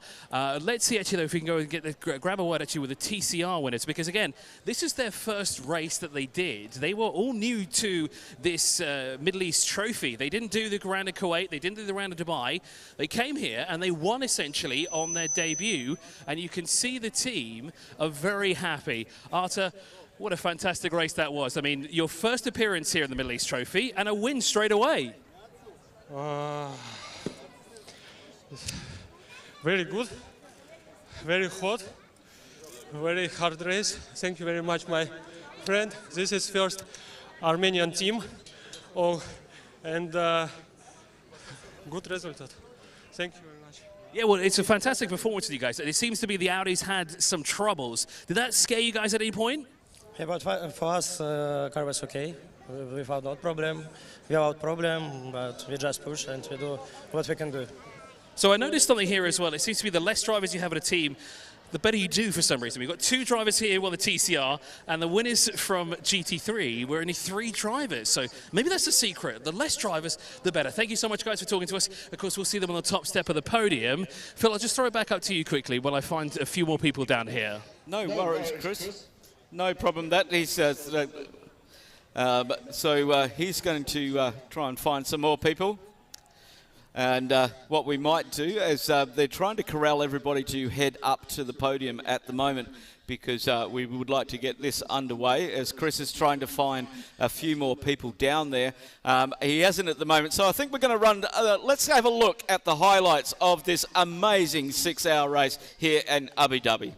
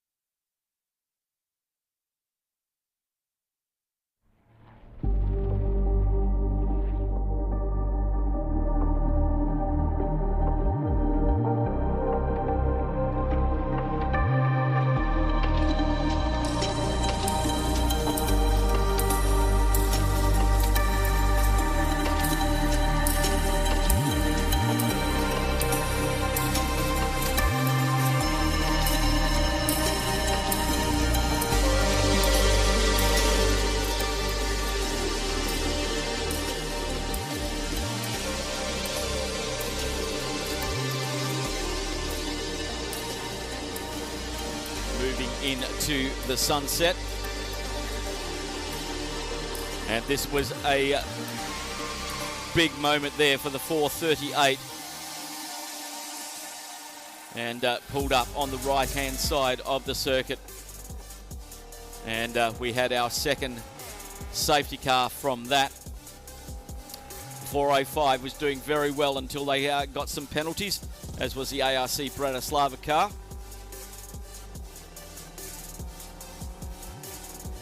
All sorts of problems for the 188. They got that car finally back out on track, and this was the big issue. And the broken front suspension for the 188, and it took them a long time, but they got out to finish the race, and that was our safety car, the third safety car, and then it was all clean running until we got to right to the very end of the race. A very, very clean race. A very, very clean race. Very, very little car-to-car contact. We had a few, but not too many. But it was very gentle. We had cars coming in with contact with the wall, as the ARC Bratislava and the Willie Motorsport by Ebby Motors, all that car's going on. And that's the 701, unfortunately, didn't quite make it to the end of the race. In the Vortex, absolute heartache for that car. They had one on fire last weekend up in the 24-hour, the 702 car. And hopefully we'll see the new version, the version 2.0 of the Vortex in the not too distant future. We only had around about 35 minutes, I suppose, under Code 60 and, safety car and Code 60. We cleaned it out very quickly. Thank you once again to all of our amazing staff and track workers, the team in race control for keeping this race flowing, and not to mention the incredibly hard-working teams up and down the pit lane. Everybody from the guy who's making the coffee to everything else. And this was our last vestige of that allowed the pure racing car to come through, and they were take the race win, and they had that gap of 17 seconds, which came down to 7 seconds. Amazing stuff. Yeah. That's happiness. That is happiness, as we are waiting now for the podium presentations for this round. It takes a little while to get all those drivers upstairs, and they all need a drink after a very, very tough race. But so many battles happening in the last hour for so many categories. 992, we had a change on the podium for third step. In GT3, a change for the lead in that one. GTX separated by just 4 seconds. TCR separated by just 6 seconds. Amazing close racing after 6 hours, given that all of these teams have to work out their strategies. And the safety cars really change the strategies, as we were talking to the drivers down pit lane. When you have safety cars, your whole strategy changes, because you can't change drivers and you can't work on the car. So if we can just be careful down in pit lane. We've got a car coming through. Can we just make way on the track? We need to get the 701 through. Thank you very much. And that is heartache for the Vortex team. With not long to go, the car to a stop on the back straight. Absolute heartache. But what a brilliant event. Before we get up to the podium, let's talk about the Creventic calendar as we move into the European season. We're going to be starting in Mugello for the 12-hour on the 25th and 26th of March, and then on to the beautiful Spa-Francorchamps circuit for the Spa 12-hour. The 10th and 11th of June we'll be in the Temple of Speed, Monza, for the 12-hour. Then to the beautiful Estoril circuit with a 12-hour race and a 6-hour qualifying race. That's 18 hours of hard work. And then to wrap up the European Series this year, it'll be the 24-hour of Barcelona on the 15th to 17th of September. And then in December, we're going to head over to Motortown, Kuwait for round number 1 of the Middle East Trophy. And that's also we're going to be giving presentations out for that this evening, as this is the third and final round of this Middle East Trophy, the inaugural one. We were racing in Kuwait in December, then the 24 hours of Dubai powered by Hankook last weekend, and a big ask for some of those teams to come from a 24-hour race where everybody doesn't sleep for a very, very long time, and then they come down here and put it all back together again and do a 6-hour race. Lots of practice sessions, lots of heartache. Our hearts go out to the Rabdan Motorsport guys and the Leipert Motorsports guys. They didn't make the start coming all that way. The Leipert Motorsport team were in Kuwait with us. Rabdan were in Dubai with us, and unfortunately they didn't make the start due to issues. The Leipert Motorsport car had an accident yesterday, and then an accident this morning for the Rabdan car, and put pay to that effort. But they've been in the pits. They've been here all day. They're supporting the race, as we come to expect from anybody who does endurance motorsport. I can see the team getting the podium sorted out. It does take a while to get drivers sorted out. It's just the way they are. What an amazing race.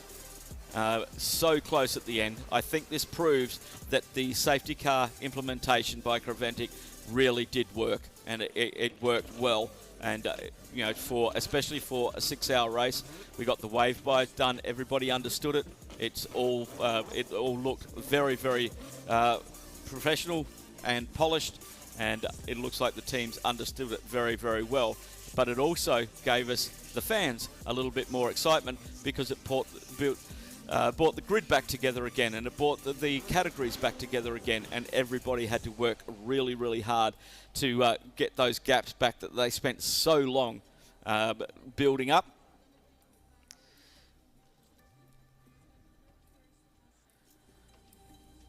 As it goes quiet here after 6 hours of noise, and lovely noise at that.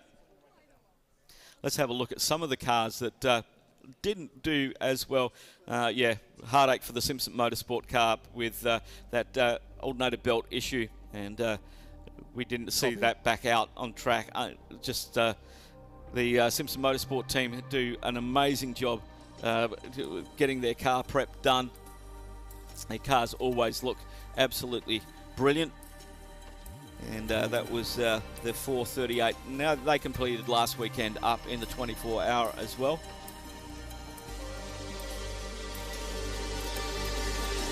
won't be long now until we get our podium underway.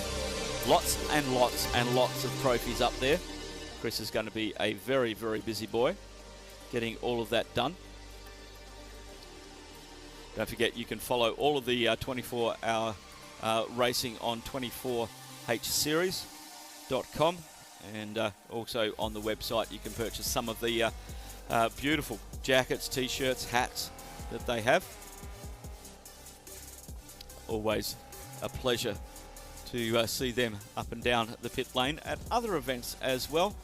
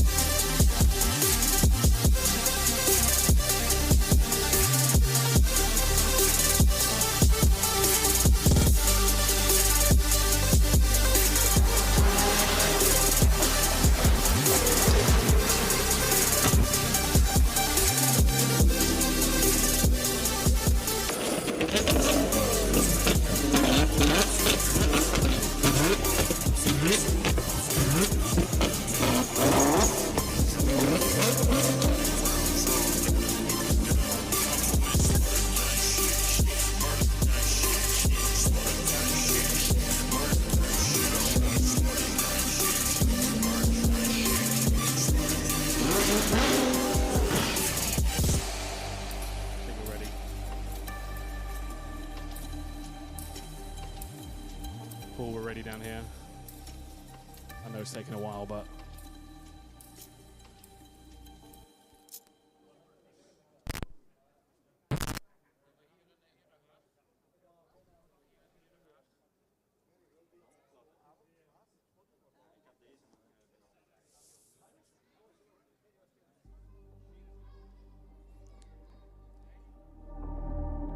Paul, are we ready for the podium?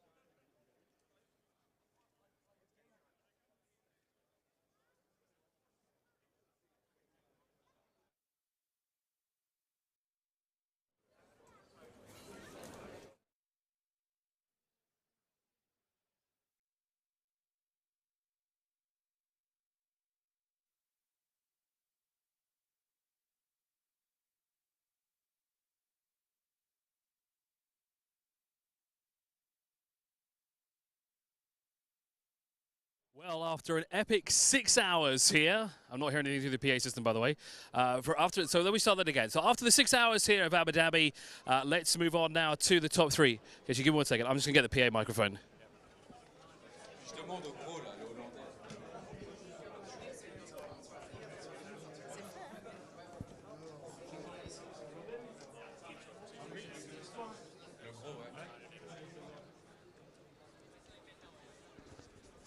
Sorry, I do apologise there.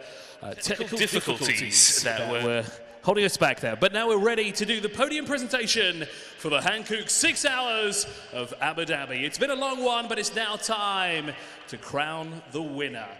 We'll start with the GT podium, and in third place, the number 21 from Haas RT. Please welcome Stéphane Perrin, Mathieu Dirty, and Maxime Soulet.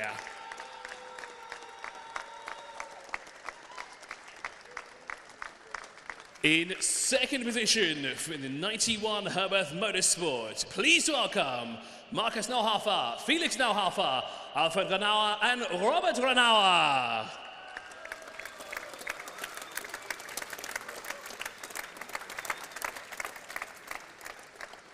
And now, the moment you've all been waiting for, to the top step of the podium in the GT category. Please welcome from Pure Racing, the 911 of Alexander Mechelin, Joel Strom, and Harry King.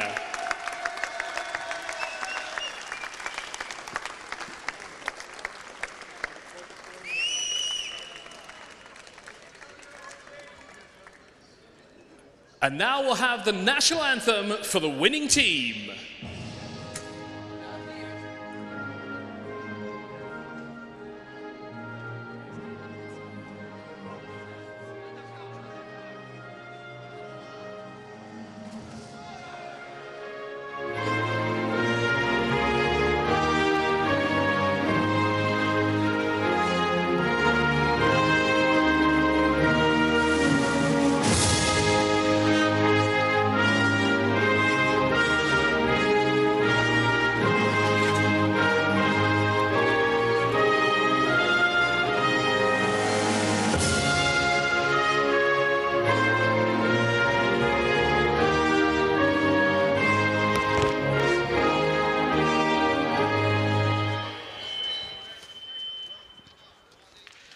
And to present the trophies, we'd first like to invite Peter from Creventic to present the third place trophy in class. We also invite Jerry as well from the championship organisation to present the trophies there to the third place winners in the GT category to Haas RT. And now the two will hand out the trophies to the second place team here, Herberth Motorsport, the number 91.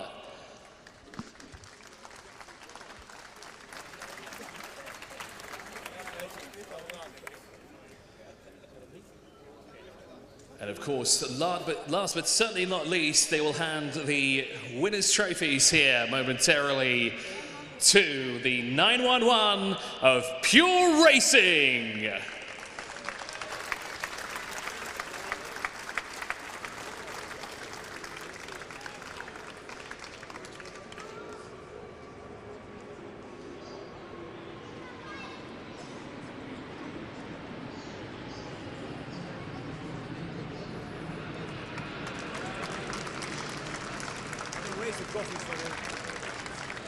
Now, gentlemen, if you could raise your trophies up high for the pictures. Lift those trophies up. Higher. A little bit higher. I know it's been 6 hours. Higher. A little bit more. There we go. That'll work.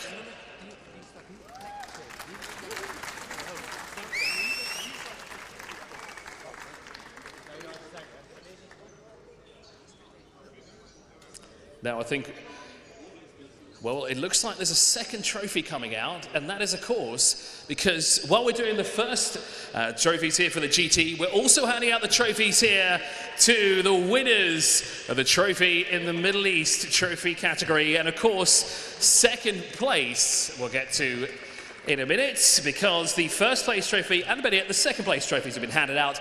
So second place in the Middle East trophy goes to Mathieu Dirty and Maxime Soulet.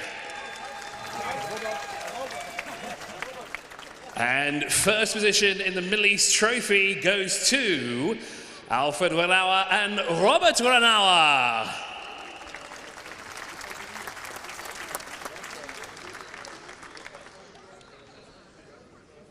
Now once again, gentlemen, lift those trophies up high.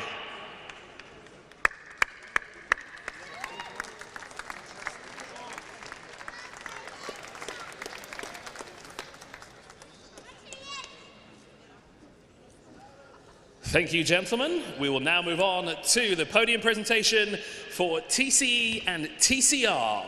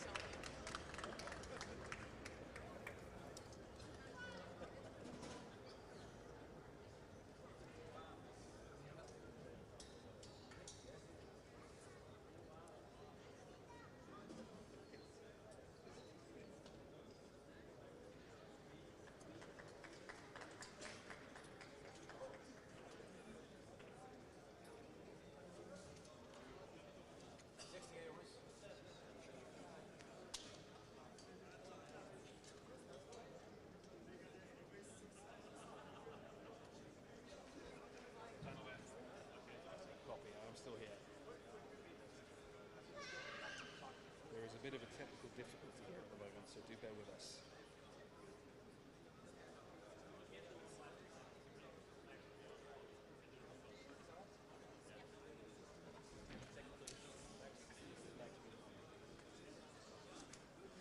So we will now move on to the next category, which will be TCE plus TCR, and we'll start with the results for the 6 hours of Abu Dhabi. We'll start with third position, the 188 of AC Motorsport.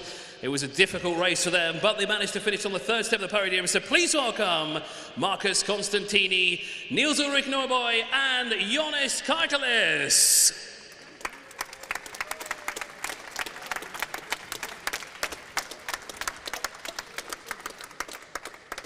In second position in the 6 hours, please welcome the 121 team of Wolf Power Racing, Jasmine Presig, Ivers Valles, Nicholas Ballet, and Ricky Kumba.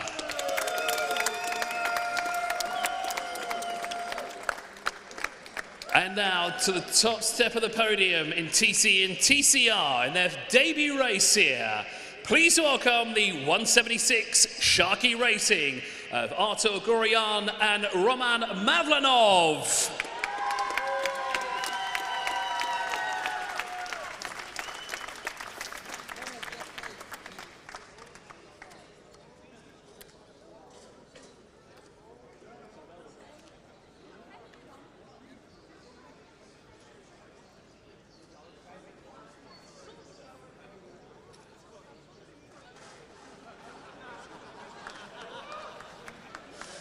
And now we'll have the national anthem for the winning team.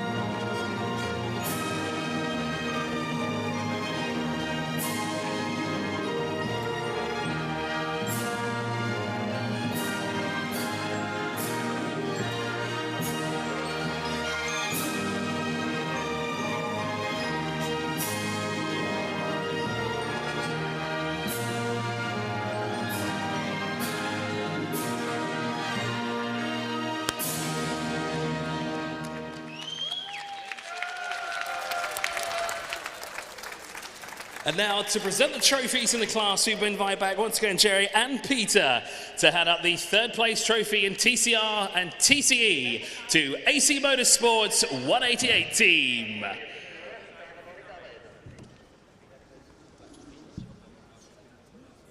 We invite them back to present the second place trophies in class to the Swiss team of Wolf Power Racing, the 121. And then last, but certainly not least, we invite back Jerry and Peter to present the first place trophies in the TCE and TCR category to Sharky Racing.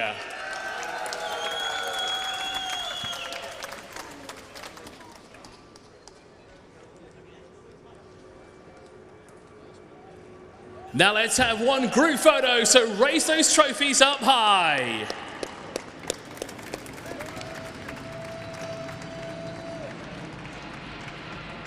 We now also have the winners in the Middle East Trophy, and I see that the first place trophies are already being handed out to Wolf Power Racing's Jasmine Presig and Ivers Valles.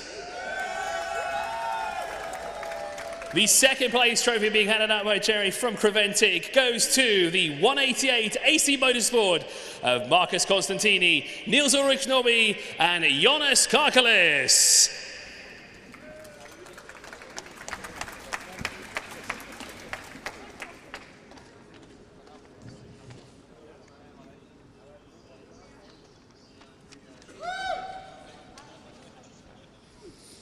For one last time, raise those trophies up high.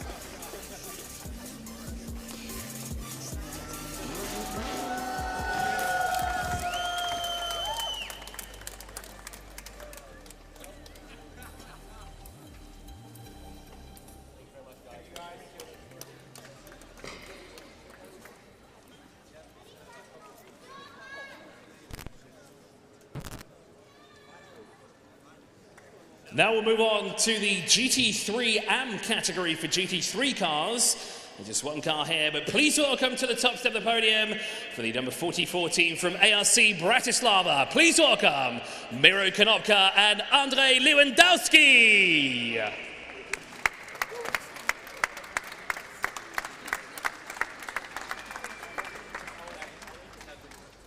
And again, Jerry and Peter will be handing out the trophies here to the GT3 AM winners.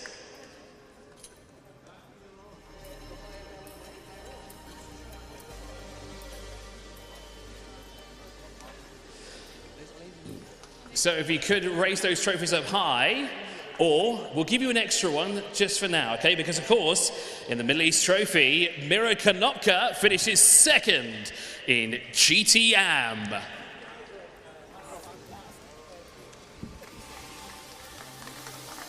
Raise those trophies up high for one last photo.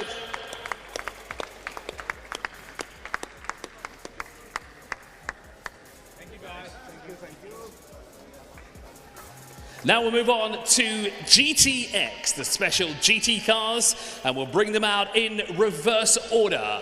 From the 721 team for P21 Motorsport, please welcome Jose Monroy, Chris Hillebrey, and Rui Mirita.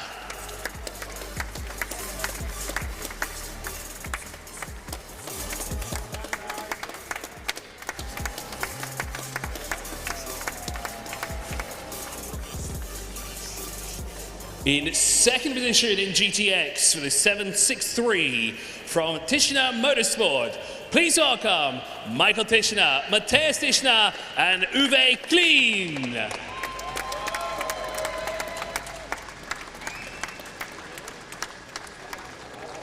And now to the top step of the podium in the GTX category from Resume More Than Racing.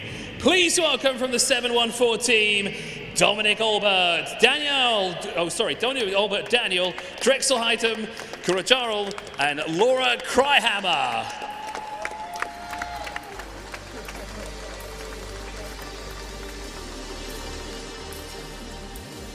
And to present the trophies, once again, Peter from Creventic will hand them, and Jerry will follow him too to present the third place trophies in the GTX category to P21 Motorsport.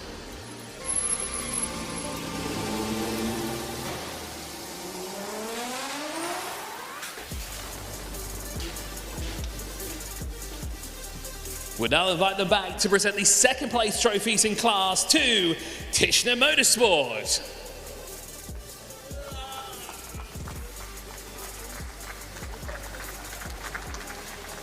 And last but not least, we'll invite them back once again to present the first place trophy in Class 2, Resume More Than Racing.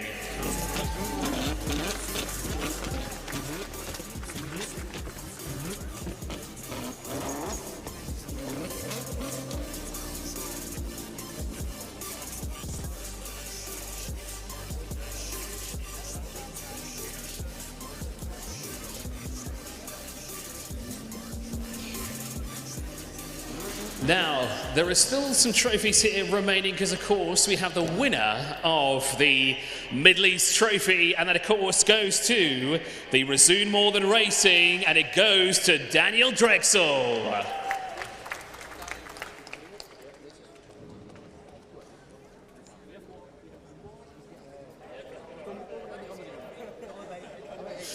In third in the GTX Special Cars, 2 trophies here to be given out to Dominic Albert and Haitham Kurujuli.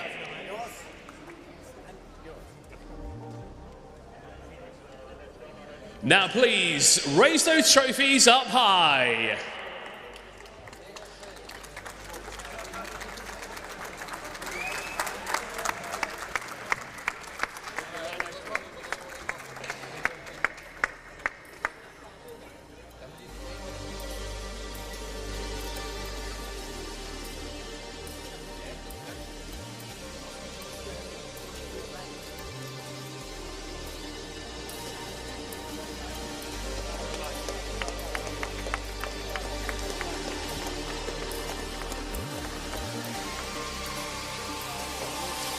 Now let's move on to the 992 category here for the GT3 Cup, and we'll bring them out in reverse order from HRT Performance. This is the 931 car. Please welcome Fedor Lieb and Mikhail Pitamba.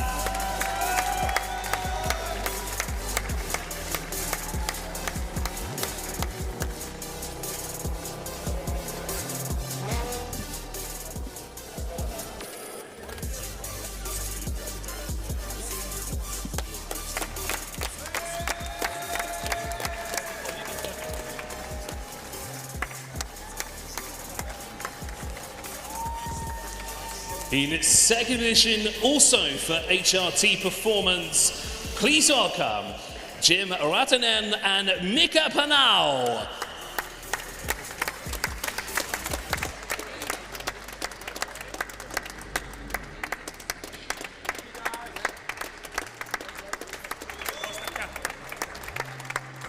And now to the top step of the podium in the 992 category, racing for the 909 Red Camel Jordans.nl. Please welcome Ivo Breukers, Luke Breukers, Rick Breukers, and Fabian Danz. And to present the trophies once again, Peter and Jerry will be the ones doing that. Now they'll hand out the third place trophies there to HRT Performance's 931 car first.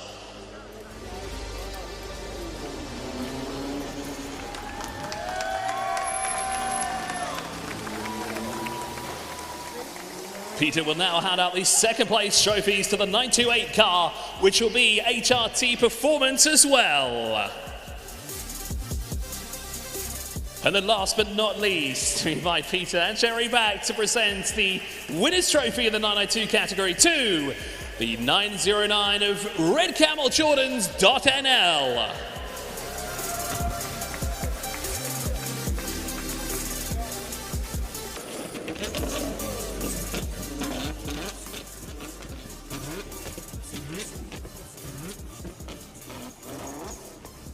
Now, there are still trophies remaining because, of course, we have the Middle East trophies to give out.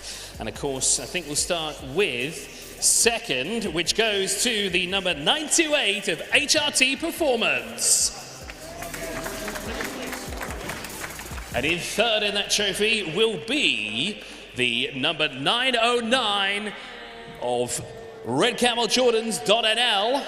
And of course, the drivers will be Ivo Breukers, Luke Breukers, and Rick Breukers.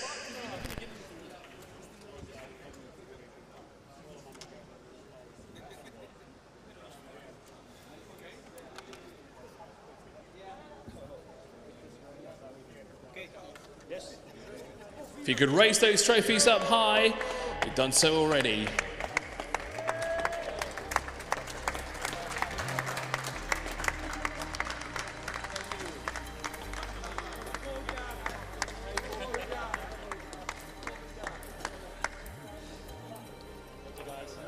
Now we'll move on to 992 AM. Just two cars here. We'll bring them out in reverse order. In second position is the 929, the QMMF by HRT Thuraya Qatar. And they are Abdullah Al-Khalifi, Ghanen Al-Mahid, Ibrahim Al-Dughani, and Julian Hunt.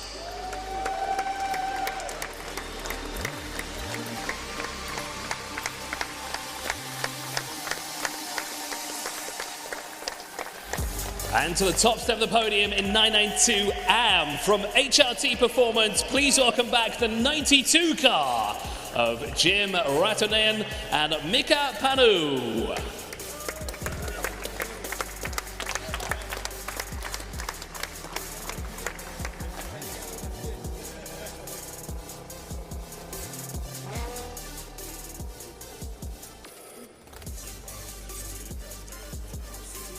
Peter and Jerry now will present the second place trophies here to the Qatari team, the QMMF by HRT Thuraya Qatar.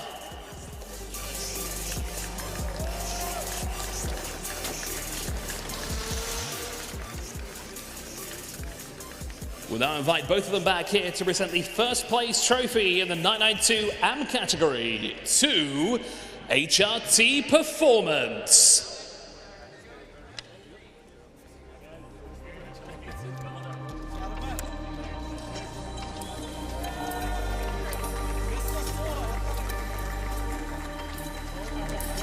And now for the Middle East trophies. We have the first place trophy in hand, and that of course goes to HRT Performance. And second it goes to the QMMF by HRT Thuraya Qatar. But for the drivers, it's a little different because in second, but it will start with first because Abdullah Al-Khalifi will be the recipient of that.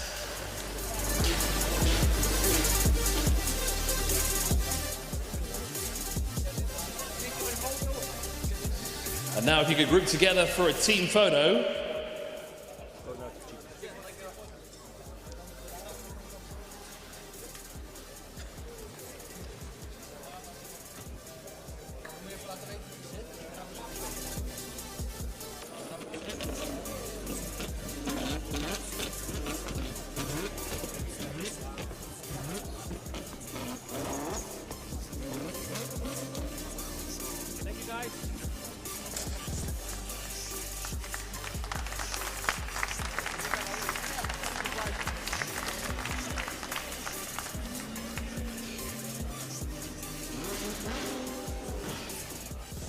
Now we'll move on to GT4.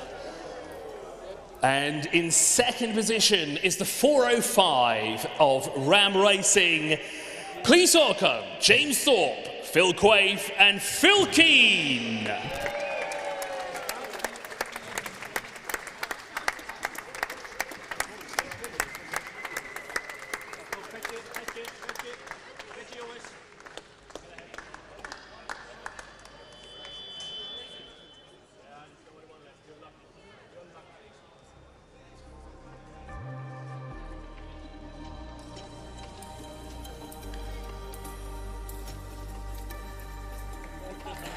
And now to the top step of the podium in GT4, the 416 of Bulgaria ZM Racing. Please welcome Alia Kolok, Adam Lachko, and David Versky.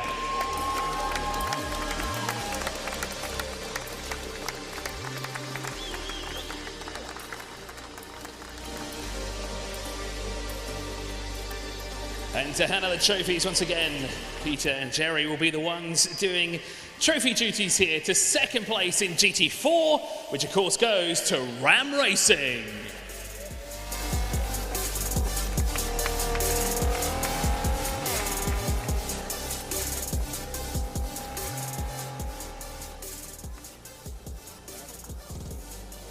And now the presentation for the first place trophies in Class 2, Bulgaria ZM Racing.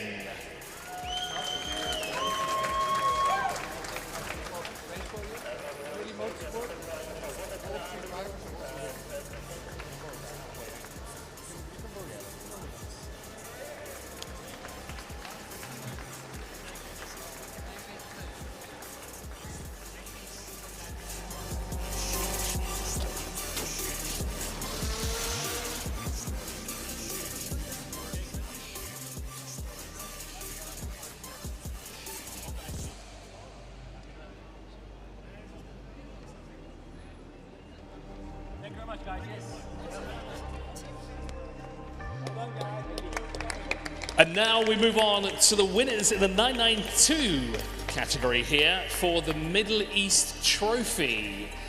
And, well, we'll bring them out momentarily. And why don't we bring them out right now? Please welcome to the top step of the podium in 992, Willy Motorsport by EB Motors. And they are the three drivers of Sabino De Castro, Sergei Nicolai, and Fabrizio Borghi.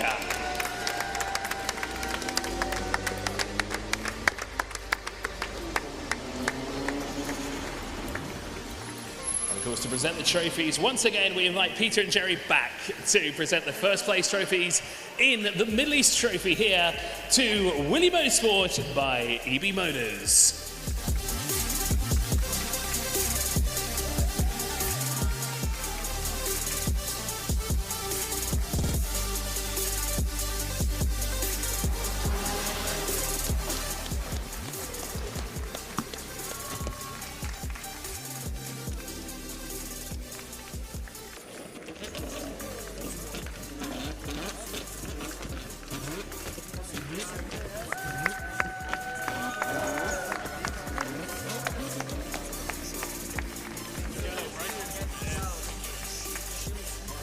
Now we'll move on to GTX, the Middle East Trophy. Please welcome in second position, Vortex V8. And please welcome the two drivers, Lionel Avrucci and Philippe Bonnel.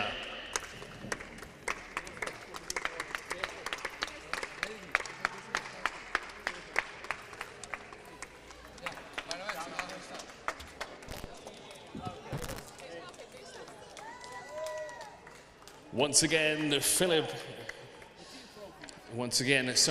Peter and Jerry will be handing out the trophies here for GTX.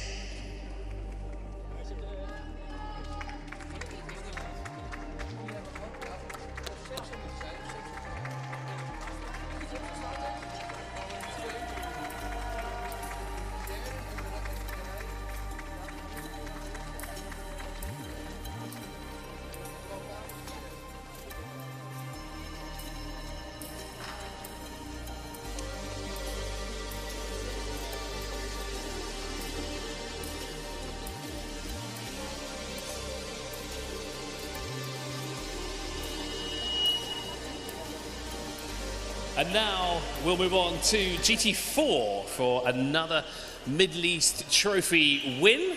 We're just waiting for the Vortex team to work their way off, and then we'll move on to GT4.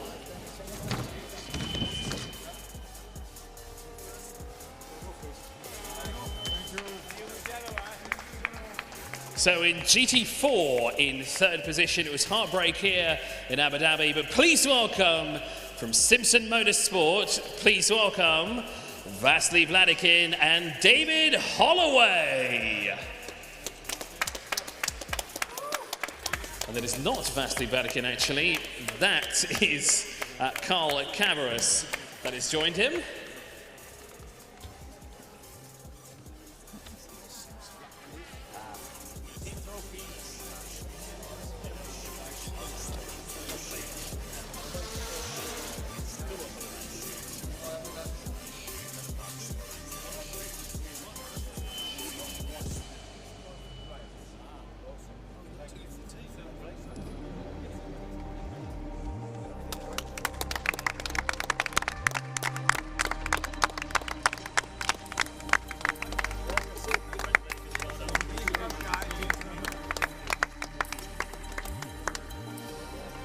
Well, thank you so much for joining us here. That was the end of the 6 hours of Abu Dhabi powered by Hankook for 2023. The third edition, no doubt, will be back next year for the fourth edition for a thrilling event, as again, it will serve as the finale for the Middle East Trophy. But from Phil and myself, thank you so much for joining, and we'll see you next year.